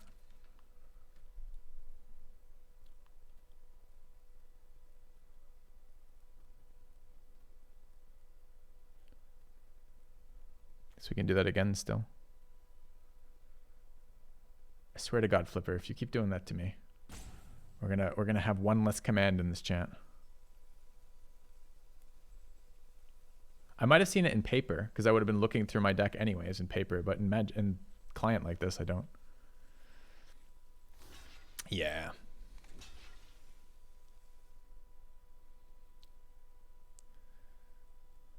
So if he fights it, it's dead anyways. And if he doesn't fight it, I want to kill the Cavalier. Now, the thing is, this is also 7 damage. We go to, it's +3/+3, so it's 6. You know, I have a sneaking... I mean, the other thing it can be is he could have just top deck. Oh, he doesn't have blue open, so it's not the shrink. That's black-red. So we should put it here anyways. We're going to get blown up by him having the fight spell. It doesn't matter. I still have to work through it. So we still do this. He blows it up. It sucks. We move on with our life. If he doesn't do it to this one, if he fights the 0/4, which is the better target, I guess we lose our access to Coven next turn. But I can flip. Can't flip anymore, though. 0/1/1. I guess if it becomes Nightfall, then I can flip again. You can keep track on paper. All right, you got my 4/5. That's fucking fine. I mean, that's annoying, but it's fine. Okay, so it's day. We need to make it night.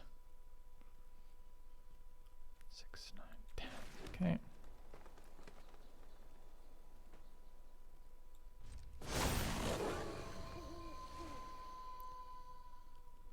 So now I can flip my farmhand, so I can make it, even when it's day, I can still have access to my pump. I'm at 9, 10. So I can still pump and farmhand. Okay.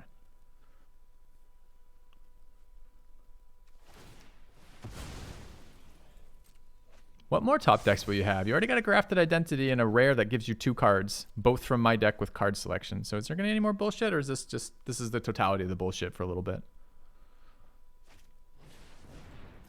Another 2-for-1 creature. Great.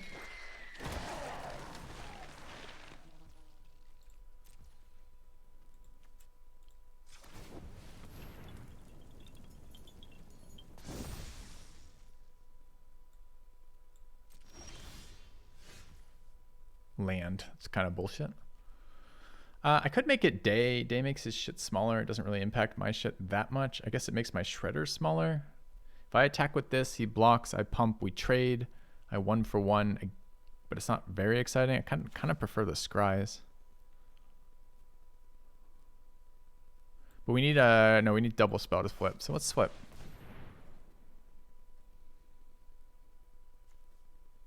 I mean, more land is actually useful for us right now. It doesn't matter. We're going to play this card again, so it doesn't matter that being there unless that wins me the game, which I don't think it does. So I want to leave the mana up.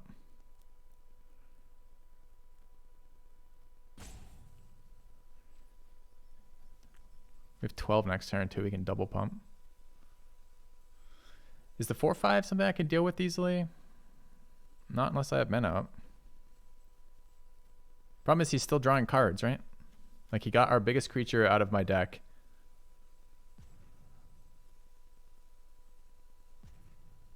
I think that card's very helpful here.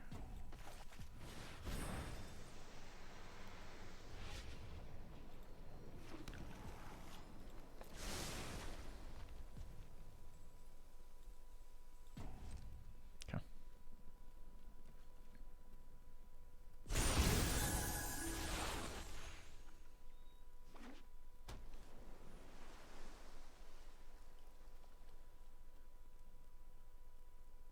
I mean, the board state has just been him continuing to add to the board and us getting fuck all, which has been really unpleasant.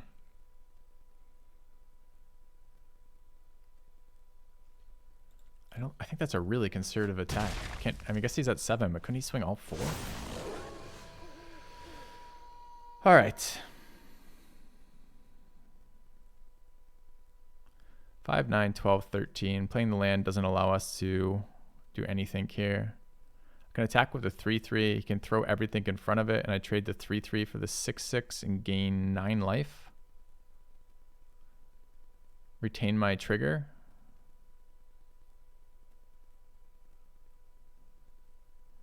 I could also pump once after the block and then duel the creature and kill them both. Let's try that. It's a little bit sketchier.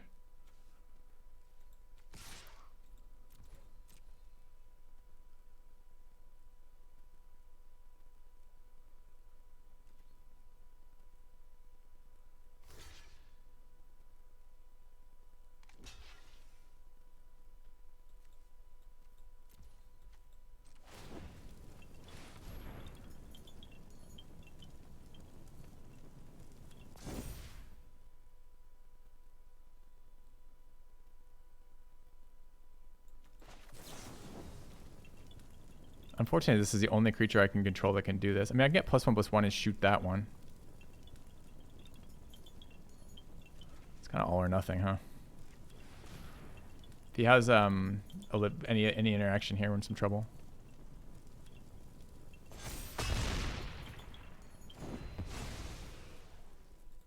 Oh, I didn't even think about the fact that I still took the damage because it's a fight, not a pump. That was just a 2 for 2. It's not really what I wanted to do. Although we gained a fuck ton of life.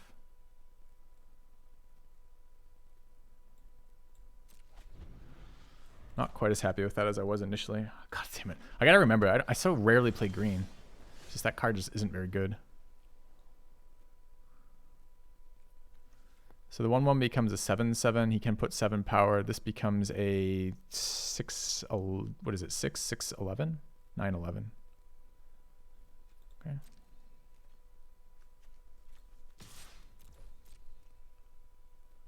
So could we have done that differently?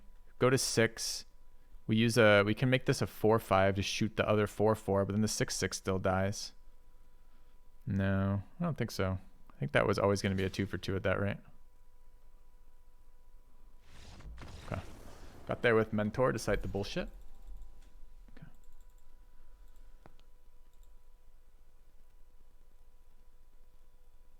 Swung the 3/5 to threaten 2 lethals. Maybe. The problem with threatening 2 lethals is if he does block them, I'd have to look at the board again. If he does block them, you don't have the mana to play for them both, right? So if he blocks in some way that's super detrimental for your 3/5, like, I don't know, putting a 4/4 on it. He's at 7, right? Before that attack too. So if we attack with the 3/5, he puts a 4/4 in front of it. Attack with the 3/3, and he puts a 6/6 and a 4/4 in front of that. We don't have lethal anywhere on there, right? 3, 6, 9, 9 minus 4 is 5. So there's no lethal there. You can block them both. Do we come out ahead?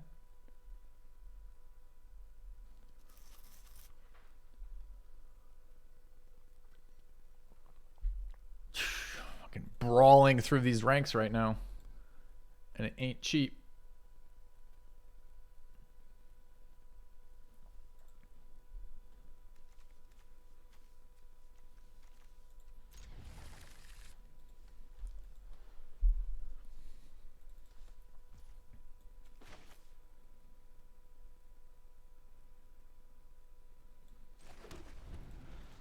No easy rounds in Mythic? Maybe.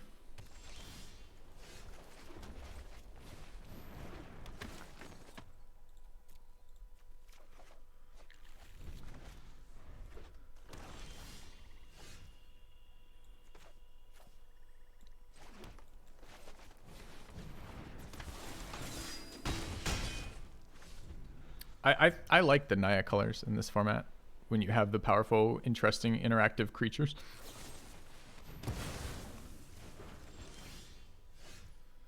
But basically only then.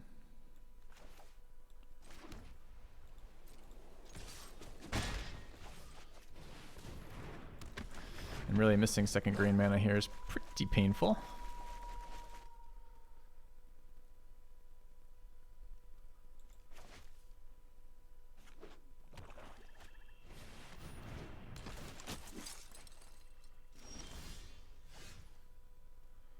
kill it to keep pushing damage.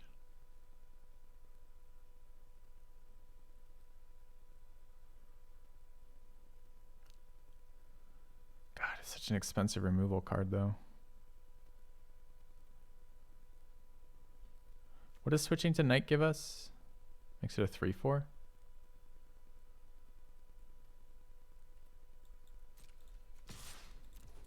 Not sure 1 damage does anything for us is the issue. And if I'm going to be stuck for a while on anything I can cast, then I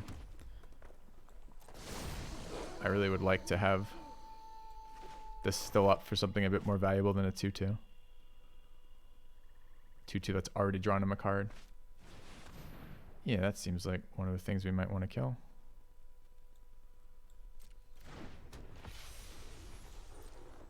So we do kill it. We become a 5/6 and fight it, right?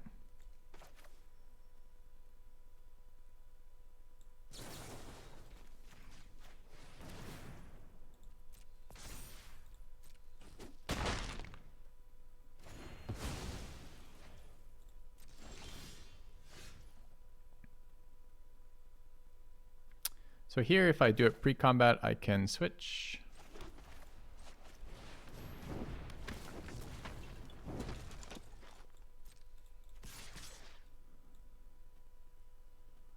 Zero, 1, 3, right?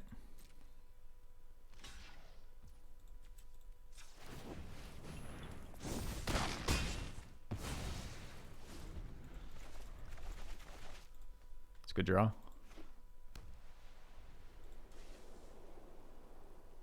So weird to get. We have 2 double green cards in our hand, and the most common source in our deck is green. A little painful. I haven't drafted this card yet. I've seen people play it a lot. Whenever another non-token creature you control die, return that card to its owner's hand at the beginning of the next end step. It's pretty good. If creature opponent controls would die, what?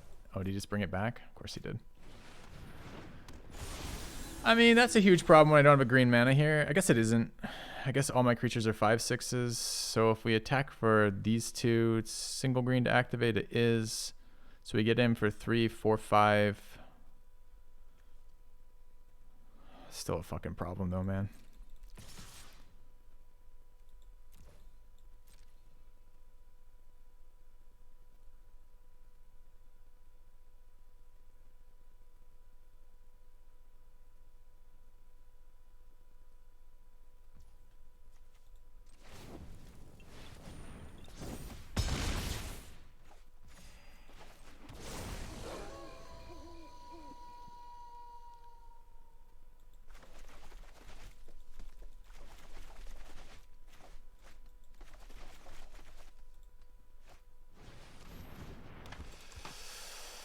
Okay, opponent is setting up to be really fucking scary right now.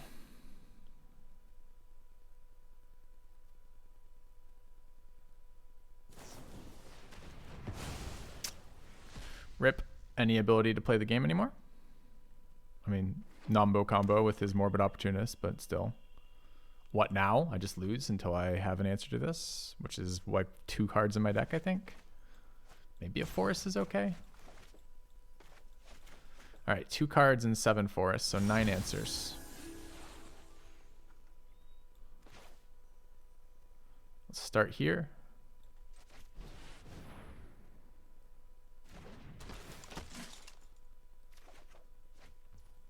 That's not a forest game.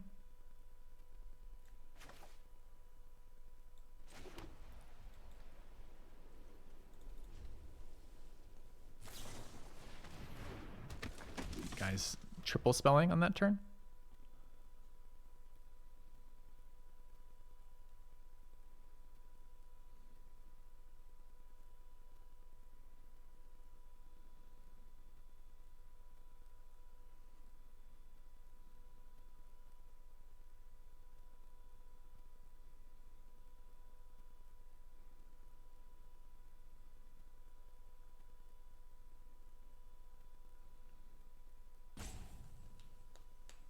No, I can't play that late WoW.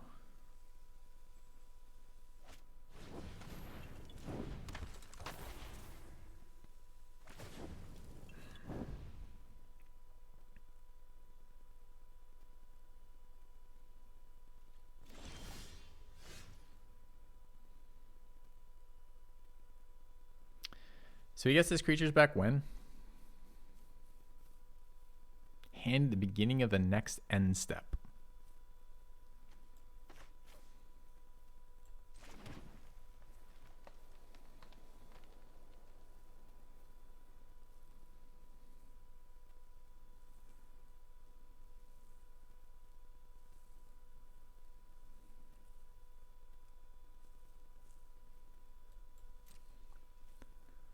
Guy's at fucking 6 though.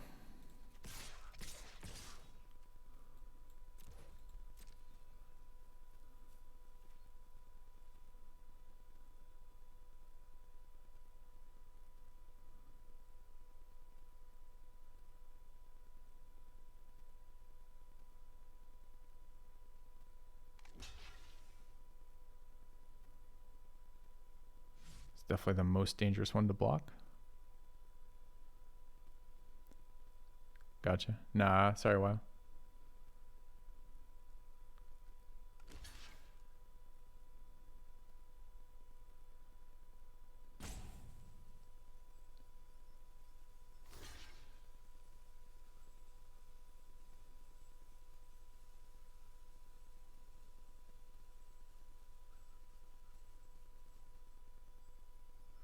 Dude, if he's got another fucking trick in hand, we probably just lose here. He's got 1 card left. He can buy this back, but it's just buying it back right now.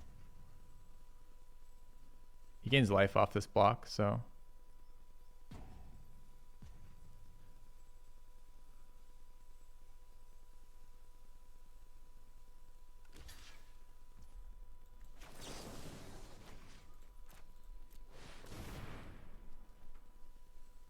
Don't like this pause. I mean, this commando gives him a pause to sack, so doesn't necessarily mean anything yet.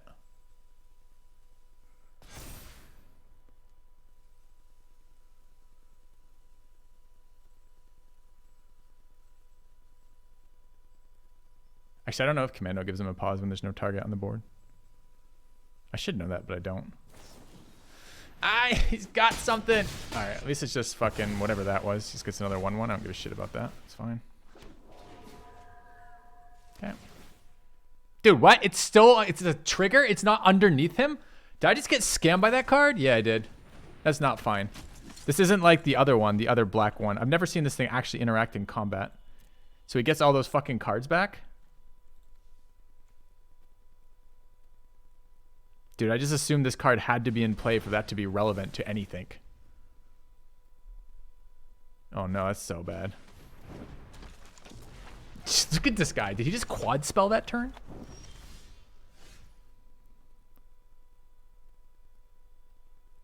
That's so bad.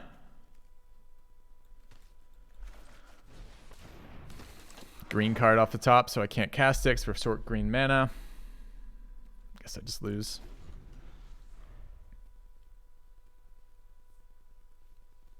I've killed it twice. I don't have any removal. I've killed it twice, and it's not going to matter. So I guess the play had to be the Augur of Autumn instead, if all those cards are going to come back anyways.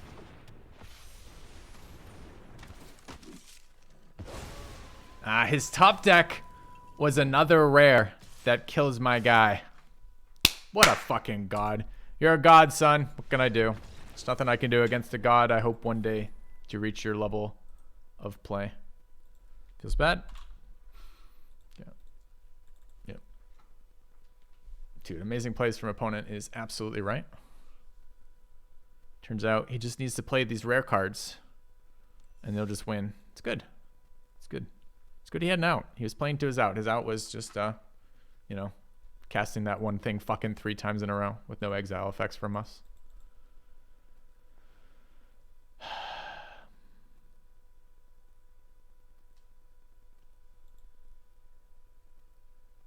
Why would I hate the game and not the player? Why can't I just hate both? Is there some reason I need to not hate the player? The player is a digital representation of something moving the cards around.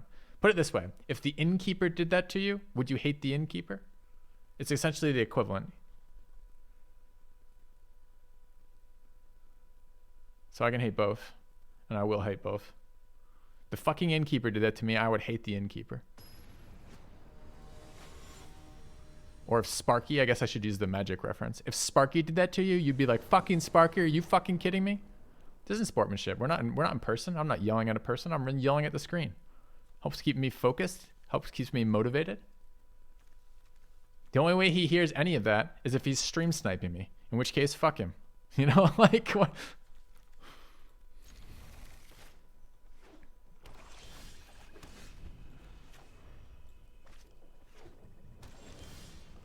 Dude, look at this. All right, up to 6 lands. Got it covered.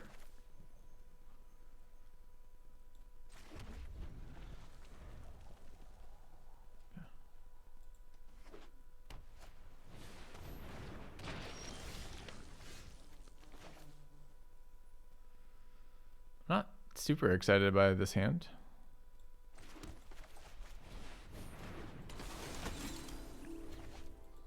Mostly because I didn't have anything to do on 1 or 2, and I can't beat a single hobbling zombie right now. Oh look, chat, we're playing against black-white again. It's exciting.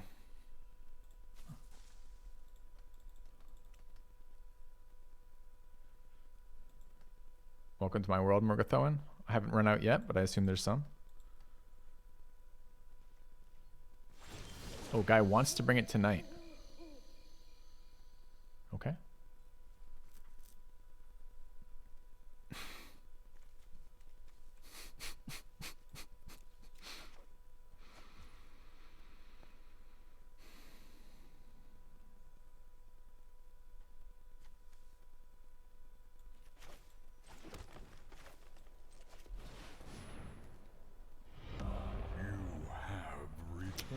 Thank you, Escapist. Appreciate the 16 months.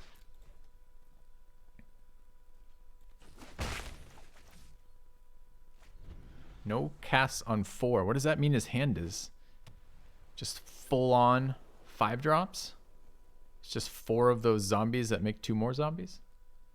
Dude, is this the same? It's not the same guy, right, chat? This is a different guy, I hope. No blocks.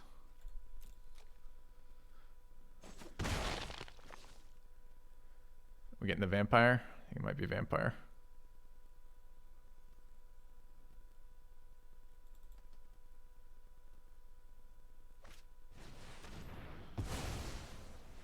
It's fine. 5 men eaten alive. Dude, how can it be another land? How?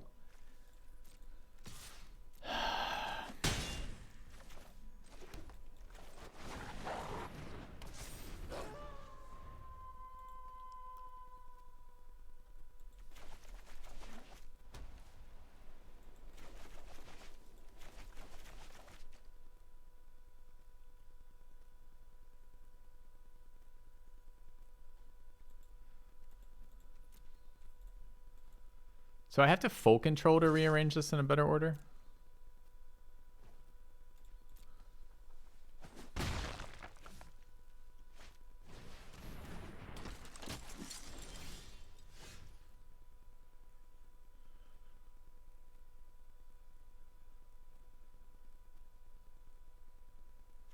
Pretty good one, actually.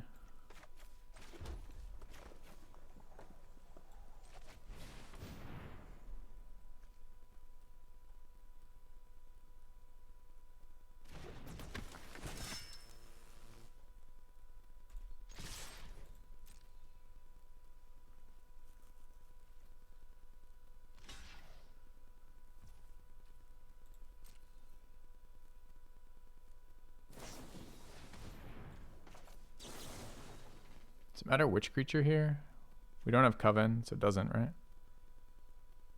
1 white mana could be the +1/+1, so it might be another fight spell. So we don't want to use one of the 3/3, so we want to use the 6/6. Then we'll take 5 damage. 2 from fighting it, no, 4 damage. No, just 2, we just kill it. If he has the pump spell, we take 3 and it doesn't matter. Yeah. No card for him, no Blade Brand. Get in for 6. That's our second spell, so we trigger day-night transition, so we get, hopefully, some value here.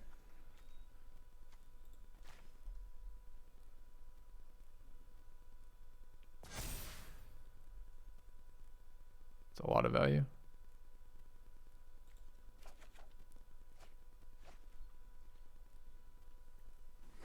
It's a 7/6/6 with our mana base right now.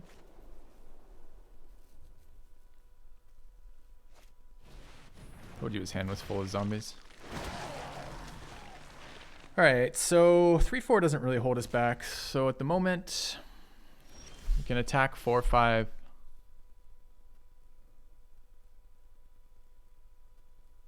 I attack both, he can't kill more than one of these. So losing a 4 doesn't change anything. So I think here we attack both.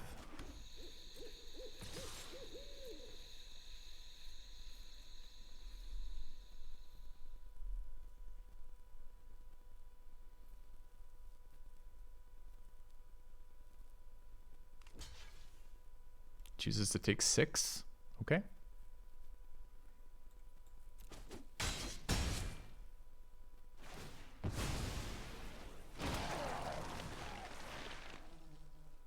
So I could cast them both out as what? 3 and 4. I get a 3-3 and a 2-3. We still trigger off that. Is that good? I mean, he's at 3. It feels like it might be good.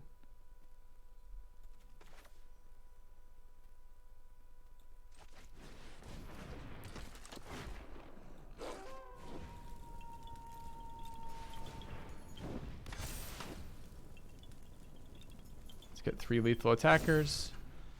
4 lethal attackers right now.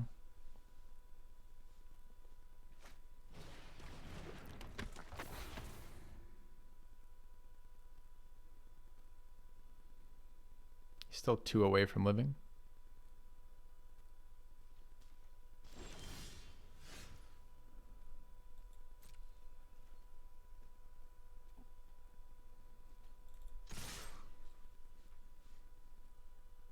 There is instant speed lifelink. We were talking about that earlier. It's a 1 white mana spell. If he has that, it's certainly very annoying. We'll get punished super heavily here. He'll eat 2 creatures and then live. Maybe not live. If he had it exactly, he would, because that would go become a 4-4, and then he could lifelink that one. So he'd gain, it would be a 5-4. It would gain 5 life. He'd be at 8 rather, and he'd take 6 and go to 2 and not have 2 dead creatures. Okay.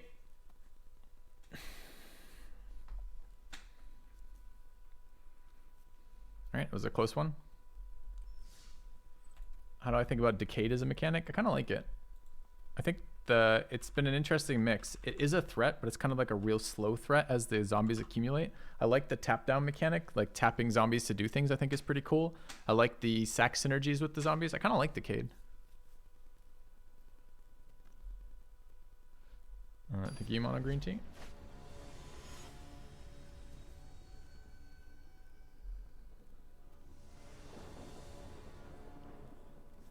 Yeah.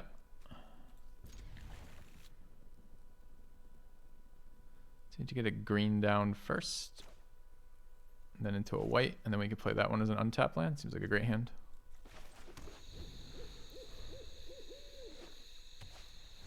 It's +2/+0 in lifelink, is it? Okay.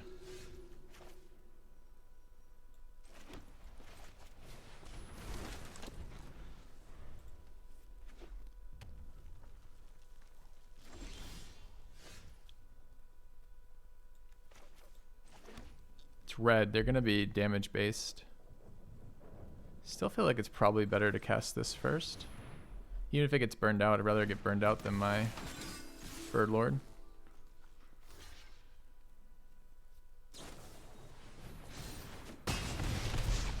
Guy runs back. Flare of Faith? Sure, buddy. Sure.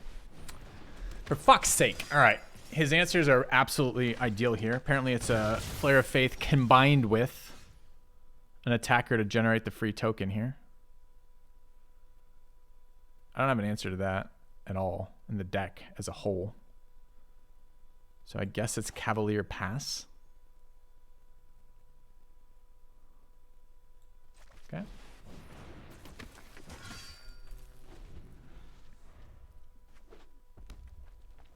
More perfect answers? Yeah. Well, that's just tap down. I mean, that's bad, but it's not that bad.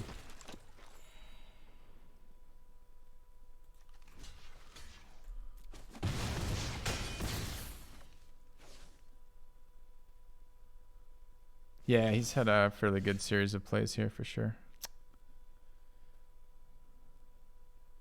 Can force Moonrise. Get in for Doesn't give vigilance though. Not hitting lands here is hurting. Can play this, but it doesn't stop this from attacking me.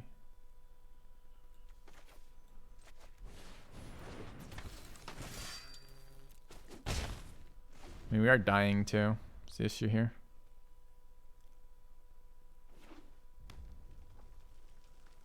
Oh, go for it, go for it. Ah! I was really hoping it was a burn spell.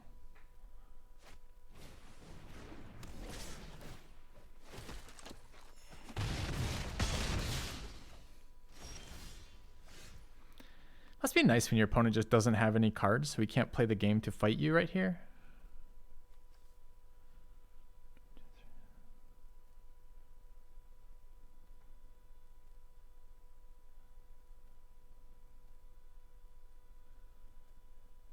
I can fight with token. It doesn't make any sense to do it on this turn. I lose +1/+1.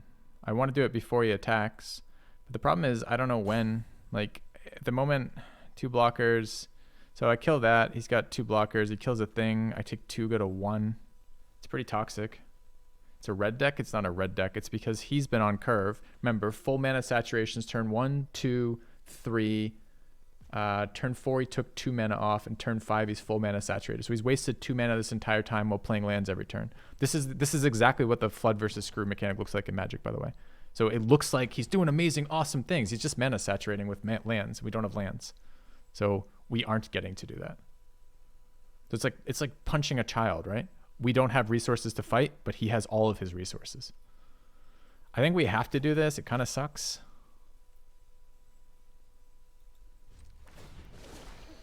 And I have to pump here because I have to keep Coven up.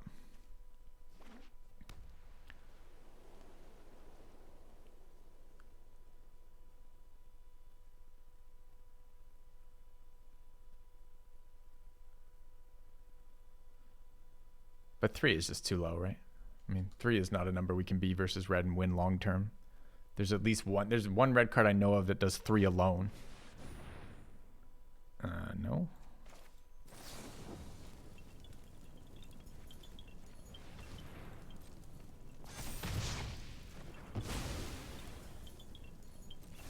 Last card, finisher that wins the game. Oh, he's fine. He's just double spelling, chat. Don't mind him.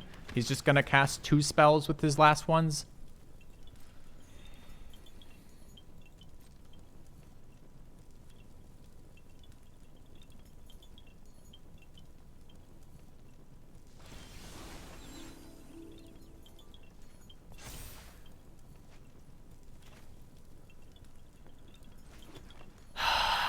So what does this do? It gives a creature trample, haste, vigilance, and indestructible. So he will get a, if he wants it, if he places it there, he gets 2 in the air. I can block an air flyer. If he places it there, it's just a 4/4. It doesn't fly if he places it there, assuming he doesn't get another spell to go with it that he can cast on 2 mana, which he very well might. I can't double spell here meaningfully. I can cast Unnatural Moonwise, so it doesn't make any fucking difference. So probably my best play is still just Weaver pass.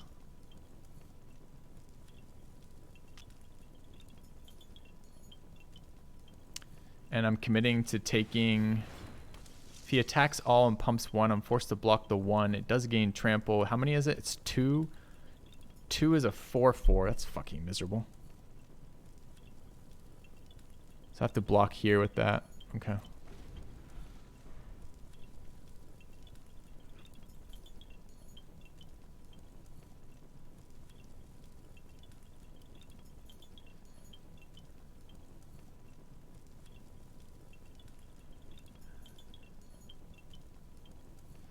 Yeah, we get 2 on 1 counters. That's true.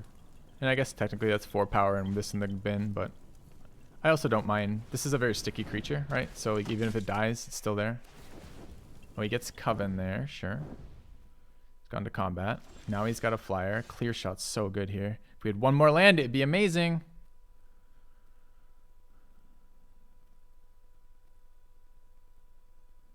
I think we threatened to die here. It's not a fight either, right? So, problem is, I think I have to leave it up here.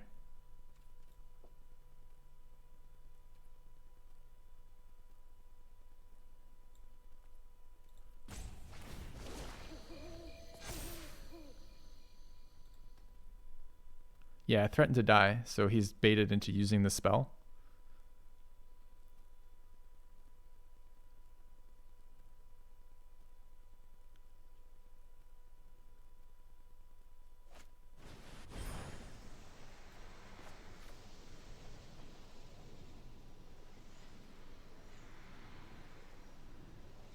Any creature except Rem is good here.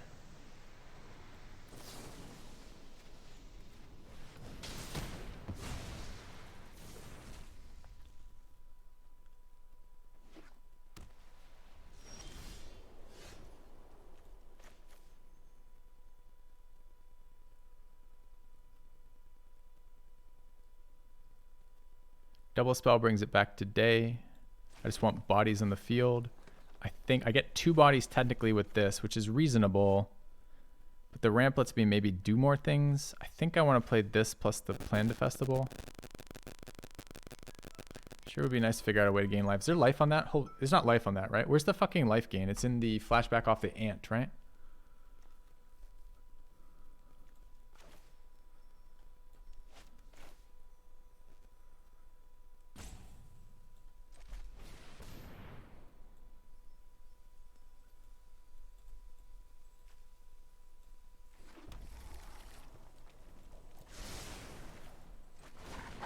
Still can't attack yet.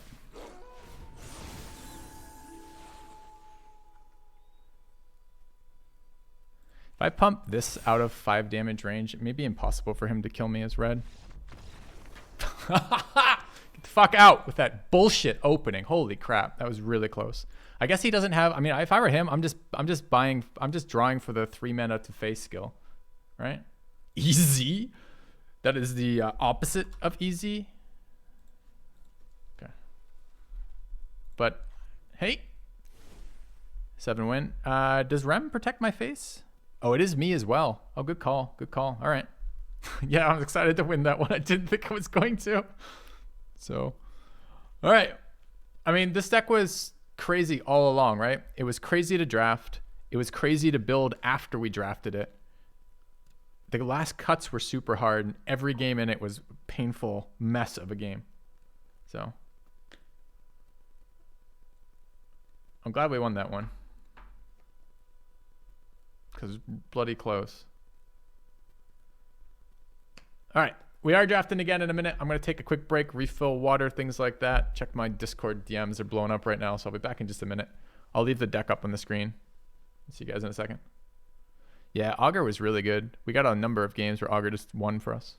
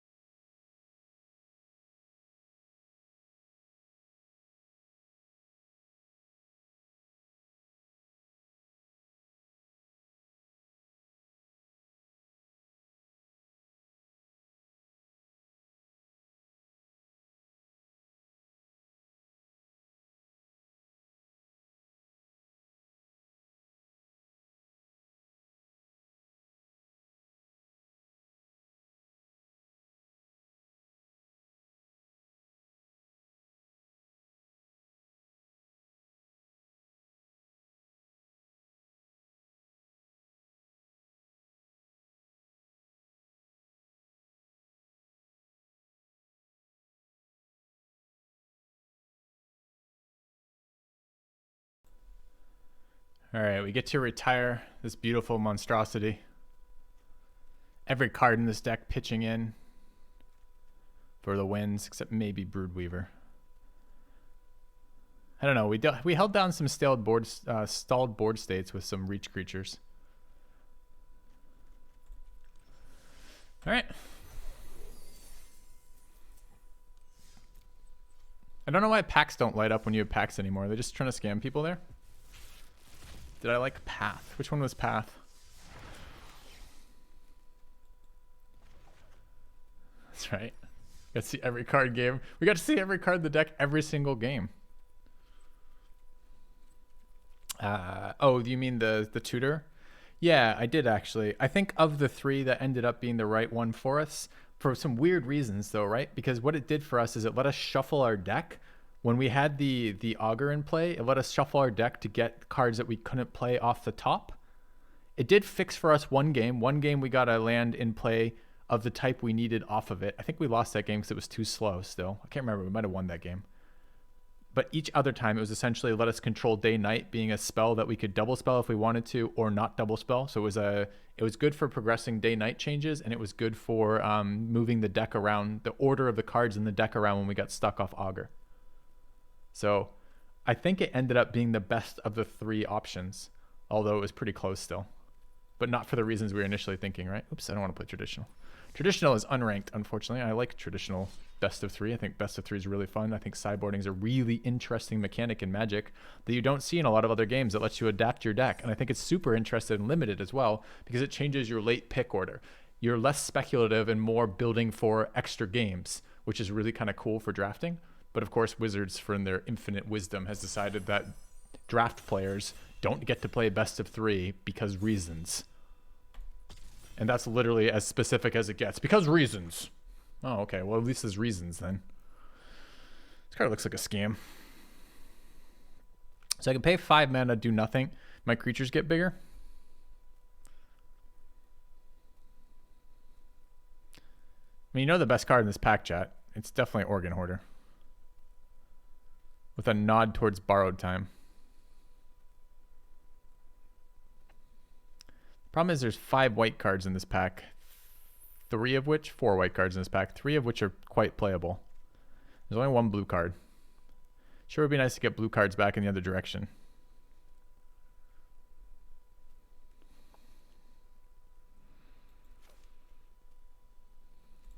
I don't want to play blue. Picking this one.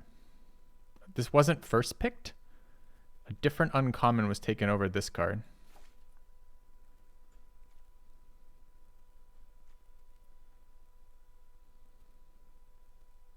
Okay. I like Diagraph Horde. I like Revenge. I think this card's very good. And I think it's very, very good with a Jadar already. Take that. All right, chat. We know our colors. We know our game plan. We know we have a fairly high chance of building a sick deck as long as we don't get immediately cut. It's a human wizard. What is he doing? He's calling like... It's like okay.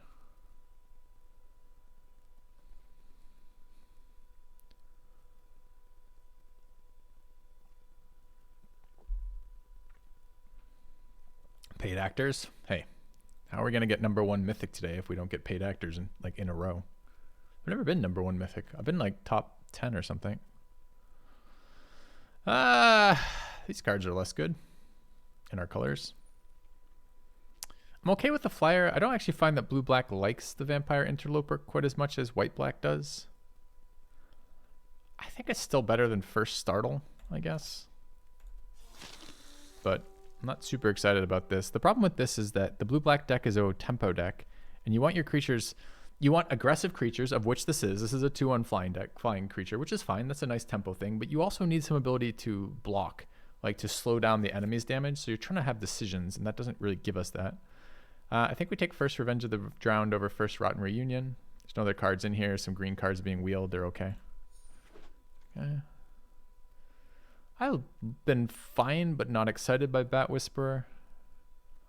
Evolving Wild has punished me a lot in blue-black. It's tough to get a sense of how much this helps. It's always clear how much it hurts, but it's not always clear how much it helps. I still taken first Evolving Wild over first Bat Whisperer. think they're more grind than tempo. I don't think that's true. I think they're grindy and tempo-y, right? Because you rarely have good blockers. You're often fighting for air superiority and air tempo, and then you're trying to cash in those zombies at a critical moment to kill them. So I find it very tempo-y. I'm often in the situation trying to decide, do I take that damage? Do I trade off here to block? How do I get enough turns to finish them off in the air? I have not played Vagris again since then, although I've considered it. White cards still in this pack. Pretty strong ones too. Let's keep cutting black blue.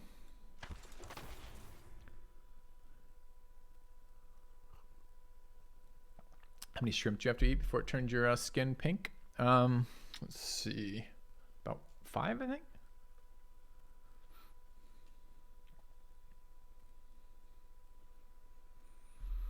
Awakener's very good. It's very good with zombie sacking too.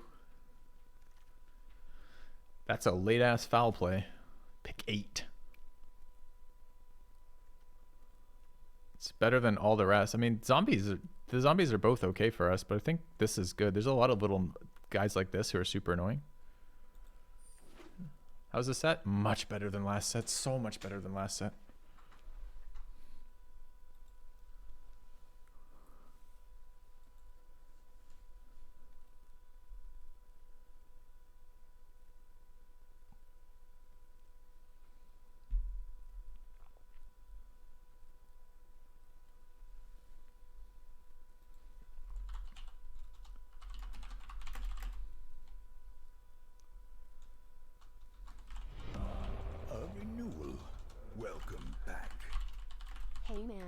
Same as every month, wish you the best and thanks for your content less than 3. Thank you very much, Daddy Kevin. Appreciate the resub. Wow. Search Party Captain wheeled. I mean, we're literally cutting the shit out of blue and black. I mean, and to be, I don't know, man. It's so weird that those are still in there, pick 9. I'm happy to grab the Mystic Skull.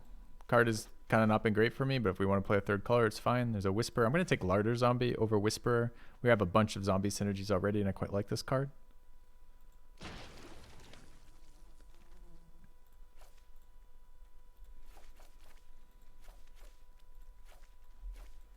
Those are all hate drafts. What was wrong with AFR? Pretty much everything. It was really boring, really repetitive, really fast. I don't know if Blade Brand's the right play there. Not wow. Key wield. Okay, Key and Skull get better as a pair. All right, white rare, white uncommon, white blue uncommon, white black uncommon.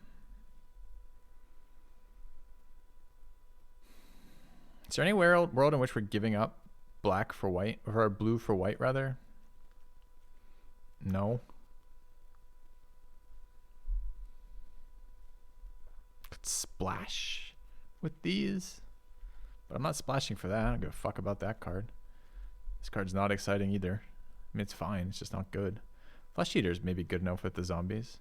Do you guys want to speculate on a Flesh Eater and hope to wield the Awakener?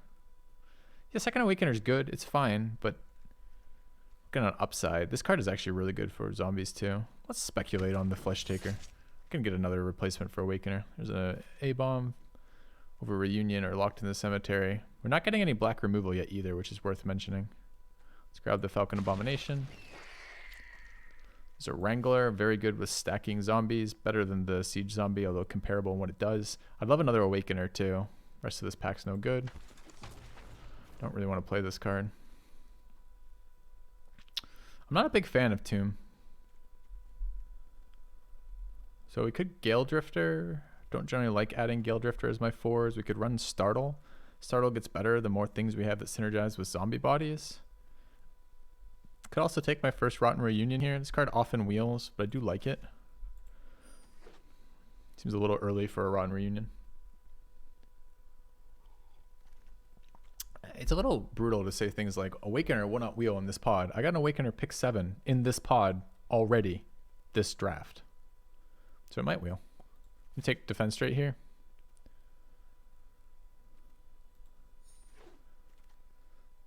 I think we're on second Falcon Abomination over Zombie.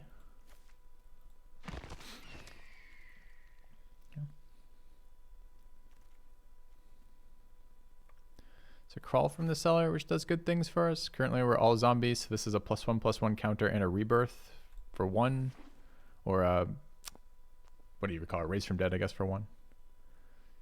Siege zombie here seems good. Not super aggro, super aggressively wanting to play siege zombie, but it's a fine pick at this point. I find Tomb is too slow too, and it's too annoying to deal with the fact that half the time it taps a thing and half the time it draws a card, and it's different mana cost. You never remember which one's fucking up when you need it, and you can't use it to control a flyer for periods of time like you would with an icy. It's just a really annoying card. I'm gonna pick up the Consider, I think. I'm not gonna play either of these, right? Is there any way I want to splash this card? Does it do anything? It's supposed to be with Disturb, and we don't have any Disturb cards, so I don't think it does anything for us. Okay, second Reunion, Arrogant Outlaw. I don't want second Reunion right now.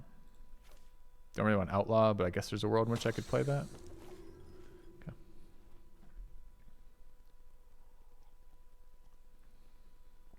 Yeah, Siege Zombie synergizes decently with lots of things. So we're 23 minus 8, minus 9. So we're at 14 right now for what I actually want in the deck. So pack 2 wasn't as good, but if we cut black-blue in our direction, we might or might not get rewarded in pack 4 for this. Or pack 4, pack 3, I mean. Pack 4, we're going to be set. It's going to be just our pack entirely. We're not going to be allowed to add them to our deck, but still.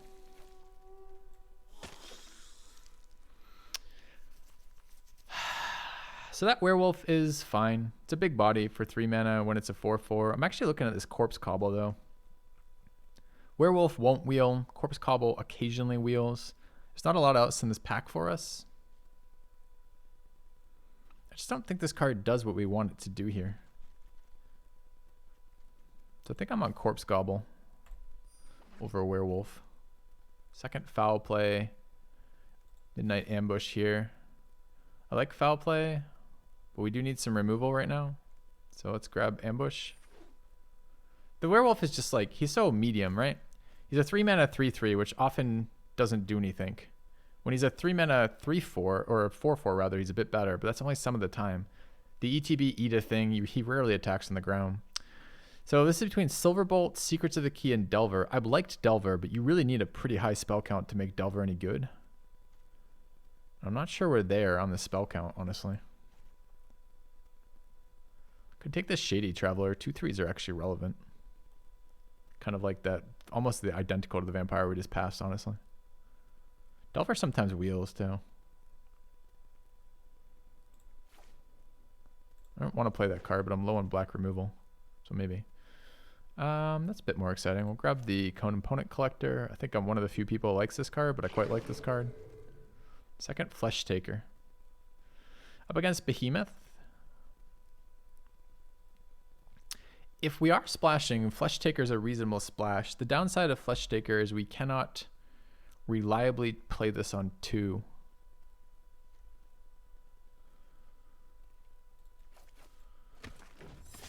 I want the option. We've got an Evolving Wilds and 2 fixing. We could do that. If the rest of our deck is kind of weak, we might end up doing something like that. It's at least one potential build. I don't really know that blue-black has the time to dick around with fixing is all. We'll see. Ooh, that's a really nice reward here. Since we're already planning on to play white, or potentially consider white, picking up a right for us is really good. I wouldn't mind another Awakener, but right's... I mean, we're just talking about the issue we're not having good removal. This is good removal. Plays with nice with our zombie tokens.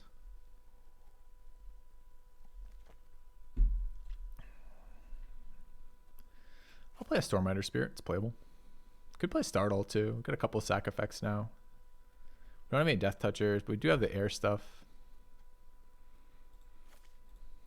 I think I prefer first Startle to first 3/3 Flash Flyer. We'll build this deck ground up. We got like half of the cards we wanted, right? We got a couple of Falcon Abominations, but not gonna move it 2 instead of like 4. We're missing, this card plays better with Key. It's also fixing. I don't want a second Bat Whisper. The other cards aren't going to be played ever.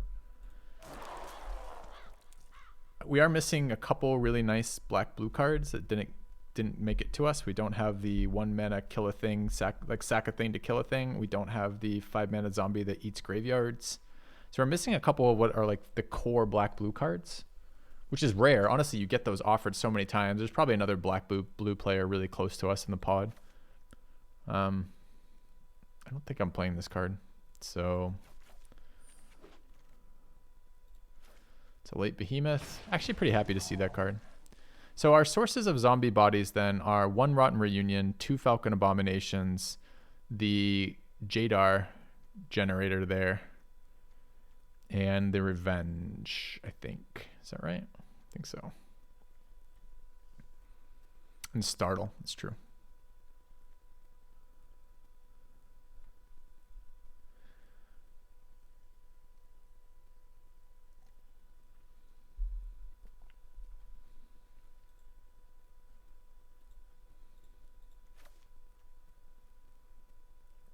Do we ever play 2 Startles? It's a fairly flexible card. It's just not great. Depends how many sack outlets. I guess if we're running both Flesh Takers, I kind of wouldn't mind running 2 Startles.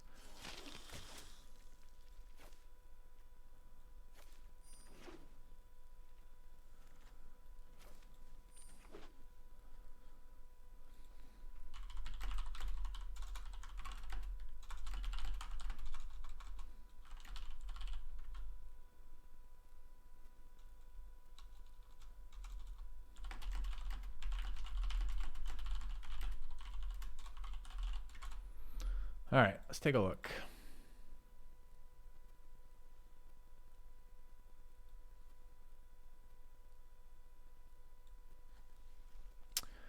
All right, so we're trying to do the, I mean, we got kind of competing themes there, honestly. We're trying to do the, I guess we could build it twice and see what it looks like each time.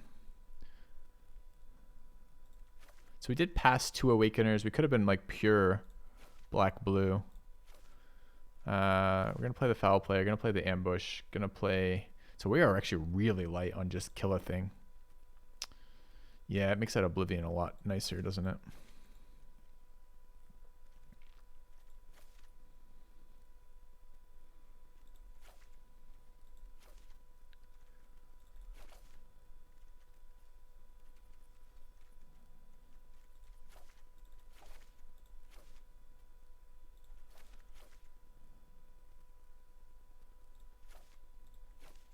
I don't know about Siege Zombie. We're playing Larder Zombie? I like Larder Zombie. I mean, this card is much better when binning things. You can bin things and get value out of them, as opposed to just card selection. We have almost none of that. So I don't know about Larder Zombie in this one. It might be a better Siege Zombie deck where we're using the tap down to do damage as opposed to the tap down to card select. Kind of looking at both Startles here. So what if we cut Larder Zombie, ran the Siege Zombie, threw in both Startles? Could run a Behemoth here.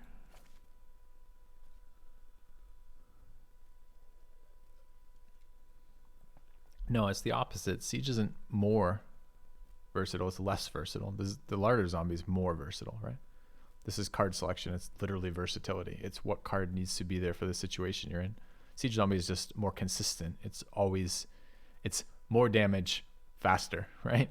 Like it's also a ping effect to run them out, but it's less flexible, not more, right?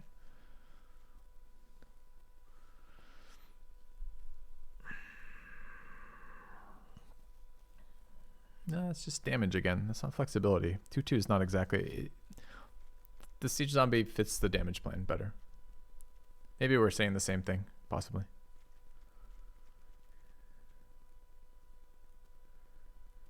So I don't know if Moon... So chat, talk to me about this. Is this considered a mana ability? What is the definition of a artifact with a mana ability? I saw a guy tutor up fucking Candle Guide with this.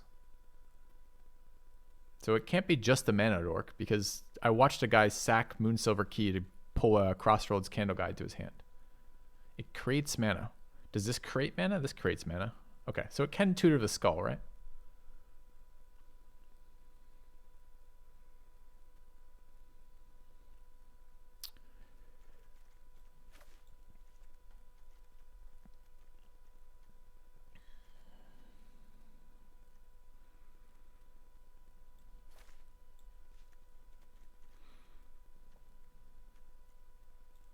So I don't have to play both Startles. I don't have to play this Behemoth.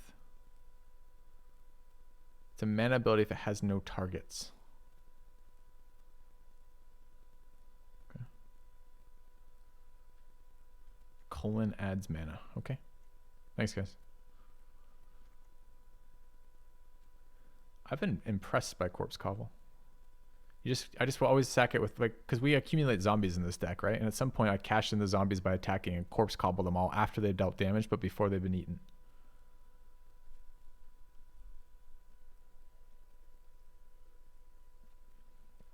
I don't think Blade Brand does anything for me.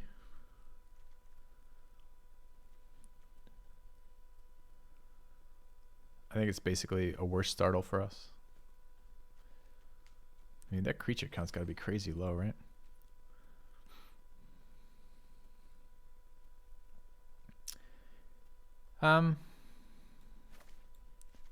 So this is kind of what it's going to cost me to run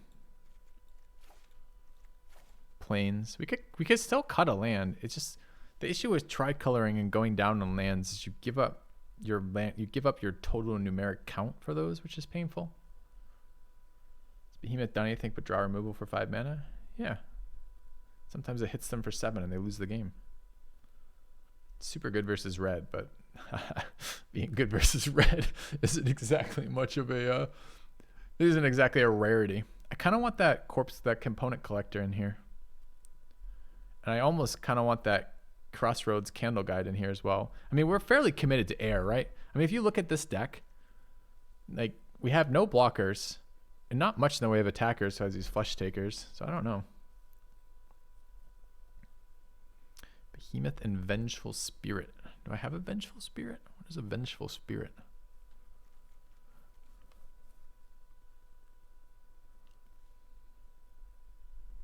I don't know if you can get power orders, colors like that realistically. I think you're fine with most of the colors in this set. You have to be a little cautious with green and red. I think it's slightly underpowered red. Green is growing on me and red is going down in my evaluation as we play it. Black plus X is a pretty decent strength combo for sure. So I don't know, chat. So we got a lot of things here. So I look at this and the curve is too low here, right? So we got a bunch of shit to do, but it's mostly on 2. And at the moment, I think a 3-4 beats us. Or a 4-5 at least.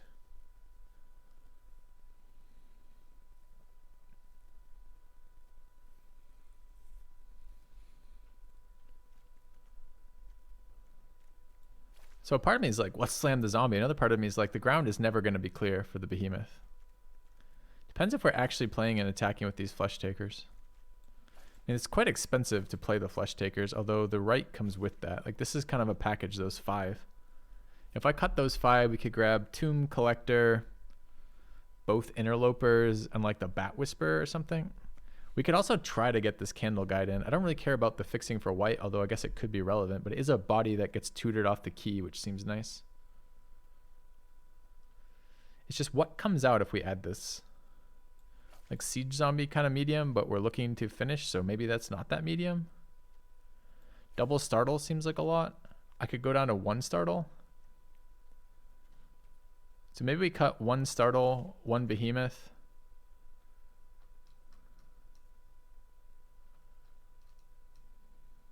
Play what?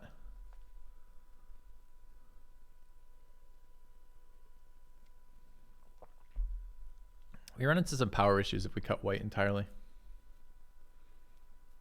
Like, this card is super good when you can actually utilize it repeatedly. So it'd be nice to have a consistent sack outlet. Rotten Reunion's much better. I mean, at the moment, if we just played like the black and blue cards over here on the left and didn't play the flesh takers or rights, we have a bunch of zombie generators and not a lot of zombie payoff. Our Corpse Cobble is basically our only zombie payoff. So I think we want to play the white. We want to play at least Rise. We don't have to play the flesh takers just because we're playing Rise, but it's a pretty big upside to doing so. Like fixing, like scrying is reasonable. Race math is nice with life gain. A blocker that's super fucking annoying to block is really nice too. An attacker rather. So maybe we cut 1 Behemoth, 1 Startle and put in some goodies there. We could try to run Cathars Call. I mean, it fits what we're trying to do. But it's just kind of clunky. It's a lot of shit that blows shit up.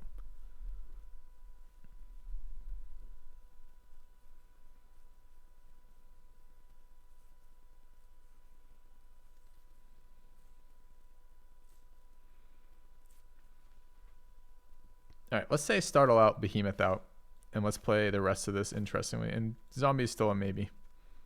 Siege Zombie. So our curve is super low.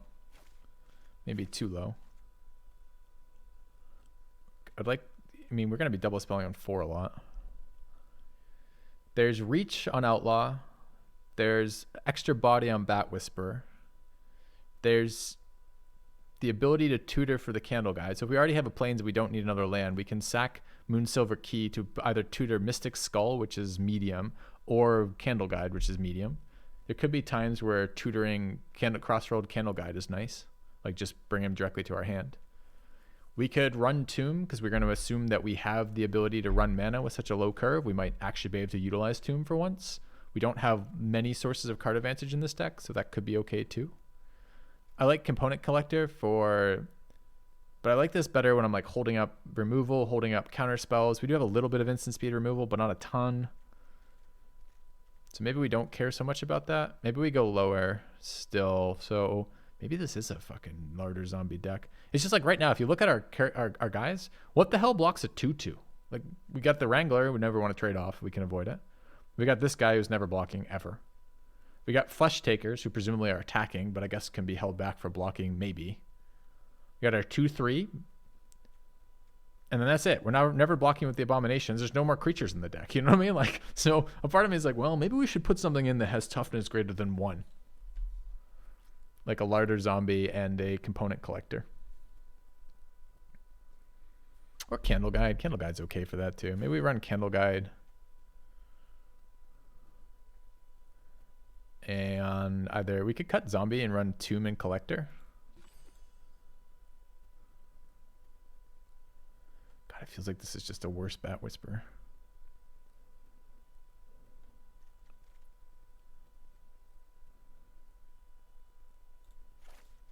Like that.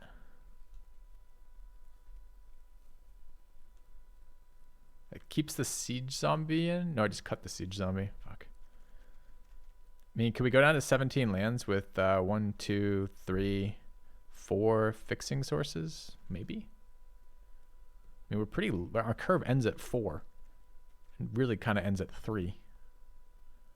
What if we went down 1 land and threw in the Siege Zombie as well?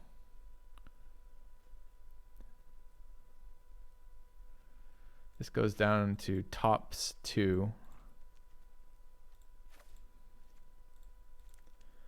That's 13, 15, 16 lands.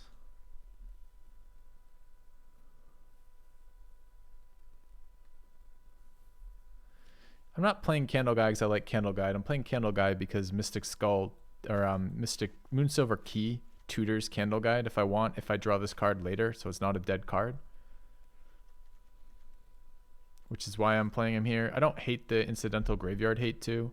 We didn't get any of the really sweet zombies that kill things.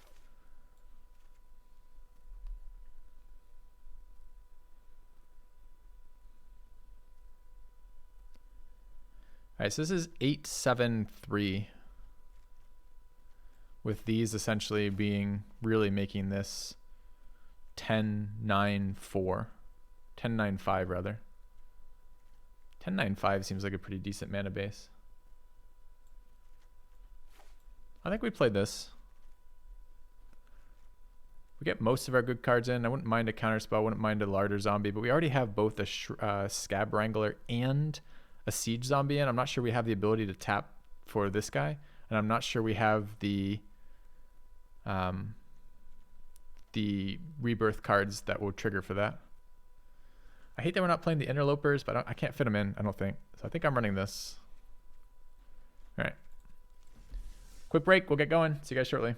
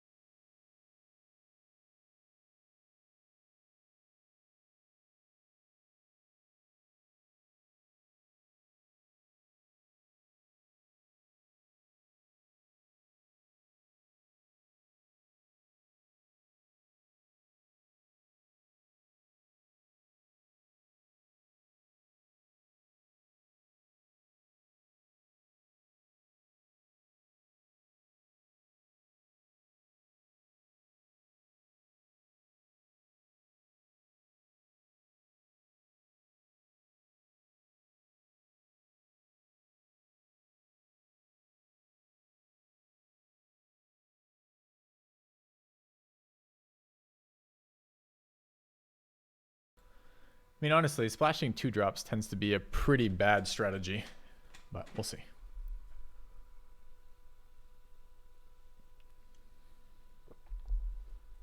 I don't know if I needed more coffee, but here we go.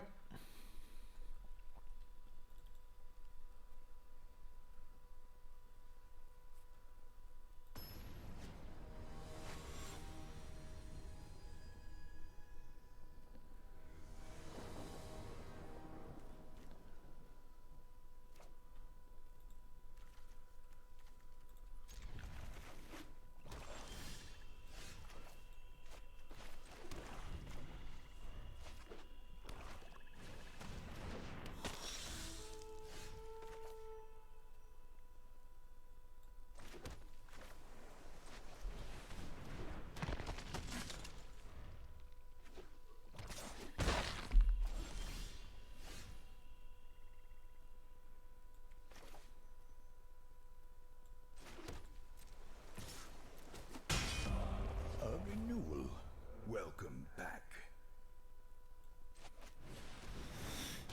Doomslayer for the 9 months. I don't know if that should have been component collector or not. We're gonna get Nightfall here. Oh, we're not gonna get Nightfall here. I can't beat that card. Card beats us entirely. We're 1 off doing it that way, right? Because it goes to our hand.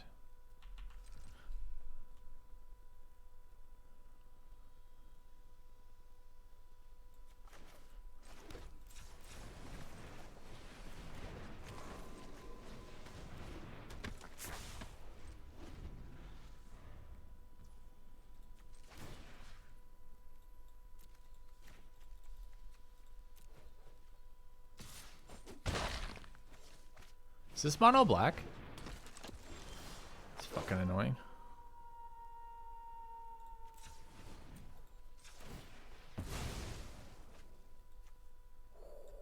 Why would you put it like this?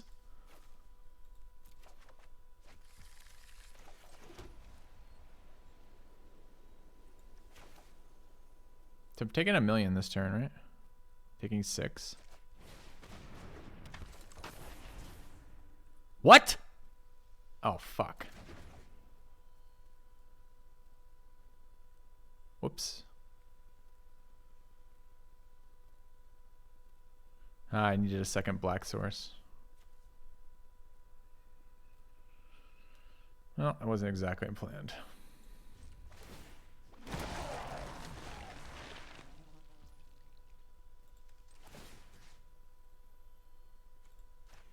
Shrinks them by -1/-1, right?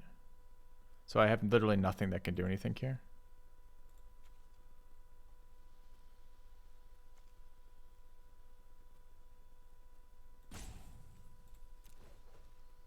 Okay. Dying at a pretty rapid rate here.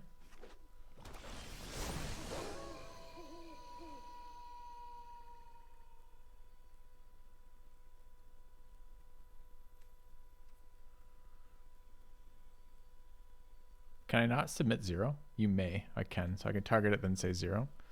So we currently want this to go to day because it's terrifying. Kill the flyer. It's good. It's our first. So we go kill flyer.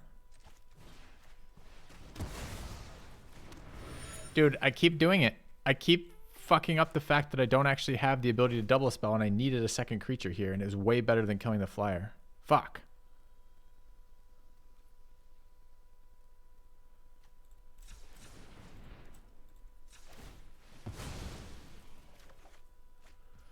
Dude, this amount of blue land is killing me.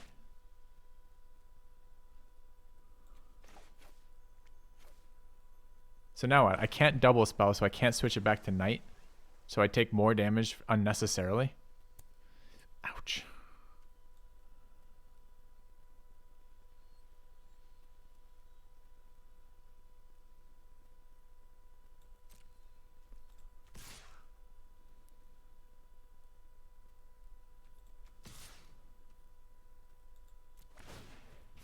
Oh, I could attack one more as well. Whoops.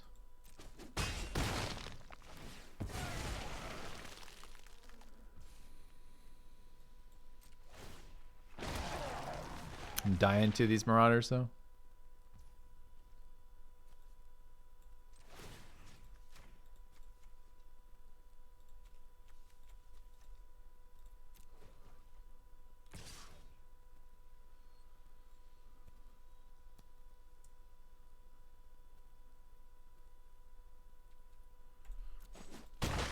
All right, little punty. A little getting screwed. Oh, he hit second color all along. Oh no. He's just been wrecking us on mono black.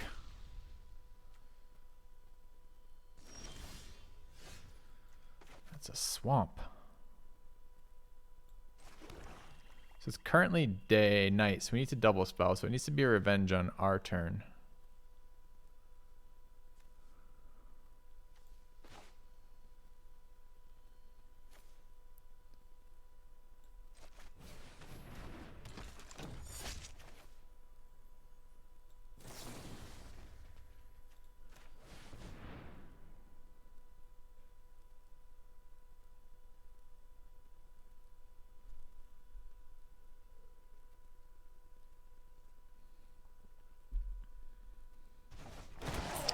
Alright, so this guy's going to trigger for 1. And that one's going to trigger. Is it the beginning of the turn? I think I got a tap off here, right? Okay, so we need 3 creatures untapped. There's 2 there plus the zombie that comes out. So we can swing all, right? So we can go here, here, here, here, here. I guess I'm dead to removal this way. Okay.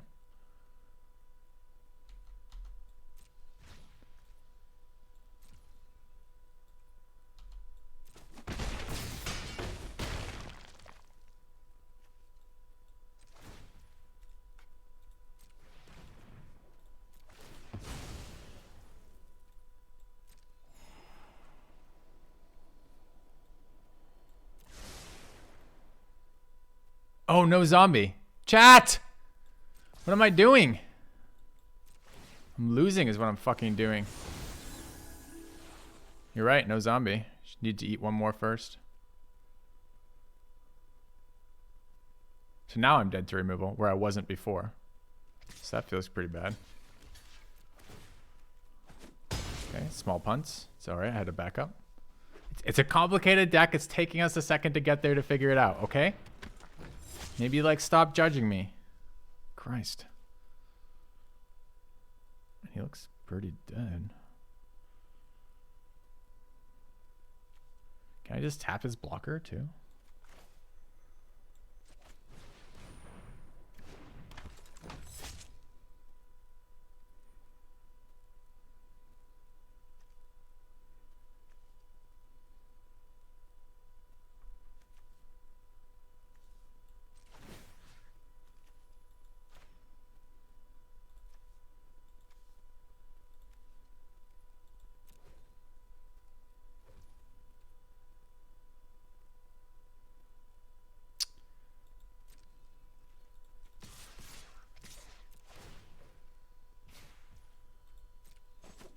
Alright, never in doubt. I don't know why everyone was freaking out. There were no mistakes. This was perfect play.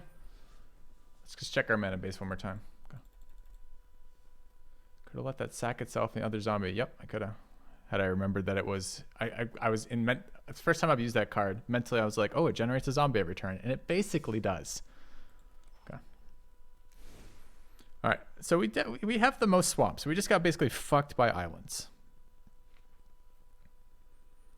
Is there ever a world in which we go down one more island?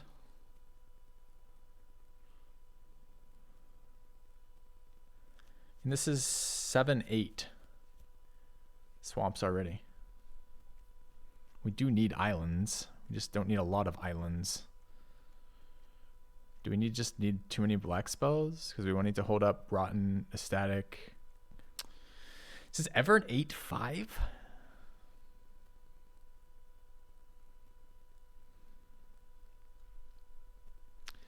So I mean, it's just a weird way to look at it, right? With these cards here, this is currently 7, 8, 9, 10 black sources.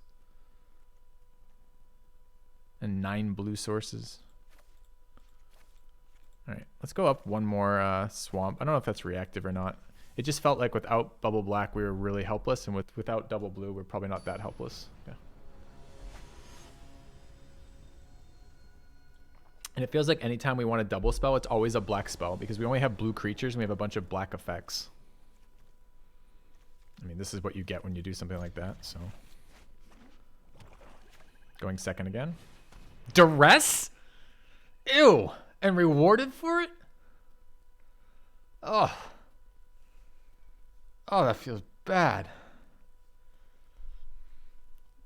Why can't he just be like everyone else who plays that card, who has to draw that on like turn 30, turn like 8, and get nothing? God, gets it on 1.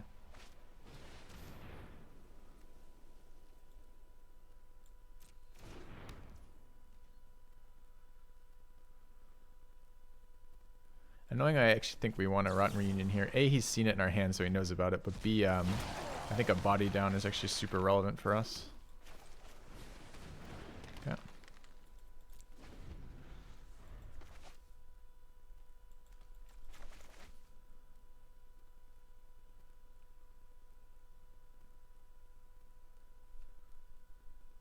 Maybe his 4 of them? Yeah, maybe.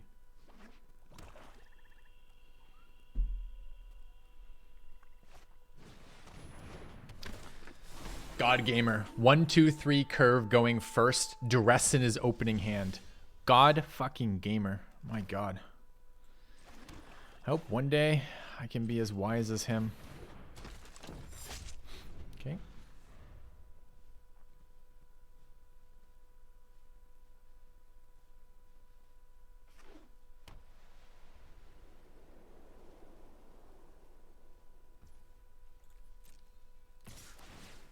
This is a trap, but I'm still doing it, so fuck him.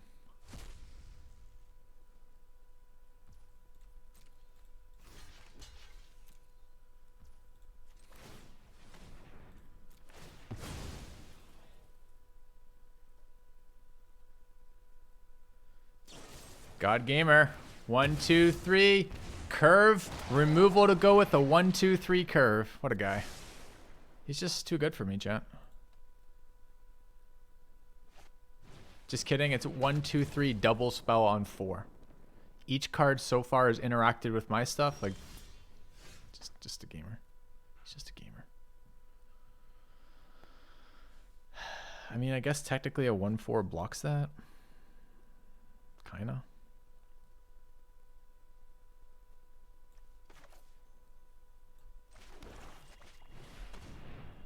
Right. This creature has ward. Yep. I can't touch it. I need to make him have it.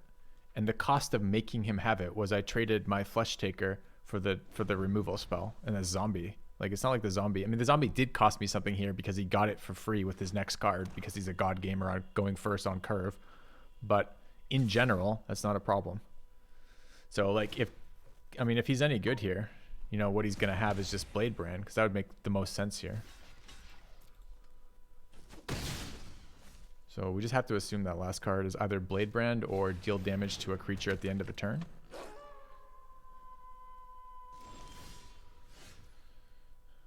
Alright, we don't have our creatures anymore. So if we convert to Knight, we can't target this, right? So we want to do this on our turn. So we want to flip. This isn't Leaves play, right? Dice. So to get our body, we do this. This also keeps it day. Okay.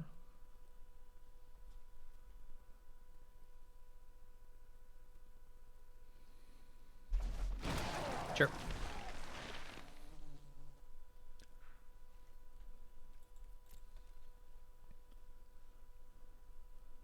I have no idea how we're gonna deal. Why? Okay, sure.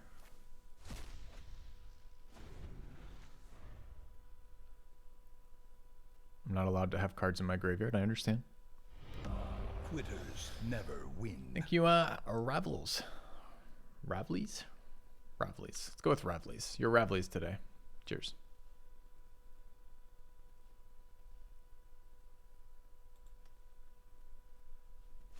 He's got a 0 tolerance policy with graveyards.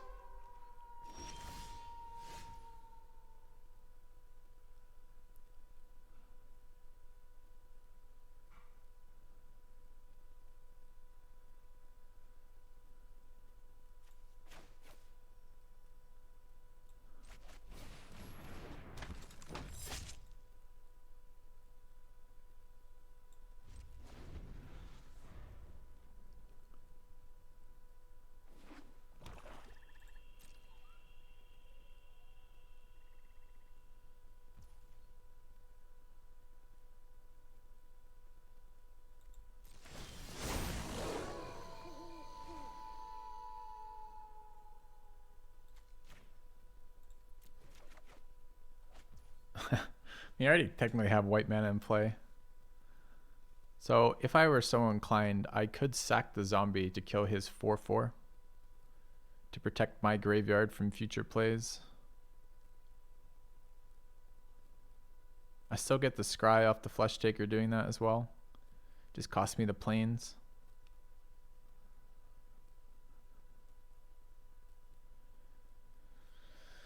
Okay, I think we're doing that.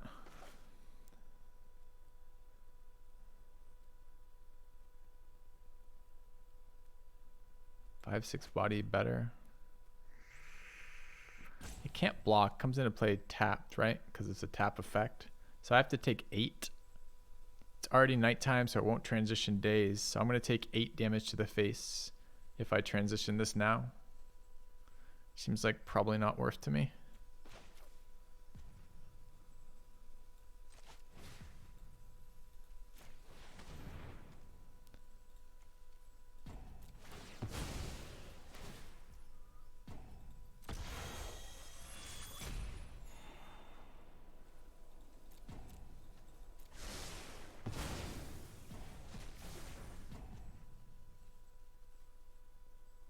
Can't block anyways. Might as well get in for damage here, I think. Am I worried about him trading the zombie in? I don't think so.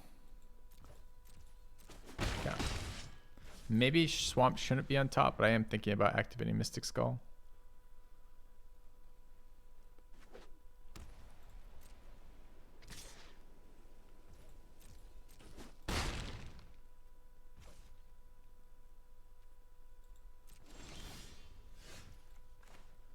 I mean, it is the worst land for us. Not a plains, not an island kind of deal. So maybe that just shouldn't have been Swamp, honestly.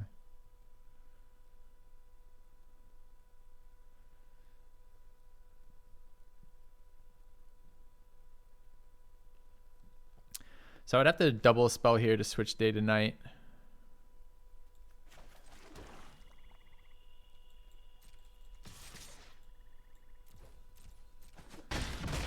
Corpse Gobble's not doing much for us right now, but we've had one of our zombie generators killed, and well, we'll see what he does here.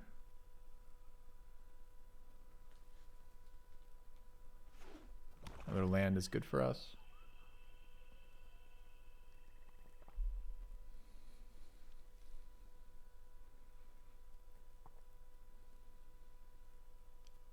Sorry, we haven't drawn a number of our zombie creators. We've been sacrificing other things already, and we haven't drawn, and one of our zombie creators was killed. So our zombie creation process is a bit behind what it would be normally.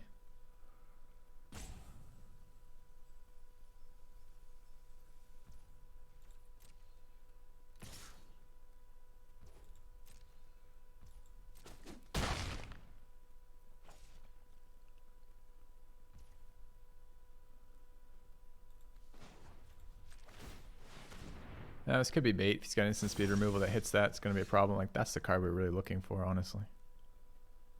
So that's fucking great for us.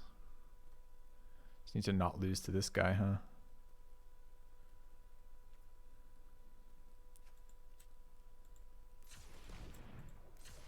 Because I don't want to swing with that quite yet. Let's go ahead and get in for damage. I guess... Am I leaving the component collector back? I think I am starting to leave collector back. We're not going to double spell this turn, although we could.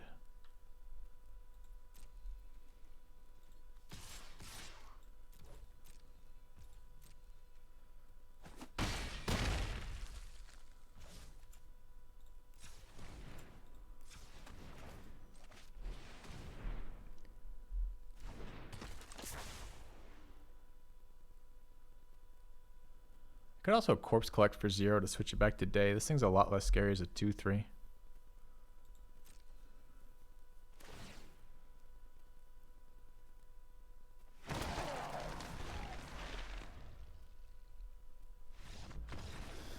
Okay. Never in doubt. What do you guys want to call this? This deck?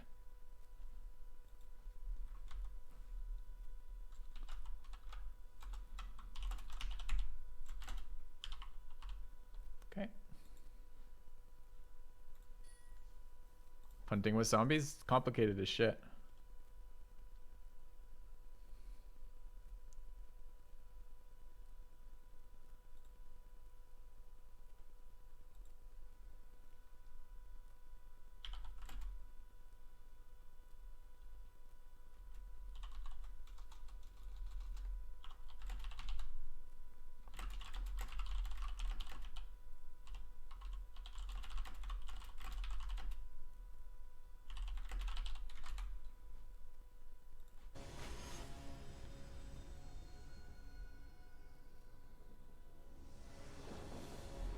Doubters in shambles.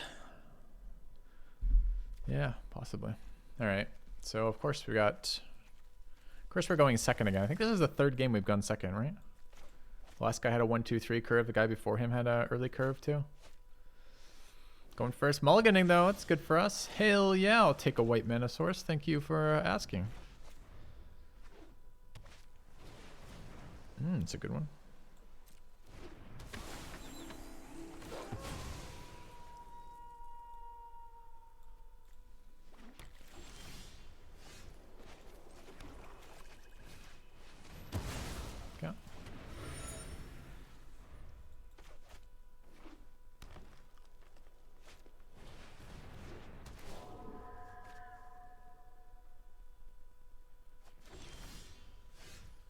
Mana efficiency here? We have double black sources for next turn, so we can Flesh Taker plus Siege Zombie. So this could just be Tomb. Could also be Siege Zombie, but it's Tomb. Okay.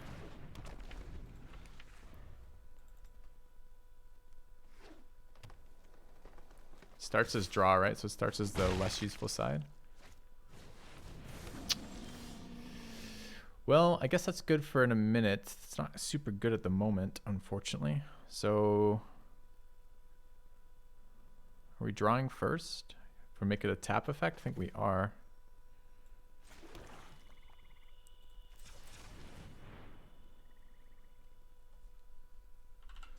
What is it? It's day. So we want it to stay day or to go night. We don't really care.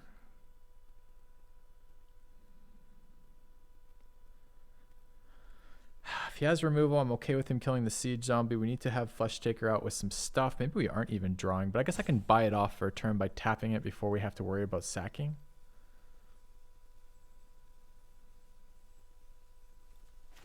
I think it's still just Siege Zombie.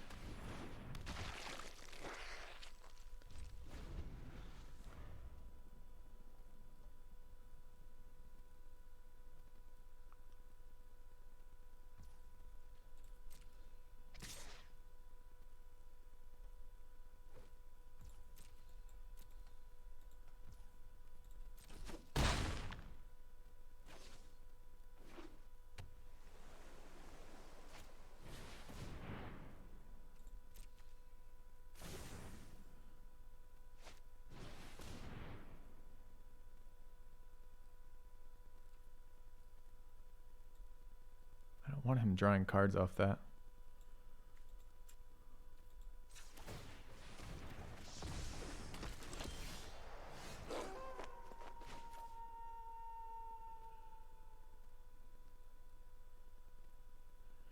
So it's how much to activate? 1.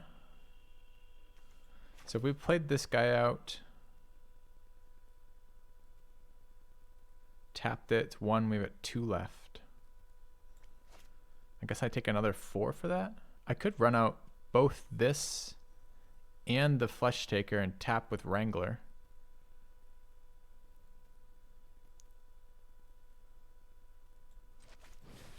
Which is a bit better mana-wise.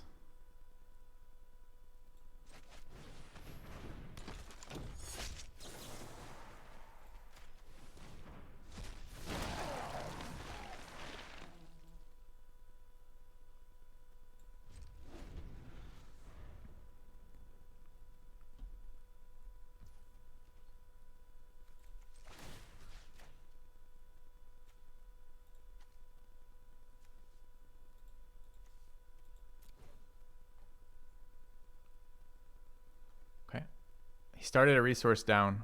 We don't want him getting resources back into play here. So I'm tapping the 1/1 as opposed to 4/4. I'll take 4 once more.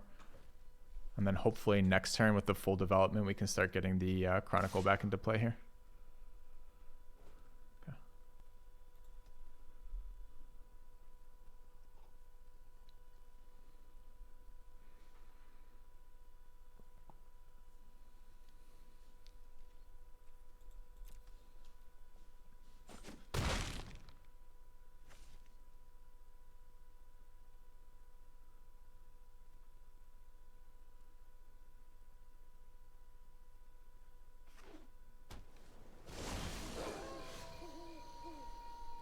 All right, here we want to have the 2 mana for the reunion because he could get to 7. We don't want him getting that second resource into play. We have 3 mana after. 3 mana is a tap, but it's not 2 taps. It's 1 to tap here. So this is 3, 5. So we could draw. We could draw first even. Could leave mana open to block with Flesh Taker and Pump as well. It's not terrible. Then we could let him attack if we wanted.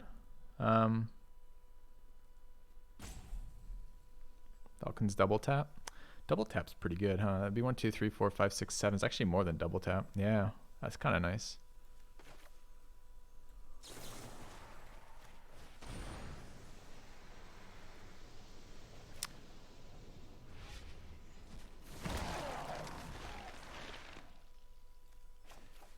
And I think I'm okay stabilizing for a turn.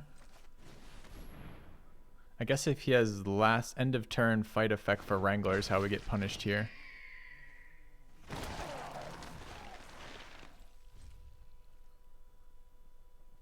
He's pretty resource starved right now. Did he have it?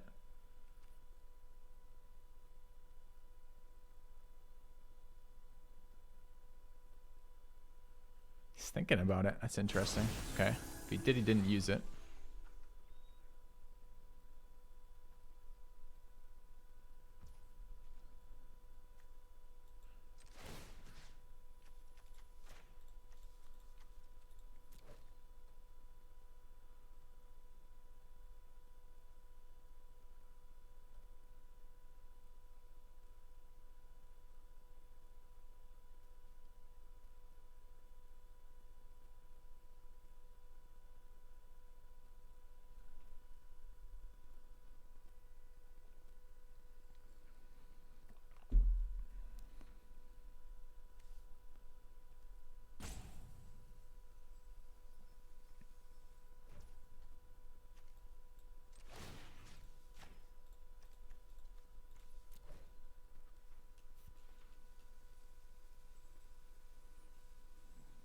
It might not be full control. It might be full control. Who knows?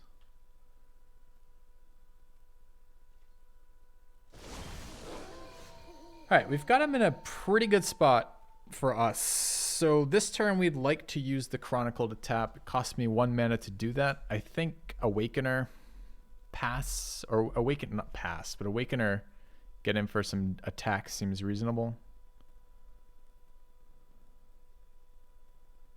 I guess I should cast it first so I have bodies on the board. And I guess the attacks are Flesh Taker and Bird. That would leave us how many? 3, 4, 5, 6 for double taps. It seems fine. Yeah. Am I sick? No, I'm hyped up on coffee right now. We also have a huge fucking body if we want it.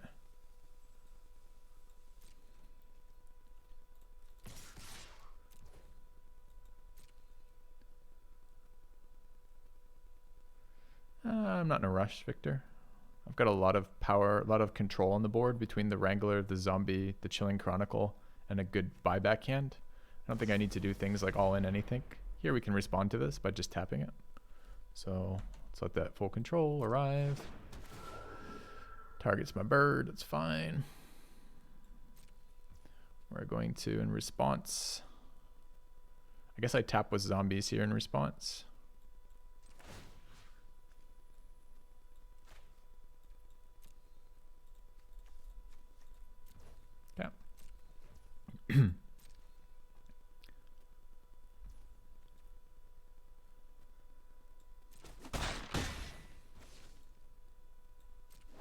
We've got to draw a tap and eat a ton of things next turn and another draw off this guy. We seem like we're in fairly good shape. So we're going to, let's take a look with this. Use white mana. Tap that.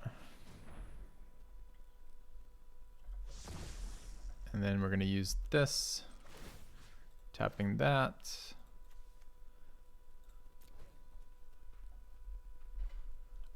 I wonder if I can kill him next turn. Sure, we'll take 3.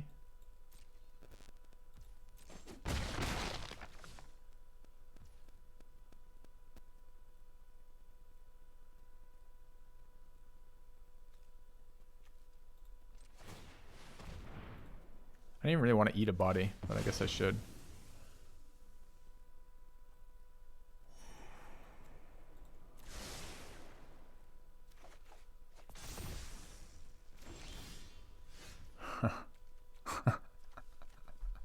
Alright, how do I not die here? So I don't have a tap this turn. If I hit him in the face, it's 4, 6, 8, 10, 12, 14, 16 more if I pump. I have to be willing to eat Jadar.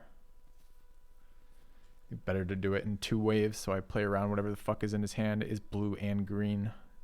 Blue has a good number of instants, green less so. Did I leave the 4/4 back?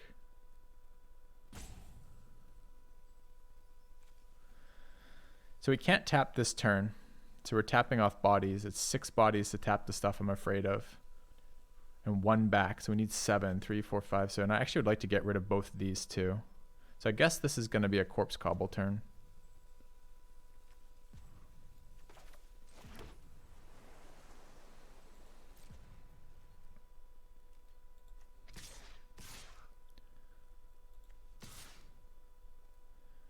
So we're going to get 1 big corpse back. This guy plus another corpse is 2, is 3. That's 3, is 4, 5. I can attack with 1 more here, right? So like that. Because then I create 1 there, 2 there. So it's... Wait. I create 2 there and 1 there. So 3. That's only 6. So it's 1 less. If I want to block the 1, 2. Do I care about blocking the 1, 2? I don't care about blocking the 1, 2. Okay, so we go in like that. Okay.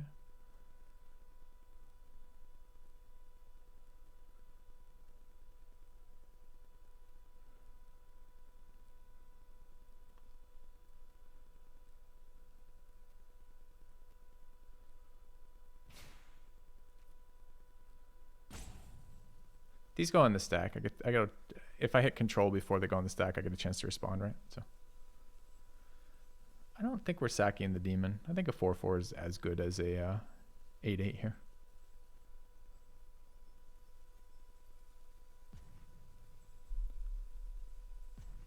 So I want to kill him next turn. So I want to go around him next turn. Spirit. Okay. It's a good one here. I could snap tap it in response, but I'm actually going to let him pick his thing here. Which means I lose the damage, but I gain a bigger creature. So we're not going to do any damage to his face here except for the 4/4. We'll corpse cobble now.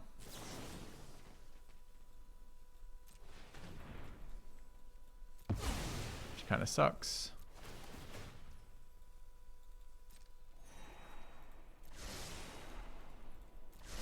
Scry 3 swamps the bottom. Seems pretty nice too. Okay, and we're going to end combat. Drop out this guy.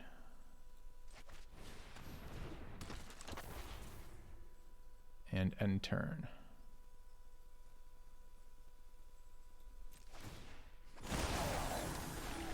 All right.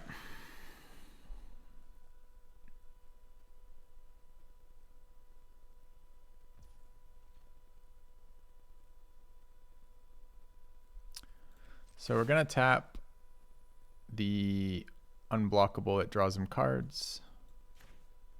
We're going to use this, this, and that. Question is, are we tapping anything else?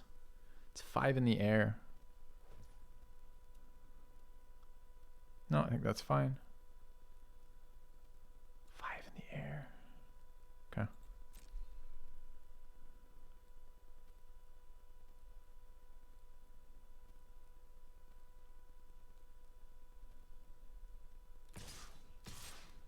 right?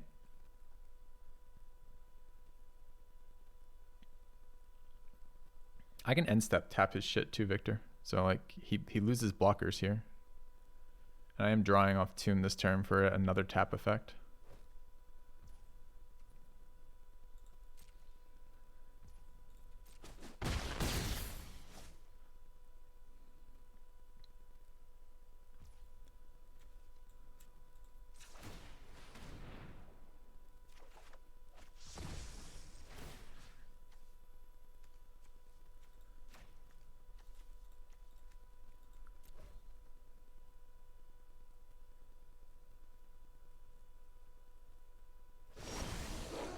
Dude, there's a fourth swamp. There were 4 swamps in a row on top of my deck, apparently.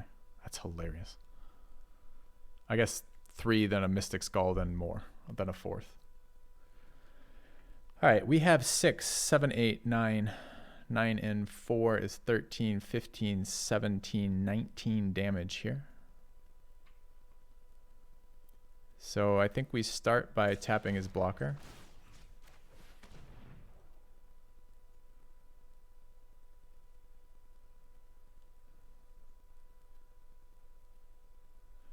So if he kills the 6/6, we have 4, 5, 6, 7, 8, 9, 10, 11, 12, 13. We eat the 6/6 for 15. So he's still dead there. Let's play the land. Let's swing all here. Or I guess we're going to see what effect he plays here.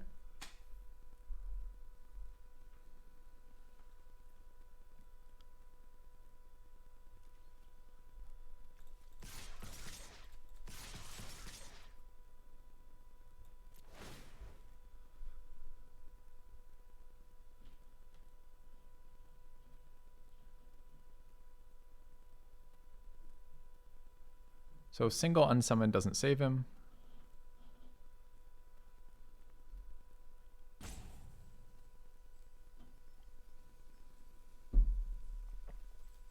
He's only got 2 cards. So 6 mana, 2 cards. Can he interact twice?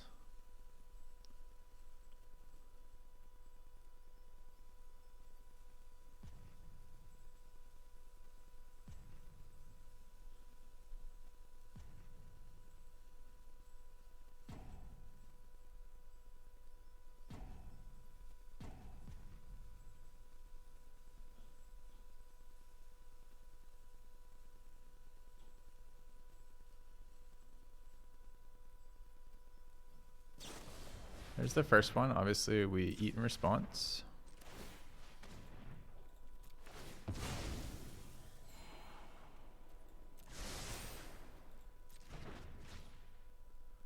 Eight, 10, 11, 12, 13, 14, 15. Goodbye. Thanks for playing. Okay. All right. Take our third win. Third win. All right. Thanks, Joe. You think Book was win more there? I'm not sure. We had a good hand. Book let us do a lot of different things. Okay.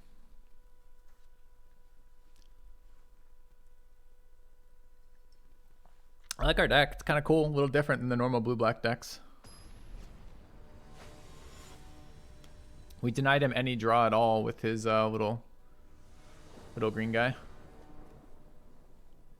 Going second again. It's, I believe, the 4th game, but maybe I'm wrong.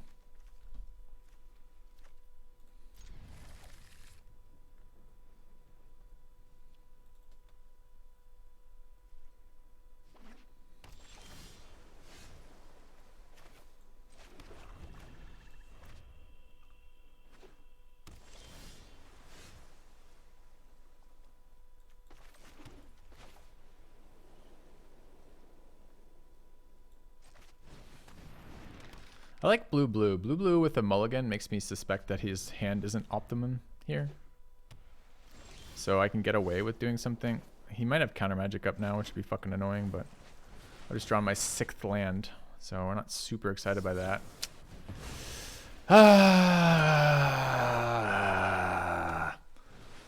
All right, just kidding. So he's got counter on 3. We drew another land into a card that lets him select cards in blue-white. So we're expecting his graveyard to get stacked up here. Let's see. How many stacks? Just the one. It's not as bad as it could be. Gets in for 2. Weird. I mean, that's a draw.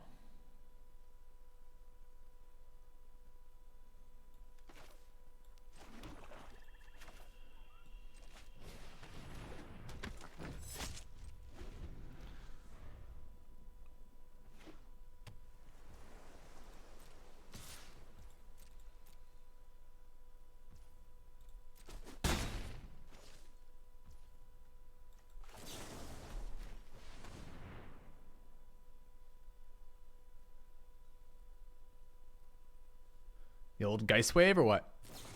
No. Feels bad.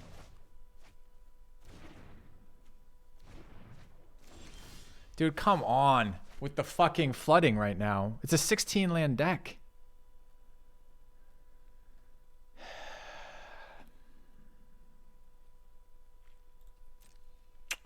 Well, I don't know how we're going to get out of not having any resources to play the game. I expect it's going to be a really exciting experience figuring that out.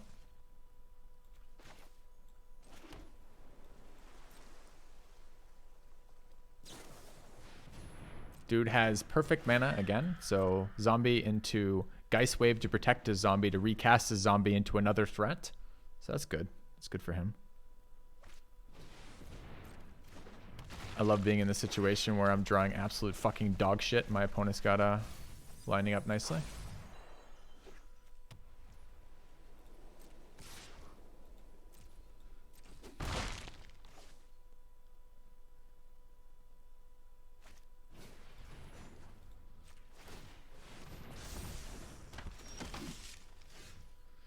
Get a bird back out of that. Don't have any zombies on the table. I think it's still worth.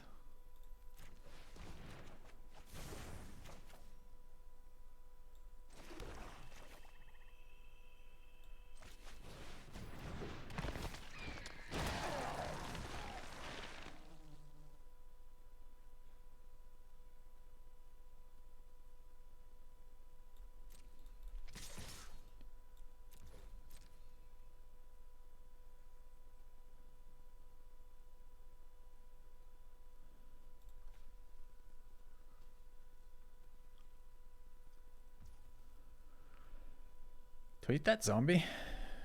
2 damage in a scry right now looks pretty nice. Then again, holding up Corpse Cobble seems okay too.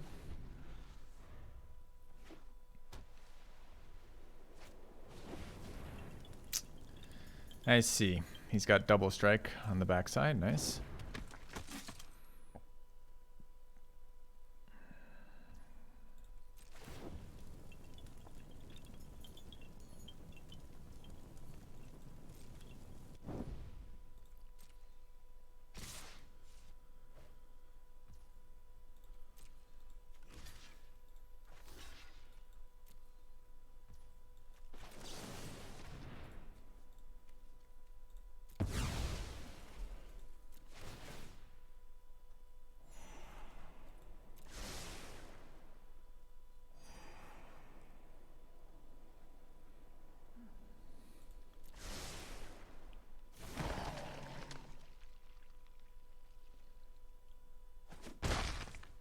I need a body. I just need it not to be a land right now, and there's too many lands in there, so I'm just gonna take it.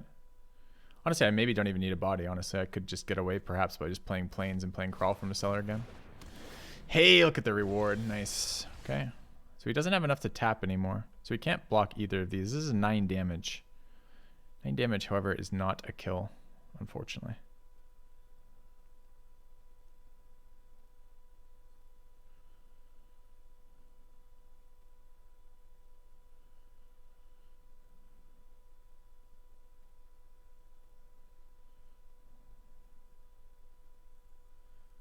Six, 9, 3, 9, 11.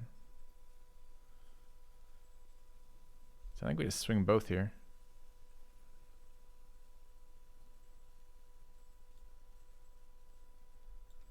Could make it 10 too. I think that's better than second flush taker.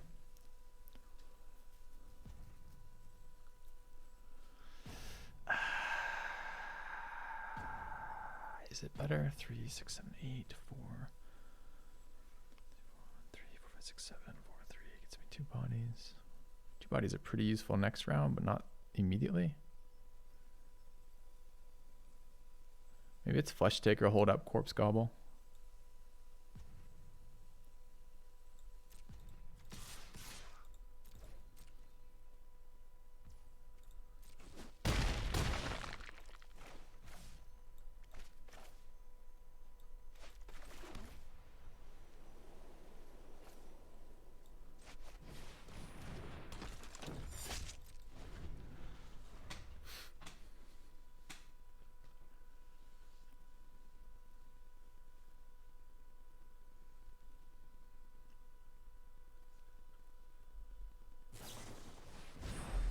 Good start if he opens with this. Yes, if I pump a flush taker, it does increase the core. It's based on the power of the creatures you sack. So yep.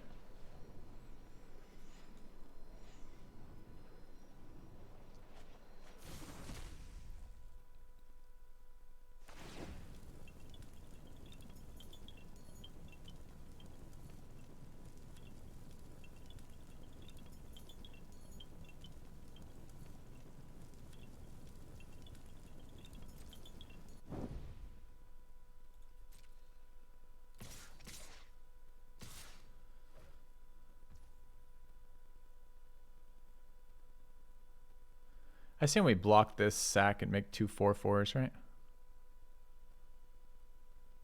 It's too risky to take it all in case there's the stupid pump spell.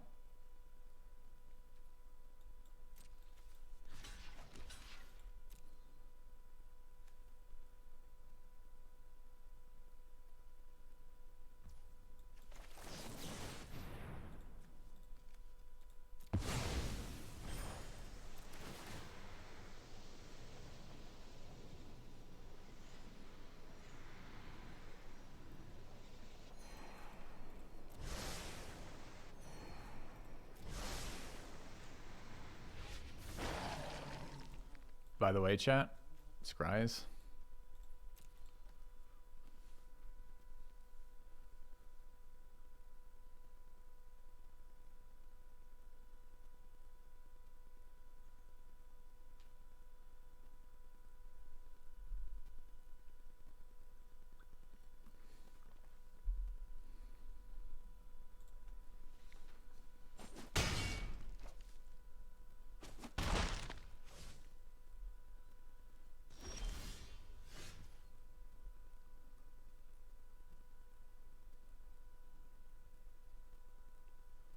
I mean, I'm never not attacking all here.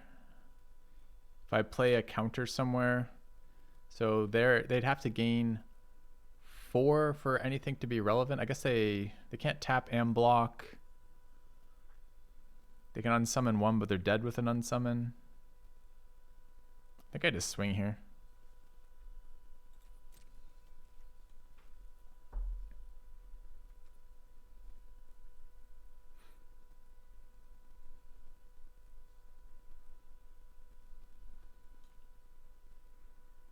Guess he could have the flash blocker. So if he taps the 4/4, this is going to be really sketchy. Startle doesn't do anything.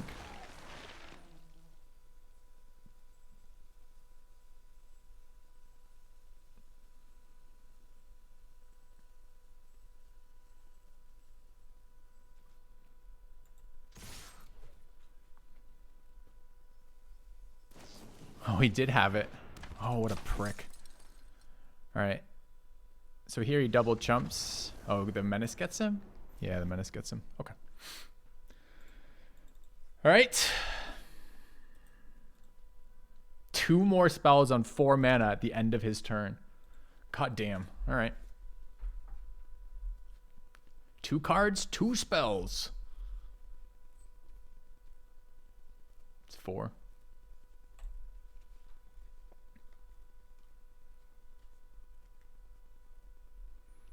You guys weren't real big on the white-black splash telling you, these flesh takers are good, man.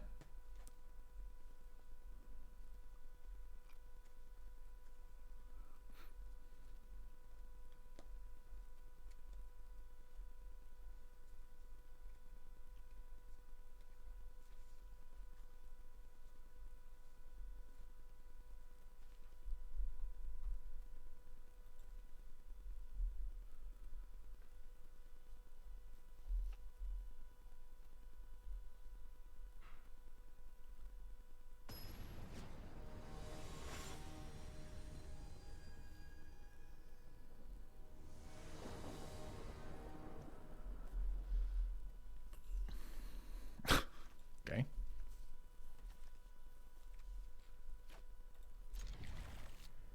Are we going first? We're going second for the 5th game in a row. It's absolutely fucking incredible. How do we do it, chat? A process of extreme concentration. Oh, second every time. Okay. No 2 drops. Take the turn off. It's a 2 drop.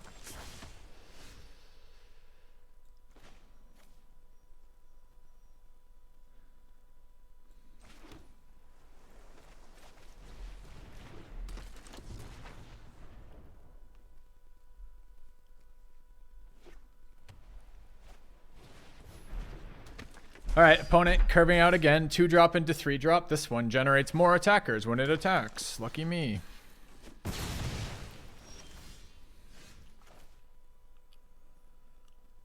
I think it's just Falcon this turn.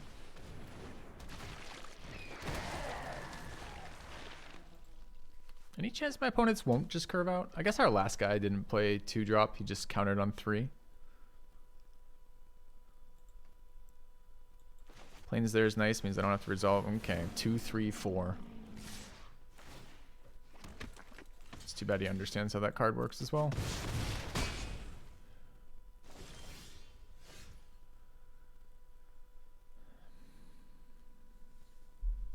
Yeah, but I'm going second, Victor, for the 5th time in a row. And 2, 3, 4 going second means, like, I'm already 6 life down from going second. Like,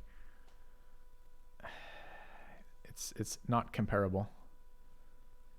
I could rebirth the Scab Wrangler and play it to have tap downs. But if I do that, I still take 5 and give him another 1/1. I could play out Flesh Taker and threaten to eat.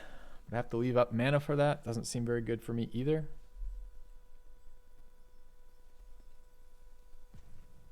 Maybe I just run out. I can't rebirth that and play out this card though, right? 1 off.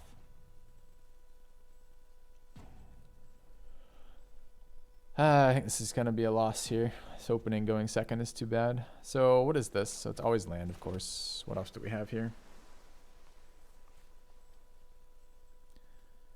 I mean, I could throw out a 3/2 and get 2 for 1. That doesn't seem very good.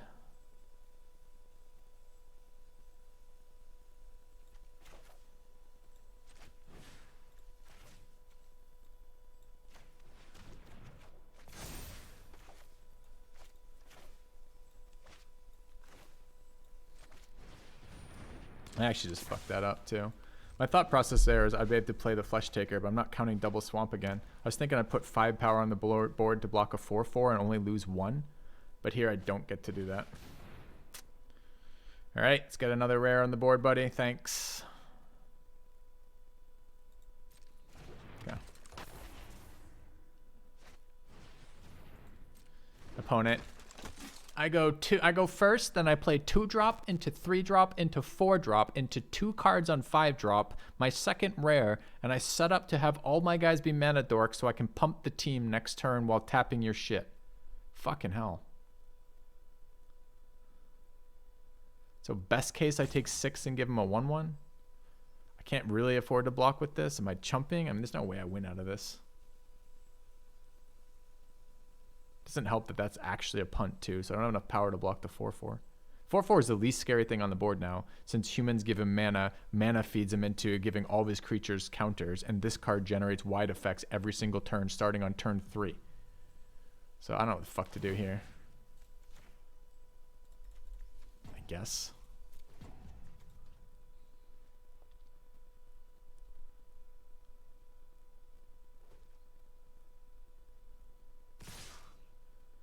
Yeah, but it's probably a loss independent of what I do. I did just fuck up last turn, but I don't know how the hell I beat this.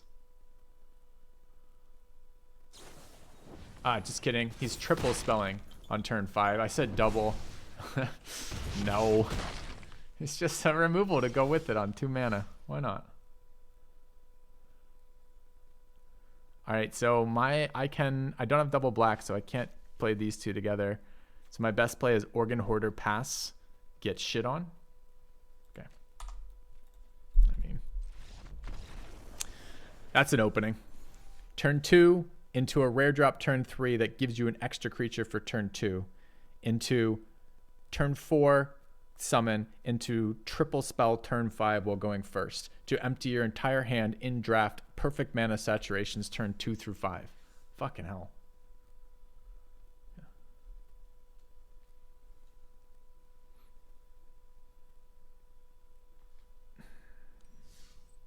Yeah.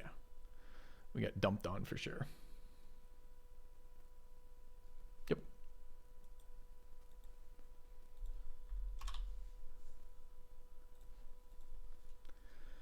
I've done that 3 times with this deck already now. Having all 4 mana doesn't mean I have duplicates of any one type of that mana, and I keep miscounting it with the Flesh Takers.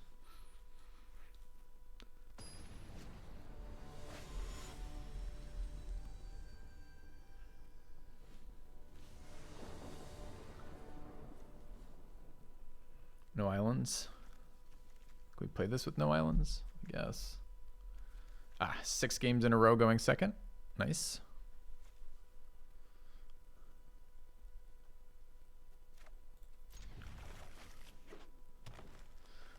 No 1-drop from our opponent? What kind of coward is he?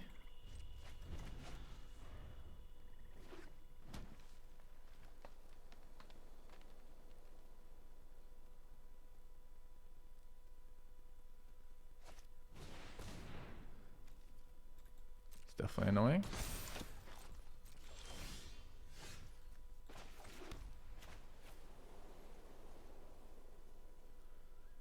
Do I want zombie tokens here? Yeah, it's gonna make my siege zombie not suck.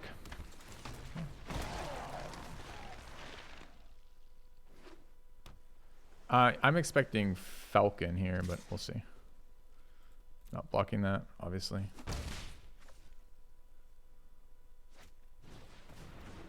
Hermits. It's too bad I have to fucking defenstrate that now. Because I'd really like to play Flesh Taker and start getting my zombie value.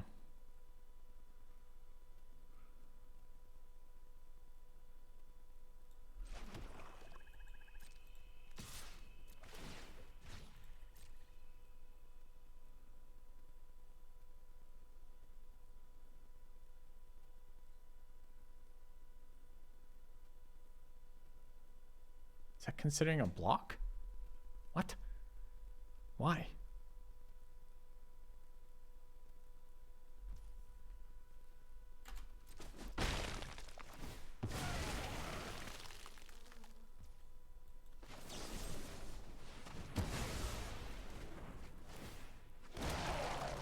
Yeah, it would have been amazing if he flipped his Hermit. Then I could have Rotten Reunioned the Hermit and cast Fleshmaker.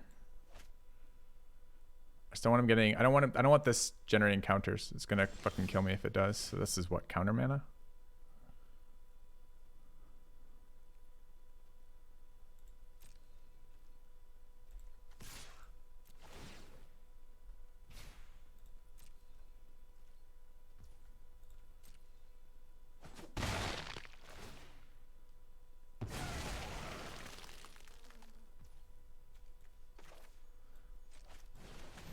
See, I would actually like to run out Mystic Skull here, but the Hermit can counter Mystic Skull, and that's not okay.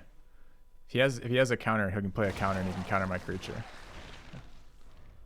I didn't start at 222. I started in the 1200s or something.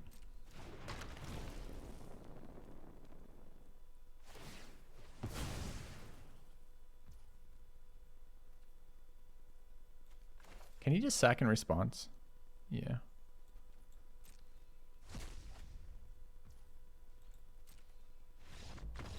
Got him.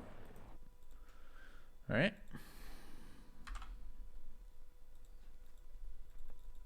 Paid actor? Well, the last guy was a fucking scam. Straight up. Forget actor. The last guy was just literally go first, win game. Good luck opponent to be part of that one. So, I don't know. Am I actually number 22 in drafts? I am. See what I mean? I should just put this in the title because chat loves it. Like the difference, I don't know. I feel like the difference in like the top 10, the way they're playing compared to like everybody, I don't know. Not even that. The people grinding for mythic top rank and maintaining that across the course of the season are really impressive. The people like me who stumble into like random, like just happen to be top 20 today, that's really not that impressive in my opinion. We went first. This is the first time we've gone first. I'm kind of excited about it. We can't cast any of our spells except Moonsilver Key, but you know, I'm excited about going first. This is game 7 that we played on this deck and the first time we've gone first. So fucking let's do it, man.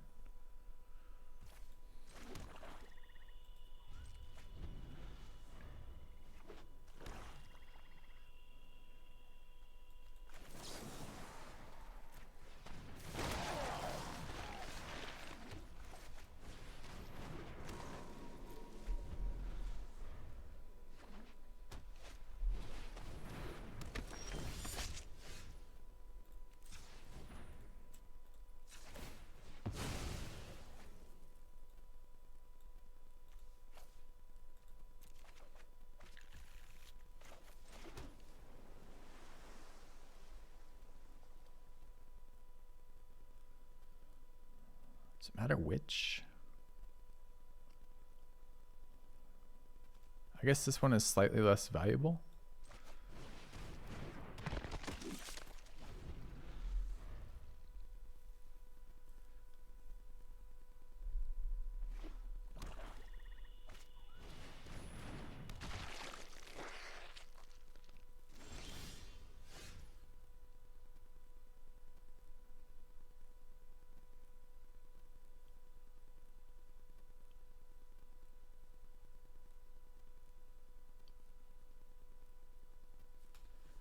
So mana efficiency is Tomb or Defense straight.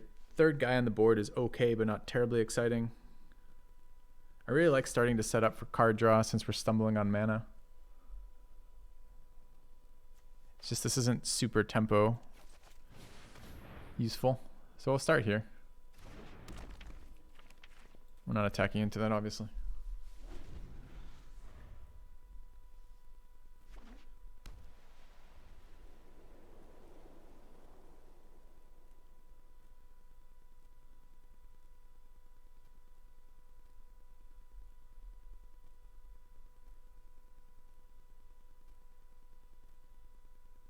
It's a zombie.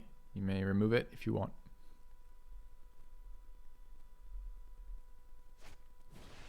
For the zombie. Hit the zombie. Zombie. Zombie. Ah. Maybe we can get that back later if we want it.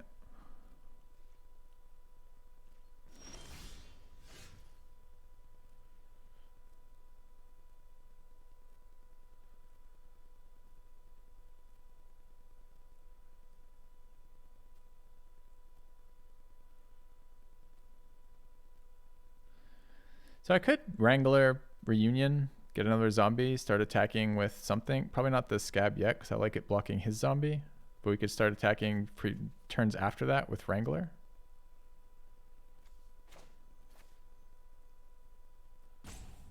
He might also be tempted to play a card that cares about the graveyard. If we get rid of Rotten Reunion, we can hit him with Candle Guide.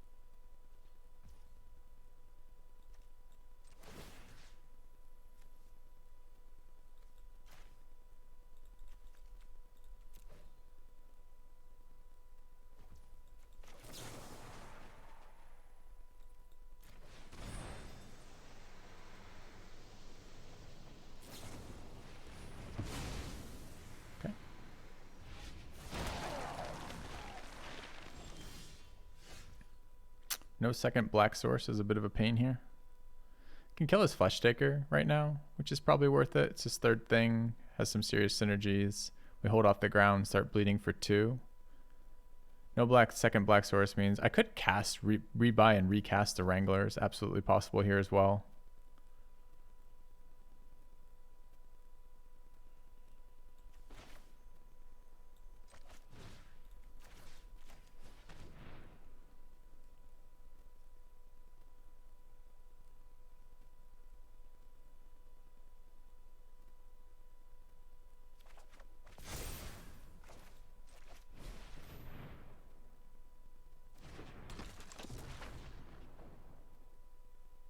The moment if I swing with Scab, I get him for 3.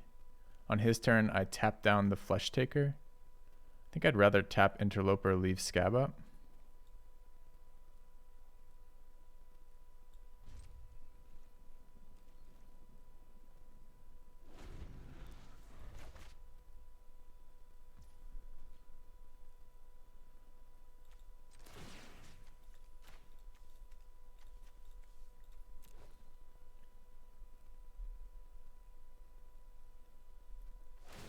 Hell yeah, tap all your creatures. I love it.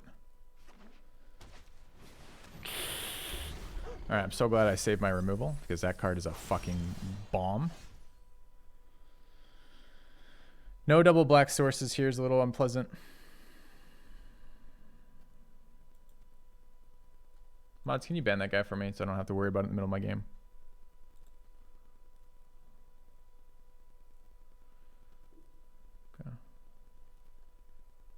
Billy, Zach, QED, Flipper, Fleet, Tom. Will one of you please ban that guy? All right. I guess we're just killing it while he's tapped out. Thanks, guys.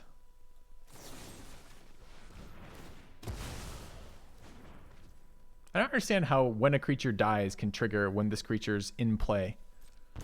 Doesn't it, like, I don't understand that synergy at all. So same problem here. We're just passing again, right? If we attack, we can't block, and we're waiting to draw out of our land screw. Sees itself leave the battlefield. That's kind of weird, isn't it?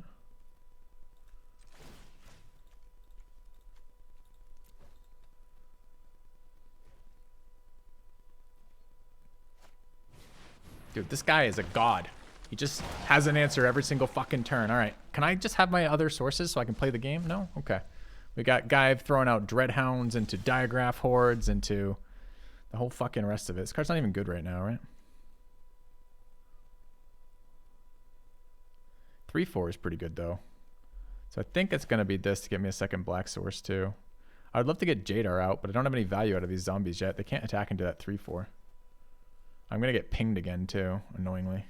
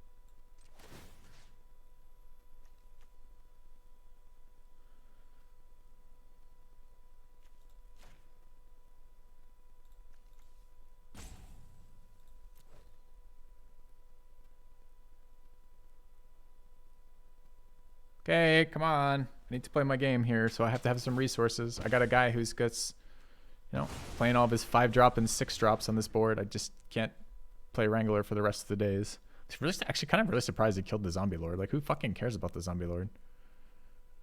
Why aren't you killing the Scab Wrangler, the guy holding off all your damage? No attacks. Well, that's kind of exciting.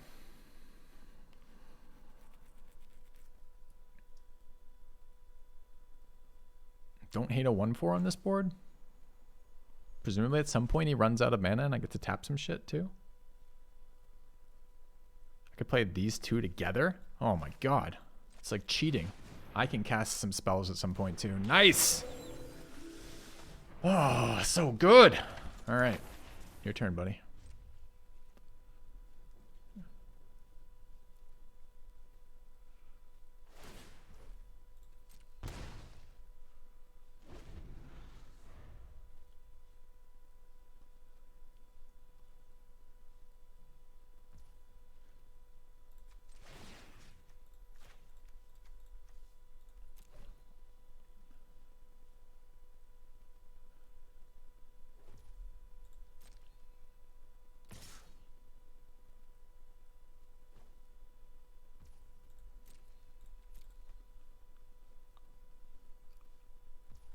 Surprised he didn't cash in one zombie there.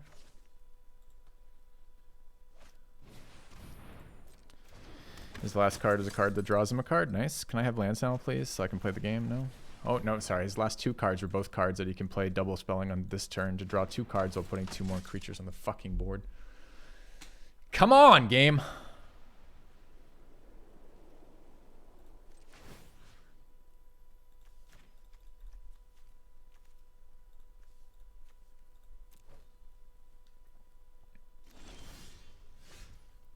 Does this get us anywhere? Either one of the things to draw a card is good. We have enough mana to double spell too. We need to use these 2/2s up so Jadar starts getting value. The Flesh Taker is one of the ways to do that. So I think we open like this.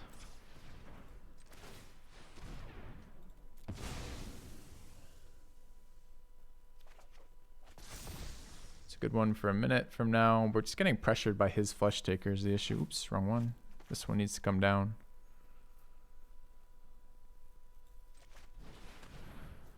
Miss Scry Trigger. Yes, I did.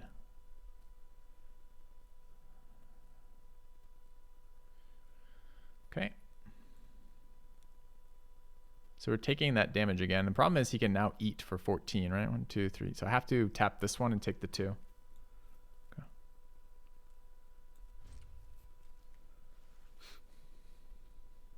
Yeah. He missed the ping off his zombie too, because I tapped a creature. He could have tapped the card I tapped and the 2 zombies. But anyway. We're not in good shape here though, because I haven't drawn enough cards to play the game yet.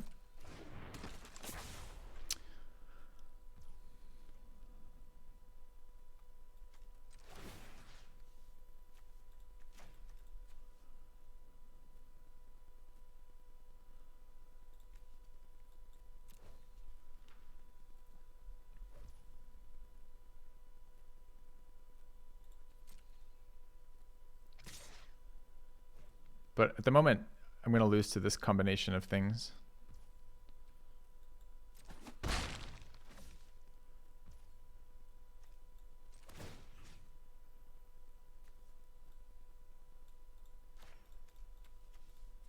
Okay.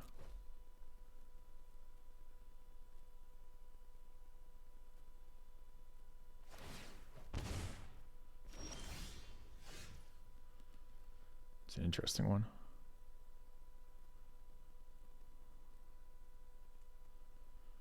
I want to resolve both these, but I need one more land.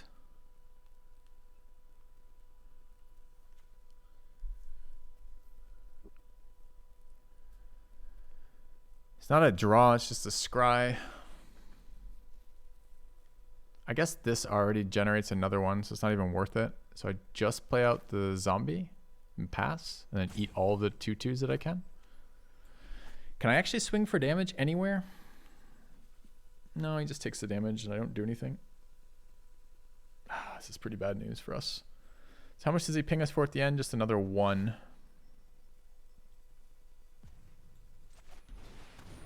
I might combo. We'll see. I'm not sure the 4/4 gets very much for us right now. But we'll wait for now, for sure.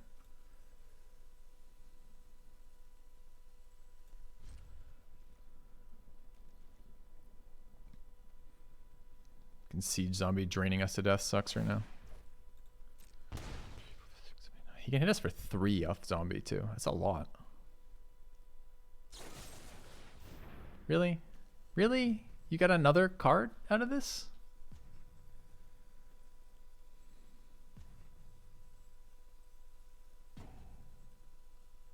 If I do this, I can't eat the zombies till later.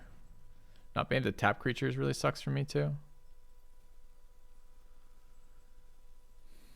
I can't tap any of his dudes right now. This creature's dying on my end step. So don't tell me about tapping dudes. It doesn't do anything.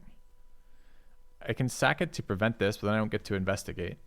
And I don't get to corpse cobble. And I'm probably going to have to corpse cobble in response here. Because probably what has to happen this turn is probably I have to block the Flesh Taker and sack.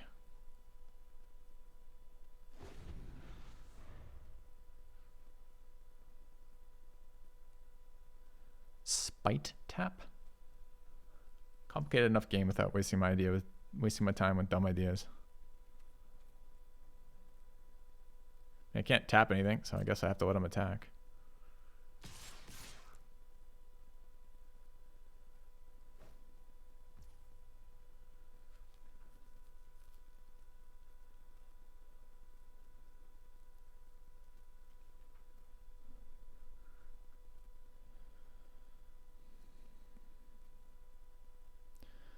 So I'm going to block the 2-2 on the 2-2.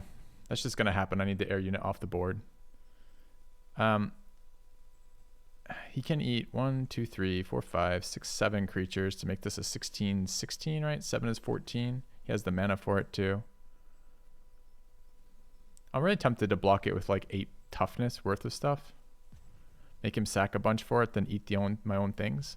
Getting a 7/7 for a 3/3 and a 4/4 is probably all right too.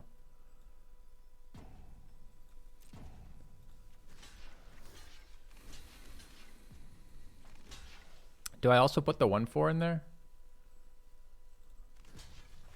Yeah. Okay.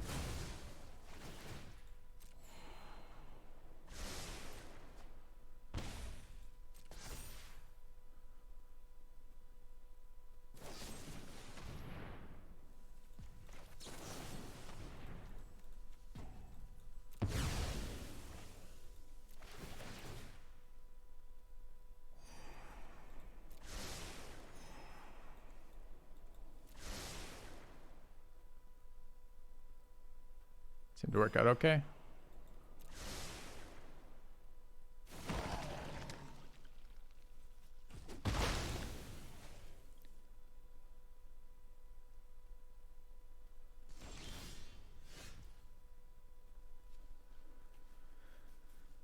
All right, so we eat twice, run out the guy, leaves 1 mana open. Not going to be up to midnight if we do that. I don't know if our 8/8 helps us. We're at 11. He drains us for 1. I think we need it on blocking. We get a couple turns out of that, though. This Flesh Taker is still a huge fucking problem. Can throw the 8/8 on front of it and eat. He needs them all to eat it. If he doesn't have another removal, that works out pretty well.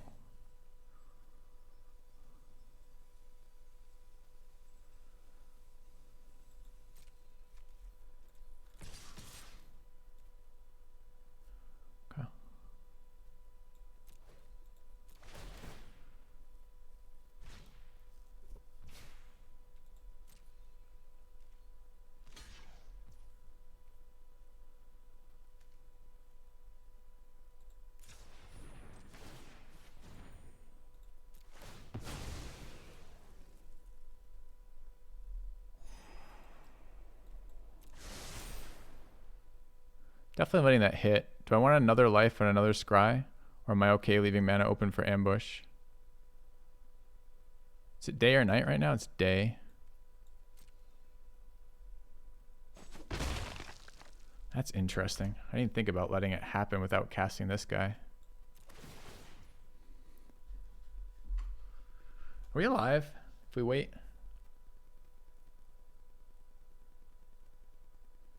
Yeah, we actually are. I wish I hadn't eaten this zombie. Shit, I just changed my mind what I wanted to do. It's bad to do that. If this zombie was still here, it'd be really good.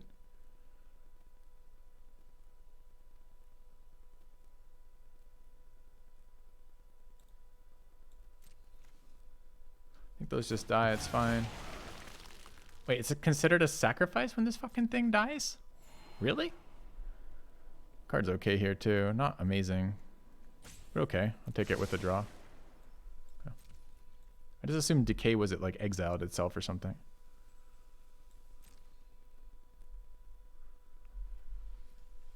That's so good with Flesh Taker. Wow, I didn't know that at all.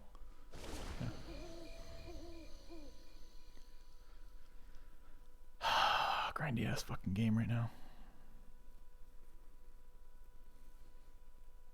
Hasn't come up yet. Probably has. I don't know. Honestly, I don't know. Eating my corpse gobble. What a prick. All right, I guess.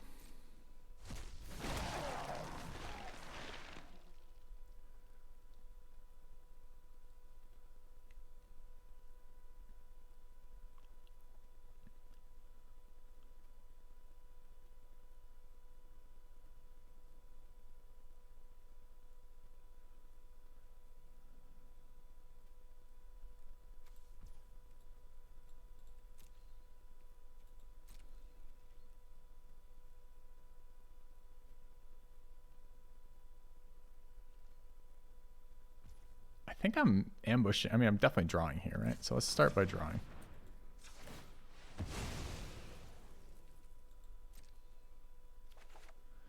I think we want to nuke the Flesh Taker here.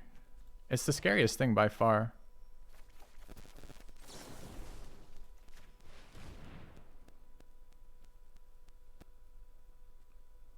Yeah, he didn't attack with it though, and this isn't going to stay night forever, and I need my mana.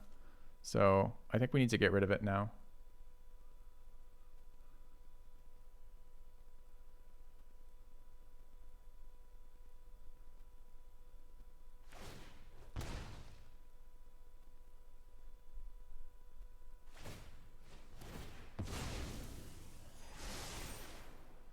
Oh, he did pump it. What did we get? Was it just a zombie for a scry? That's pretty reasonable. Yeah. Did he? What did he sack to it? I think he just sacked another zombie. That might not have been because he thought anything about it. It might just literally have been for the scry. Okay. It's currently night. Do we want it day for any reason? No. So we are definitely mana here. We could start swinging with this 8/8, but we're still pretty low. And actually, the zombie here isn't scary. So I'm okay just running this out, holding mana open, generating our Decayed creature each turn, and starting to get scry value out of this Flesh Taker Jadar combo.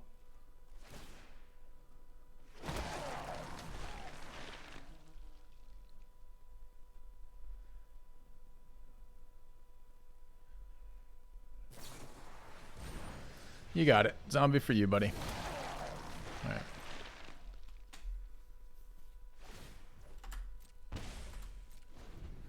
It's pretty annoying, this siege zombie. Okay, a land. I like it. It's a good start. Tainted Adversary, final card, mythic rare. Let me guess. It makes a bunch of things really nasty and gives you a bunch of zombies. Awesome. Pretty excited by this news. Fuck me, man. All right. A stack of 4 zombies with a siege zombie. That seems fair. Fuck.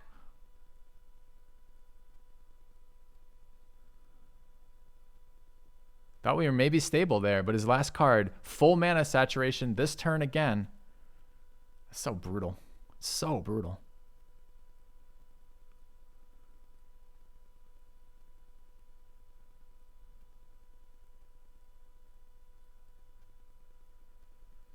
So 1, okay, 4, 5, 6, 7, 8, 9, 10. He's got 10 creatures. He pings me 3 a turn right now. Yeah, right? Put it back at the top of his deck. Feels not so good.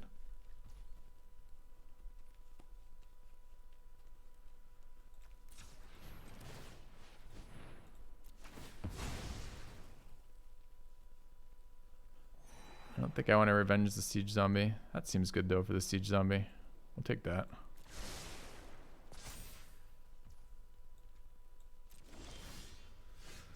So do I even survive this right now? Dude, I might just be dead, right? 8, 10, 14, 16, 18, 21. 21, he pings for 3, so I'm at 8. 21, I can block 4, 3, 2. So I'm blocking, what is that? 4, 3, 2 is 9 out of 21. So I'm down, so I'm taking 12. I think I'm fucking dead, guys. Well, I guess I can bounce. I could bounce that, or I could bounce the 3, 4, I guess. We look pretty fucked, though.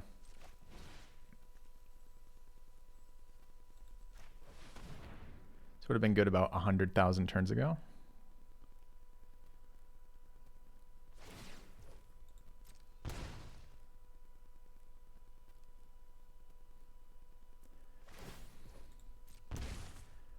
Dude, his last card had to not be a card that gives him a fuck ton of extra bodies, a huge attacker.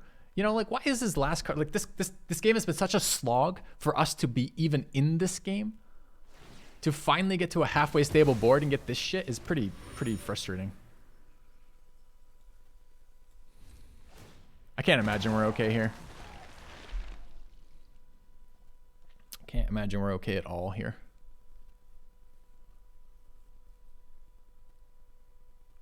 Oh, top deck removal as well.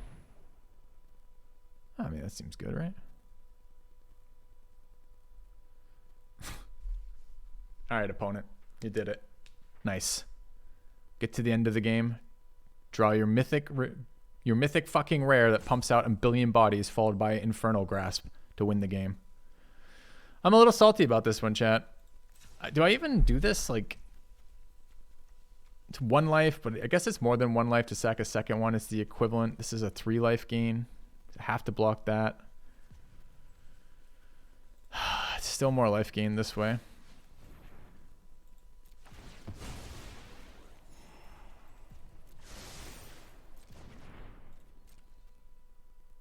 Made the better player. Oh, it's just you. Never mind. It's the better player's not going to win this one. All right.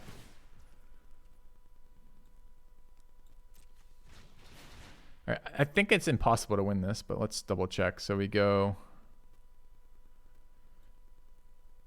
past the blockers, block here, block there. Do we even want Flesh Taker to survive? I mean, we need a 4/5 Death Toucher off the board that can be unsummoned, so I guess we don't. I guess we want to go here, then here.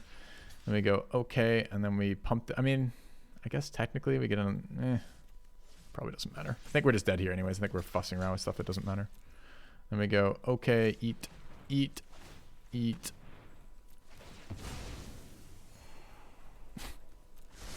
Eat, eat.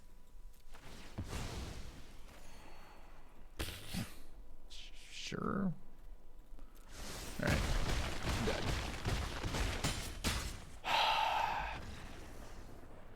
Well, perfect answers all the way along for the opponent. Like, seriously. Like, starting with the tomb and just moving on to infinite pressure for us. We even got him twice, right? We got him with the multi-block. He sacked like 4 creatures to it and defenestrated it, and we still weren't able to get back in the board from that. It's just like, just kind of unpleasant, man. It was an unpleasant experience to lose to that game.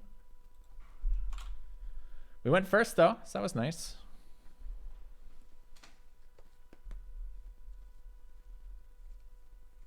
You can't imagine yourself this frustrated after winning previous games? Well, I'd suggest starting by winning previous games, and then you let me know if you find out that in the games you're losing, you're not frustrated because you won previous ones. Have you ever won any games before? Did it make you immune to future losses? You have returned.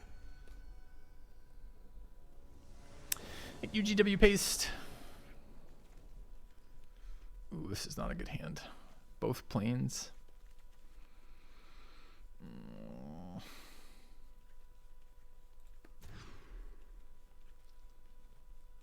It's better.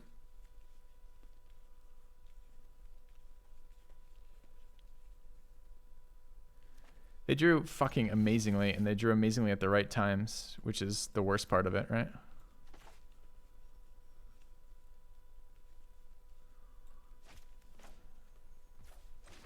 To fight so hard to get into that position, then to lose it there is brutal. All right, opponent 1-drop. Nice.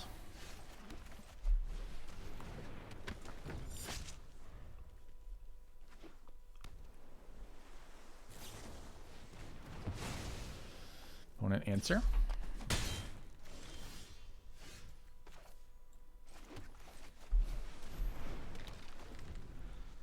One drop, 2-drop. You got a 3-drop opponent? No. Hey, took a turn off. Feels. Oh, it's probably just counter, huh? It's going to be counter into grow the thing. I can't play around it. I have to do something on this board. No counter. It's nice.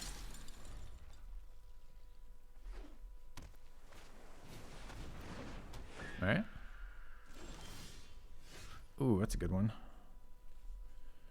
Not amazing right now since I still don't have blocks. We haven't drawn our 4th land, which has meant the rest of this is kind of painful.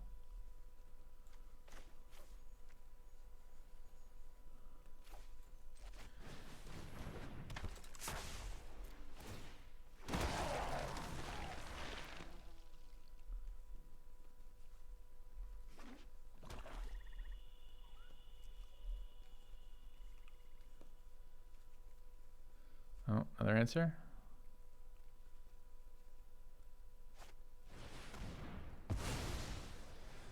Yep. All right.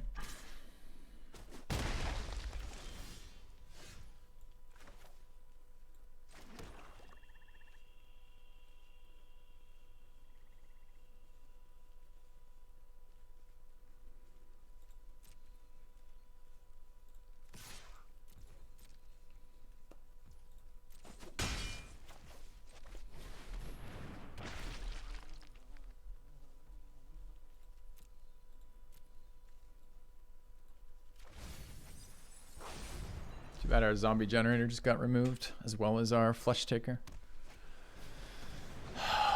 Fucking stop. I kind of hate it when my opponent does anything. I just want them mostly to pass the turn and do nothing.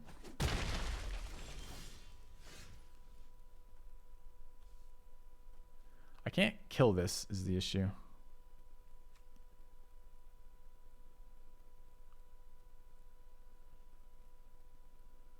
I can tap it, I guess.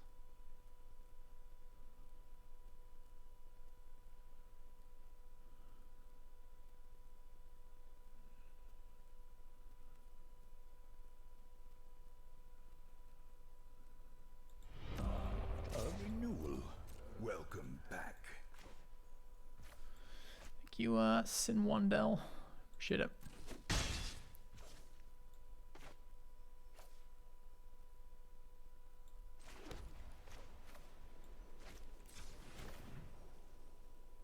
I mean, I could just hold up everything here and convert the skull, but I'm trying to tap the flyer. So I guess that doesn't really work.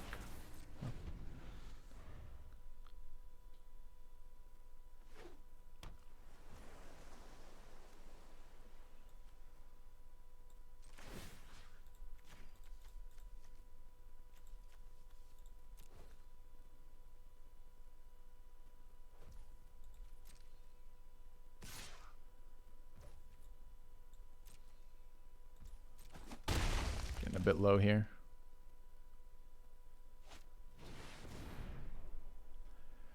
Last card, 4 more bodies. Great. Double spell, perfect mana saturation, literally 4 bodies this turn. Okay. Can I even do anything from this position? Like at all?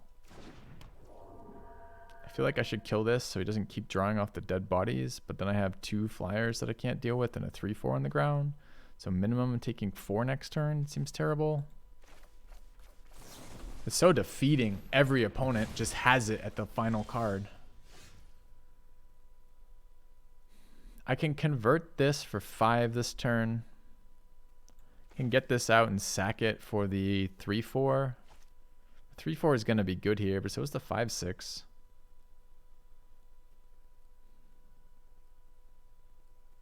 What does that even do for us, right? So let's say we...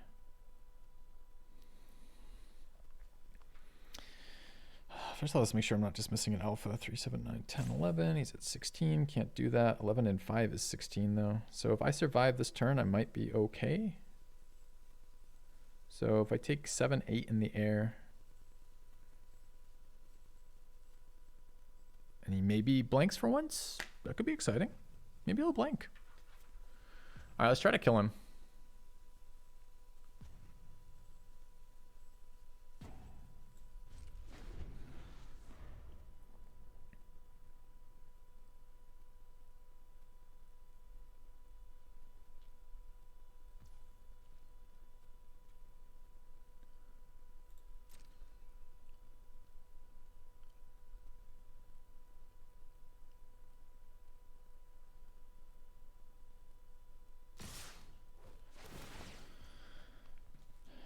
All right, so we can unsummon something here. Phantom K. If we unsummon, we can't activate the skull, obviously.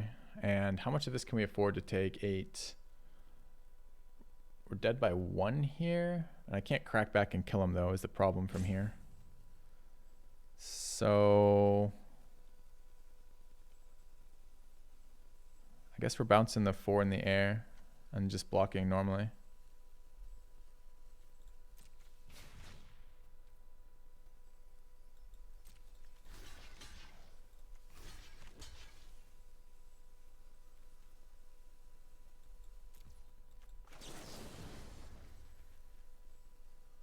So that's 4, 5, 6 going to my face. If I leave that, if I take 3, 4, 5, 6, I'm at 3. I'm dead next turn anyways. What if I bounce that one instead?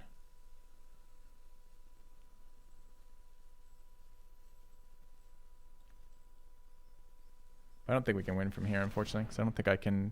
I need him not to swing all.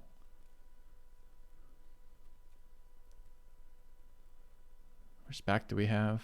We have to lose that 4. I wonder if I... Is there any way I could have taken this? This would have been 3, 4. What if I had taken that? 4, 5, 6, 7, 8, 9. I would have died. Okay.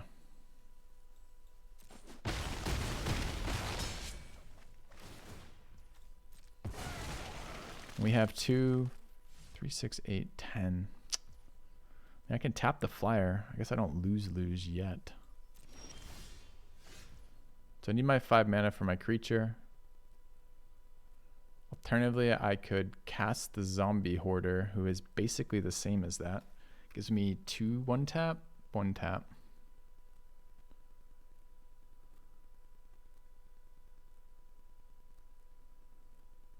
That's 1 less damage. So if I get in for 2 this turn, bring him to 14, then I have 4, 5, 6, 7, 8, 9, 10, 11, 12, 14 back if he does nothing.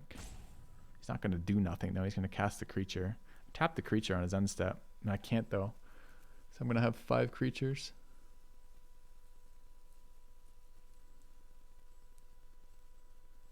I think I just have to pass.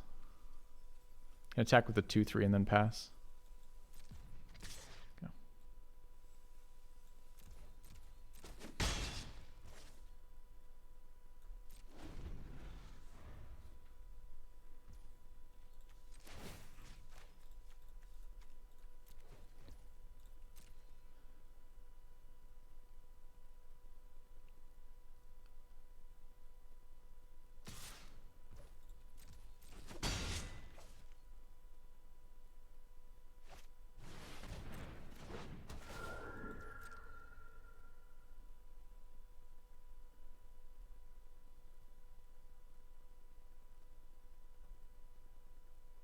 Problem is this commits to tapping 2 things and bleeding out 1 more damage.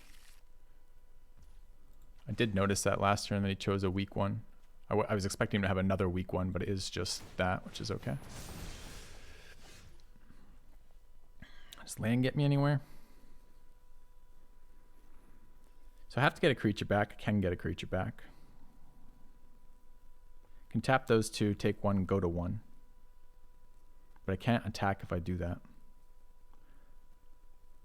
I can key, get a land, get the guy the hand, but then can't cast it because it's 3 to activate key. That doesn't seem very useful. I need to hit him, but I can't take any hits. Is there anything else in my graveyard that matters? Just the zombie.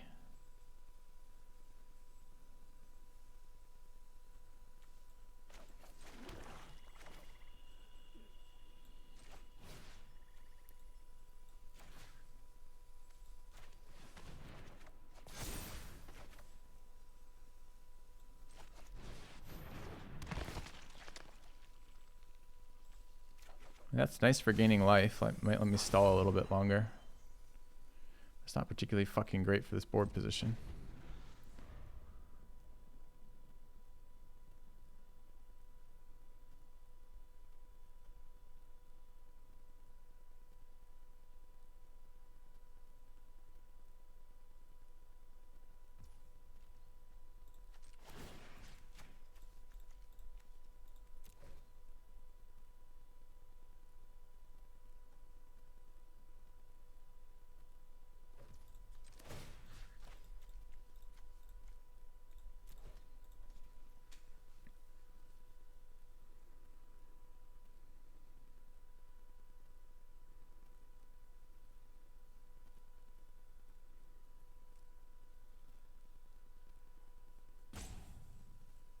Scab Wrangler is very strong in this format. And very, very strong in the blue-black zombie format, or zombie decks.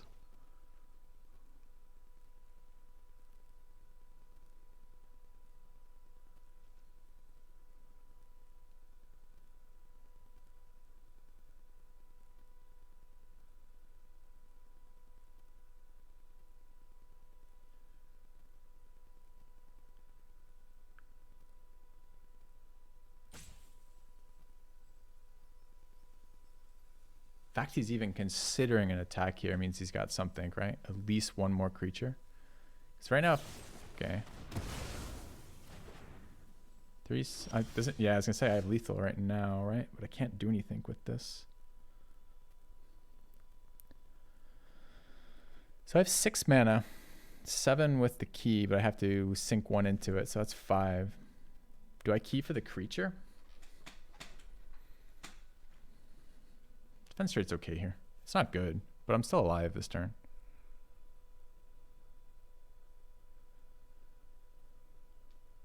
What did he kill, by the way? Killed my skull.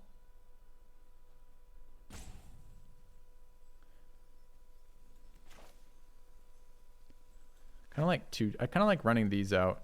I guess I get the land. Do I get the land? Do I need 7 land for some reason?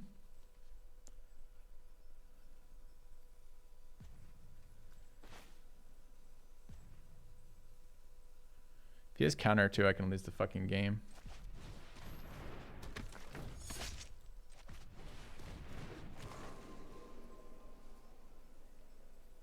This is 6. One minute, is this use it whenever? Yeah, but I have to draw it. I don't want to draw land here. I don't know if I pull the land or not. I think I pull the dude. And I think we have to pass. We have 6 for double taps again. Land might have been okay as well.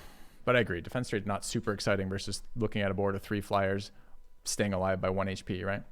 I agree, 100% there. But it's still good for future, right? What breaks the board stall? Another creature from him. This handles most creatures, although not all creatures from him. So compared to like a land, still seems pretty good to me.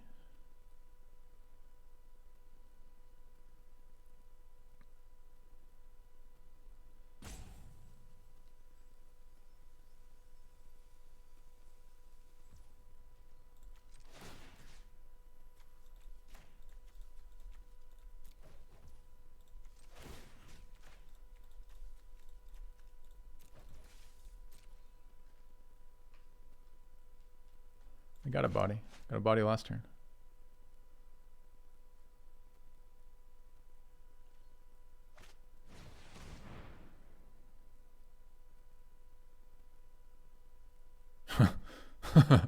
That's a bad one for us. Okay, I guess we're just gonna have to gotta kill this with defense rate. I can't sack a creature right now as much as I would like to. Okay. Interesting one. Doesn't keep us alive right now. So it's this generate startle end step.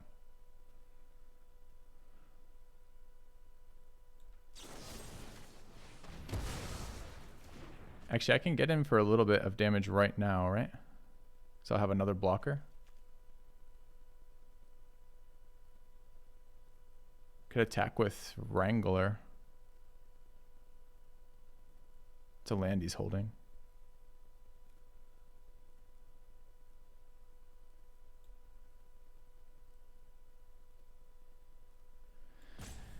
I guess I attack Organ Hoarder for the biggest attack here. Isn't he dead? Why is he dead? So blocks here, takes 2, 3, 4. Okay, if he blocks there, he takes 6, 9, 12. He's dead there. And if he doesn't block there, he's dead either way. Huh. 4, 5, 6, 7, 8, 9, 10, 11, 12. Okay.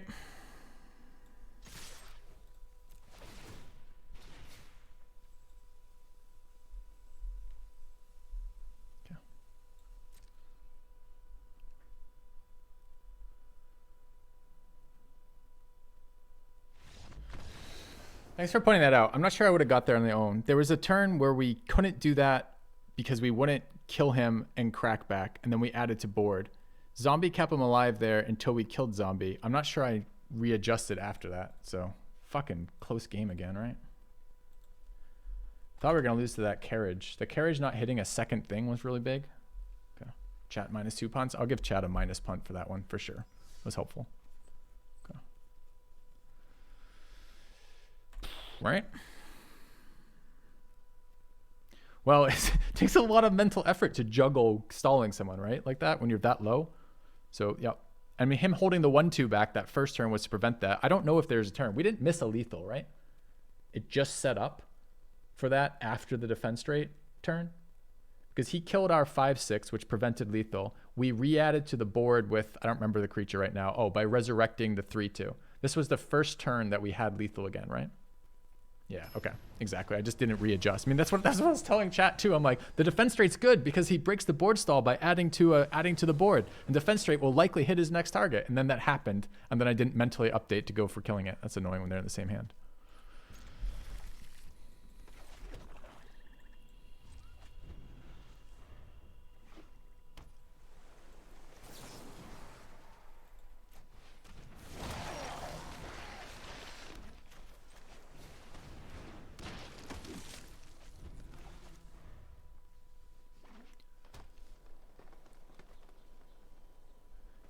Yes, key can find skull, although key finding skull is a pretty unpleasant use of mana.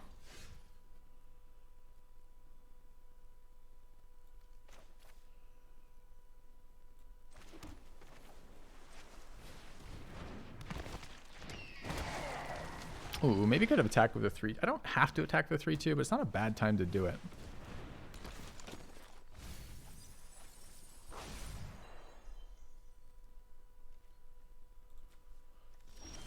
You got a card there we wouldn't mind eating before he could cast it.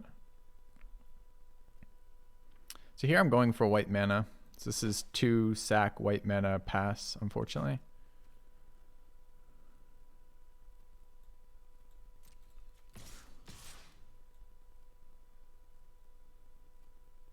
Might even swing with this one. Let's just start here though. Too bad I can't get the Flesh Taker out to take advantage of that. But it's very likely he puts something. Oh my god, okay. Now there's incentive. He can't cast it next turn, so.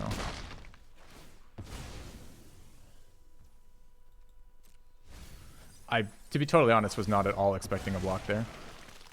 Don't know why. I guess sometimes it makes sense. The 1-3 is not super valuable.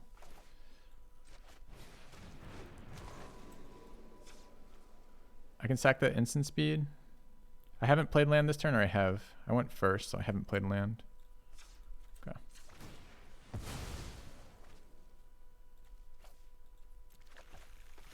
I don't know why it tells me submit 1. Am I allowed to submit more than 1? An artifact card with a mana ability or a basic land? No.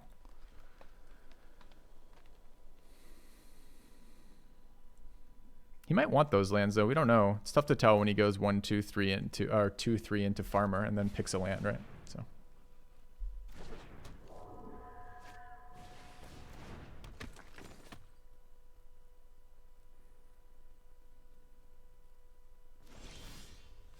We haven't seen this card yet, so it's kind of nice to get it. I'm only 1 black mana, so I can't Flesh Taker and do anything really, which is kind of a bummer. I need to eat that this turn. So Here, we're just going to go ahead and slam with the A-bomb. Yeah, I'm going to take the Castaway. The 3/5 is too hard to deal with. Candle Guide, it's too slow. Oh, Candle Guide could get that. Yeah, that's true. That's another way to hit that. That's actually a good call. I was thinking of Reunion plus Startle end step kind of deal for another zombie on the board, but I think I like Candle Guide more.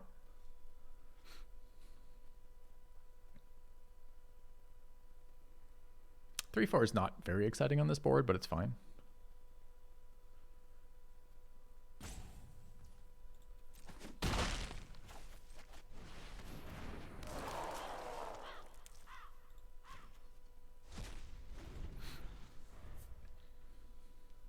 I mean, it does technically, at the cost of 1 mana, allow me to double spell with a white or black source. But not both, although I only have 1 of each, and the 2 spells I want to cast are here, but maybe. Number 21, that's right. I should update the fucking title.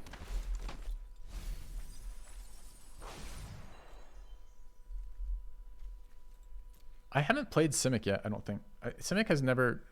The only card in Simic I want to play is that 2-drop Mana Dork. Dude, another Spirit, huh? Okay.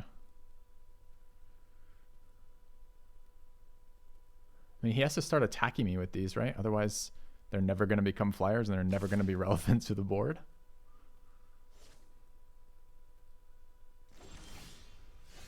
All right, so we're on 5 mana. We can, with this mana configuration, cast both these things.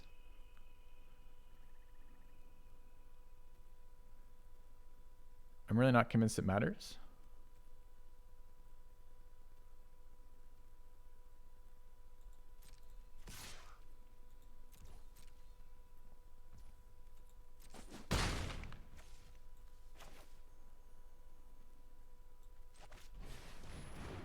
I don't think I need to rise anything. I'm okay cycling Startle for a card and a zombie token next turn too, or casting Rotten Reunion. Either's fine by me, I think.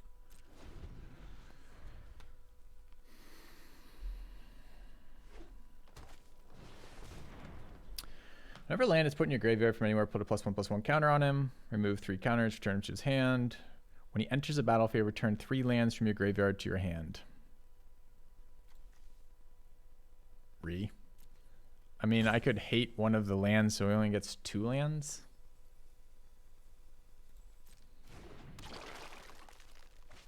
Oh, it apparently doesn't do that now. He's got a 3rd farmer to follow it up with. Okay. Just don't hit 3 fucking lands, we'll be fine. 1 land. Okay.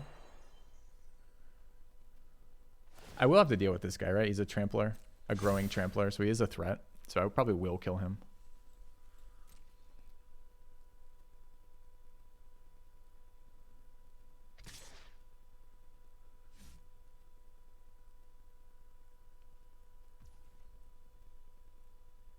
Standard any good? I have no idea. We're not playing standard.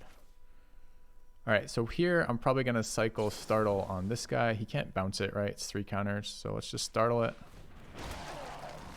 I think we're also going to Scry. I guess we should have done the other order.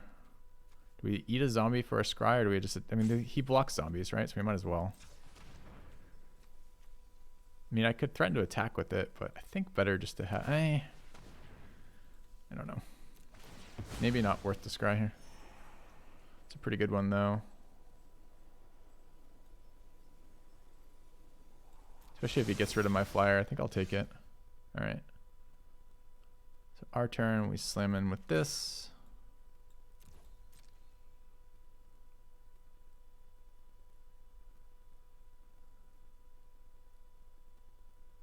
This thing doesn't have fucking reach, right? Okay. And we go ahead and kill this.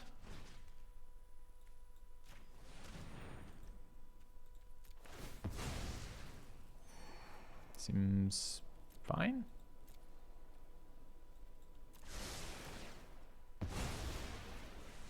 Give him... Oh, it's... What? It's even on exile? It's annoying.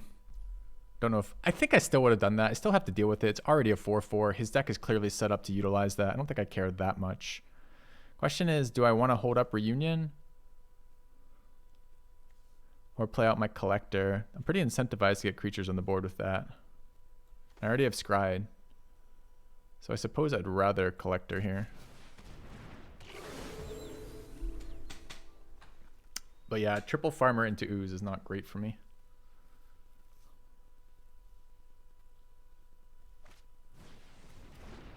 Okay, so getting rewarded for a crawl from the cellar, which is nice. Oh, the flesh taker. Okay. Not the flyer that's killing you when you're at 8 and have no ability to block it. Okay.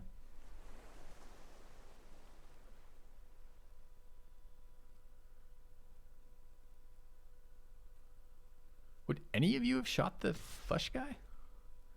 So what is the assumption? He's able to cast this, so I just no blocks this turn. So I'm tapped out to kill the creature when it dies. Okay. He's holding up counter magic, but he can't counter this portion of it. No pauses either, so I guess we run this guy out first in case something from my abomination I need to sack it. And swing.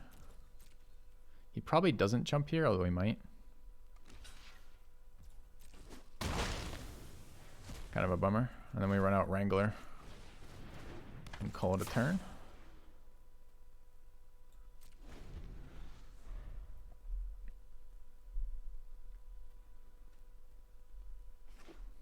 That's a lot of mana.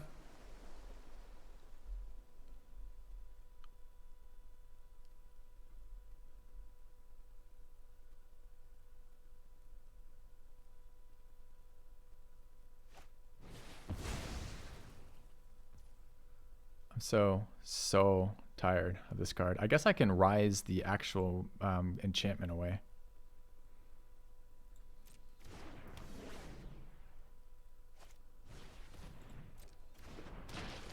I can't sack it, I don't have any mana.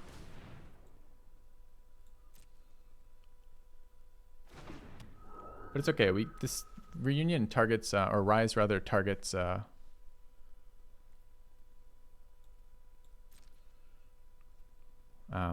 targets permanence, so it's okay. Do we want to tap anything here? Could tap 1.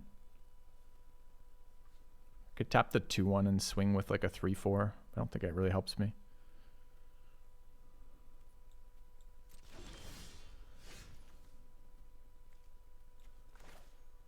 What are we sacking, by the way? The component collector, I guess?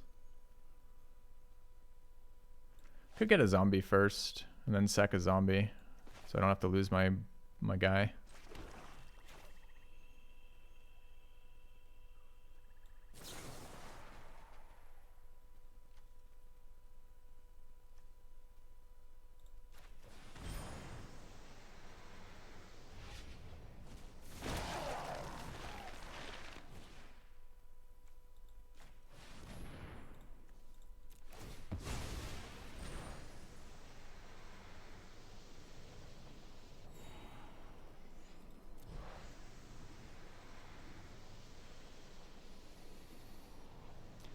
Oh, it's a good card. I don't know if it's useful here.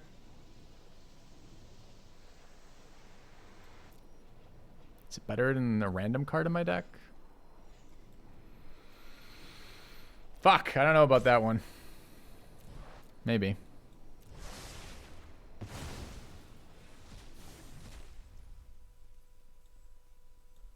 Is it better in a land? Absolutely. But it doesn't impact the board any more than a land next turn. So I guess the question is, what about the turn after? You know? Is this the last draft of the day? Oh, it's 407. Yes, win or lose, this is the last draft of the day. Just milled 2 lands away like a fucking god from Larder Zombie. Larder Zombie's strong.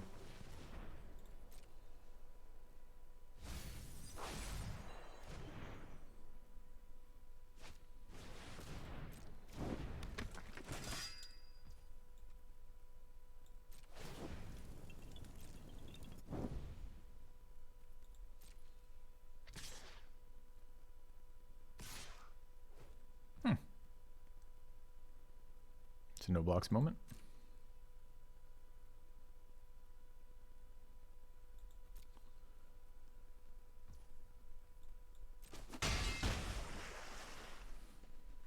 Can I get in ground-based attacks too? Like, what if I bring the Flesh Taker through? He's forced to block it. He blocks all 3. It's 6 power. Probably doesn't work.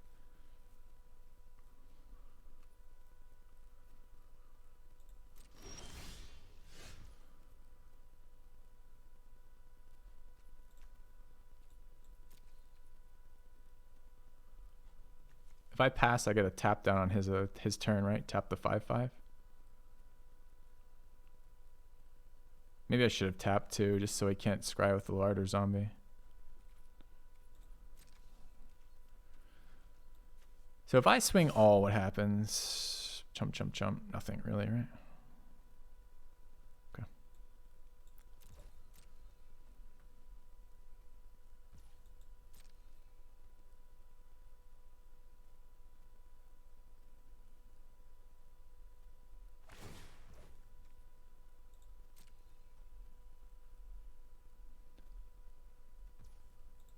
Left it on top, not a good sign for me.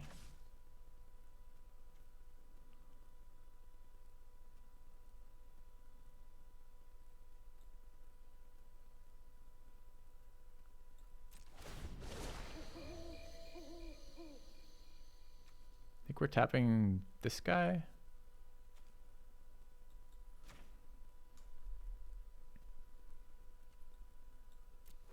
Maybe it should be a land, but he's got 10 of them, so probably not a land, huh? I'm gonna let him hit me with the 2/1 and the 1/2. If he wants to swing.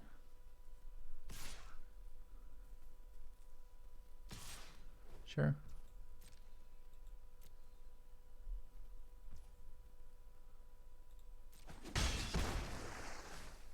I might even sack for a scry.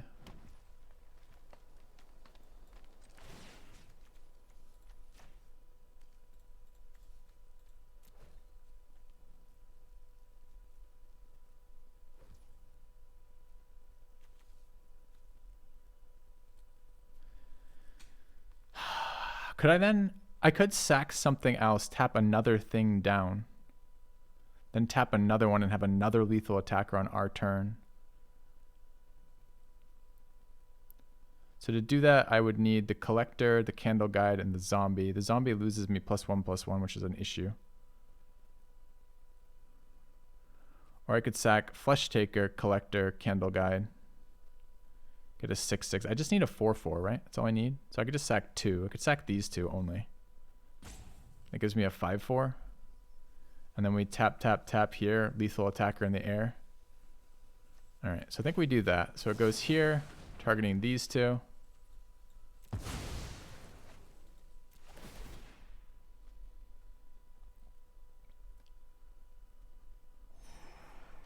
That seems fine. Okay. And now I go tap, tap, tap, tap. Okay.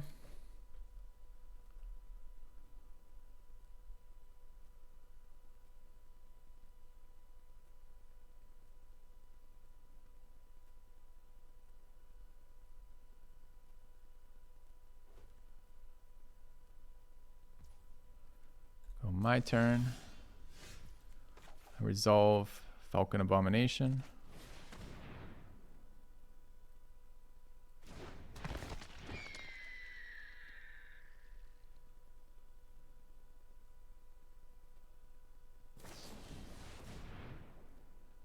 Doesn't help him, right? I think I eat it too. It's not relevant.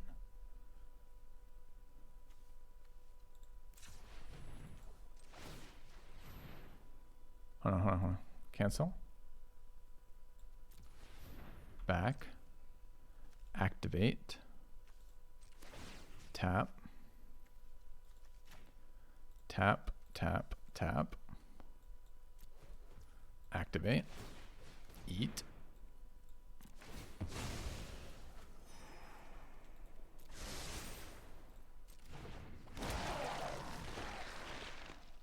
Okay, you can't block that with what he has on the board. And if he casts another creature, the Flesh Taker becomes lethal. Because if he has that flash 2/1 that does a thing, and I'm 1 off lethal if he's got the fucking flash 2/1. All right, so then we go combat. Can't put any more power on the board here. Attack with these two. Get the fuck out. All right. There we go. All right.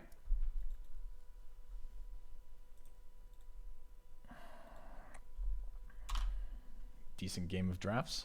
Decent day of drafts today.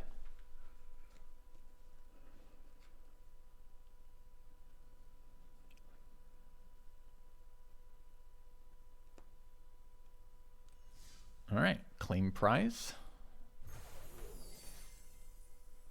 Go to packs. Get scammed by Wizard's interface. Did I even see this card? What does it do? Spells can't be countered. Each instant of sorcery has flashback. That's kind of cool, I guess. All right. All right, I think that's it, right? That's 3 7-0 decks. We did 1 with, or 7 win decks. We did black-white uncommons. We did Naya rares. And then we did blue-black, like 2 drops splashing white. I'm kind of pleased about that. Final rank today, we went from like rank 1200 to 19th to ranks, 1 for constructed and 1 for limited. Holy shit, are you kidding me? I'm literally rank 19 mythic, having had this game installed for like 5 years. Is it really the time to give me a lecture about this? Oh my god. Are you fucking kidding me? Wizards? Wizards like, you just went 3 back-to-back 7 wins and drafted the top 20 mythic? Let me tell you about drafting and ranks. Jesus Christ. Just imagine. Oh my god. All right. All right, guys. That is me done for today. Thanks very much for being here. Appreciate the channel support. Been a scary year stream-wise for me. Not been a good year at all. So appreciate the viewership. Let me see who I'll leave you guys with. Maybe we can push out. Just Lolaman is streaming. An excellent streamer. Let's give him a raid. And also a top mythic streamer. So let's go ahead and raid him. I'm going to be pushing this again tomorrow. I'm enjoying this set. So far, the decks, I could play 3 different decks today. Do well with all of them at the top tiers. That's really nice. That means we're not having to force exactly one color, that there's lots of rares that are viable. I really like that in a format. And if I can find lots of tricolor decks makes me so happy. I mean, we just won from Flesh Takers, right? So like, I thought like that was pretty cool too. It was kind of a medium power blue-black deck. And we got the power spike with Rise. Rise won us that last game, or Right rather won us that last game, right? We killed the mind control to get our creature back, as well as then the Flesh Takers being ridiculous attackers. So anyways, I was pretty pleased with this. So see you guys tomorrow. Have a good one. Enjoy Just Lolaman's chat, and I'll see you guys tomorrow.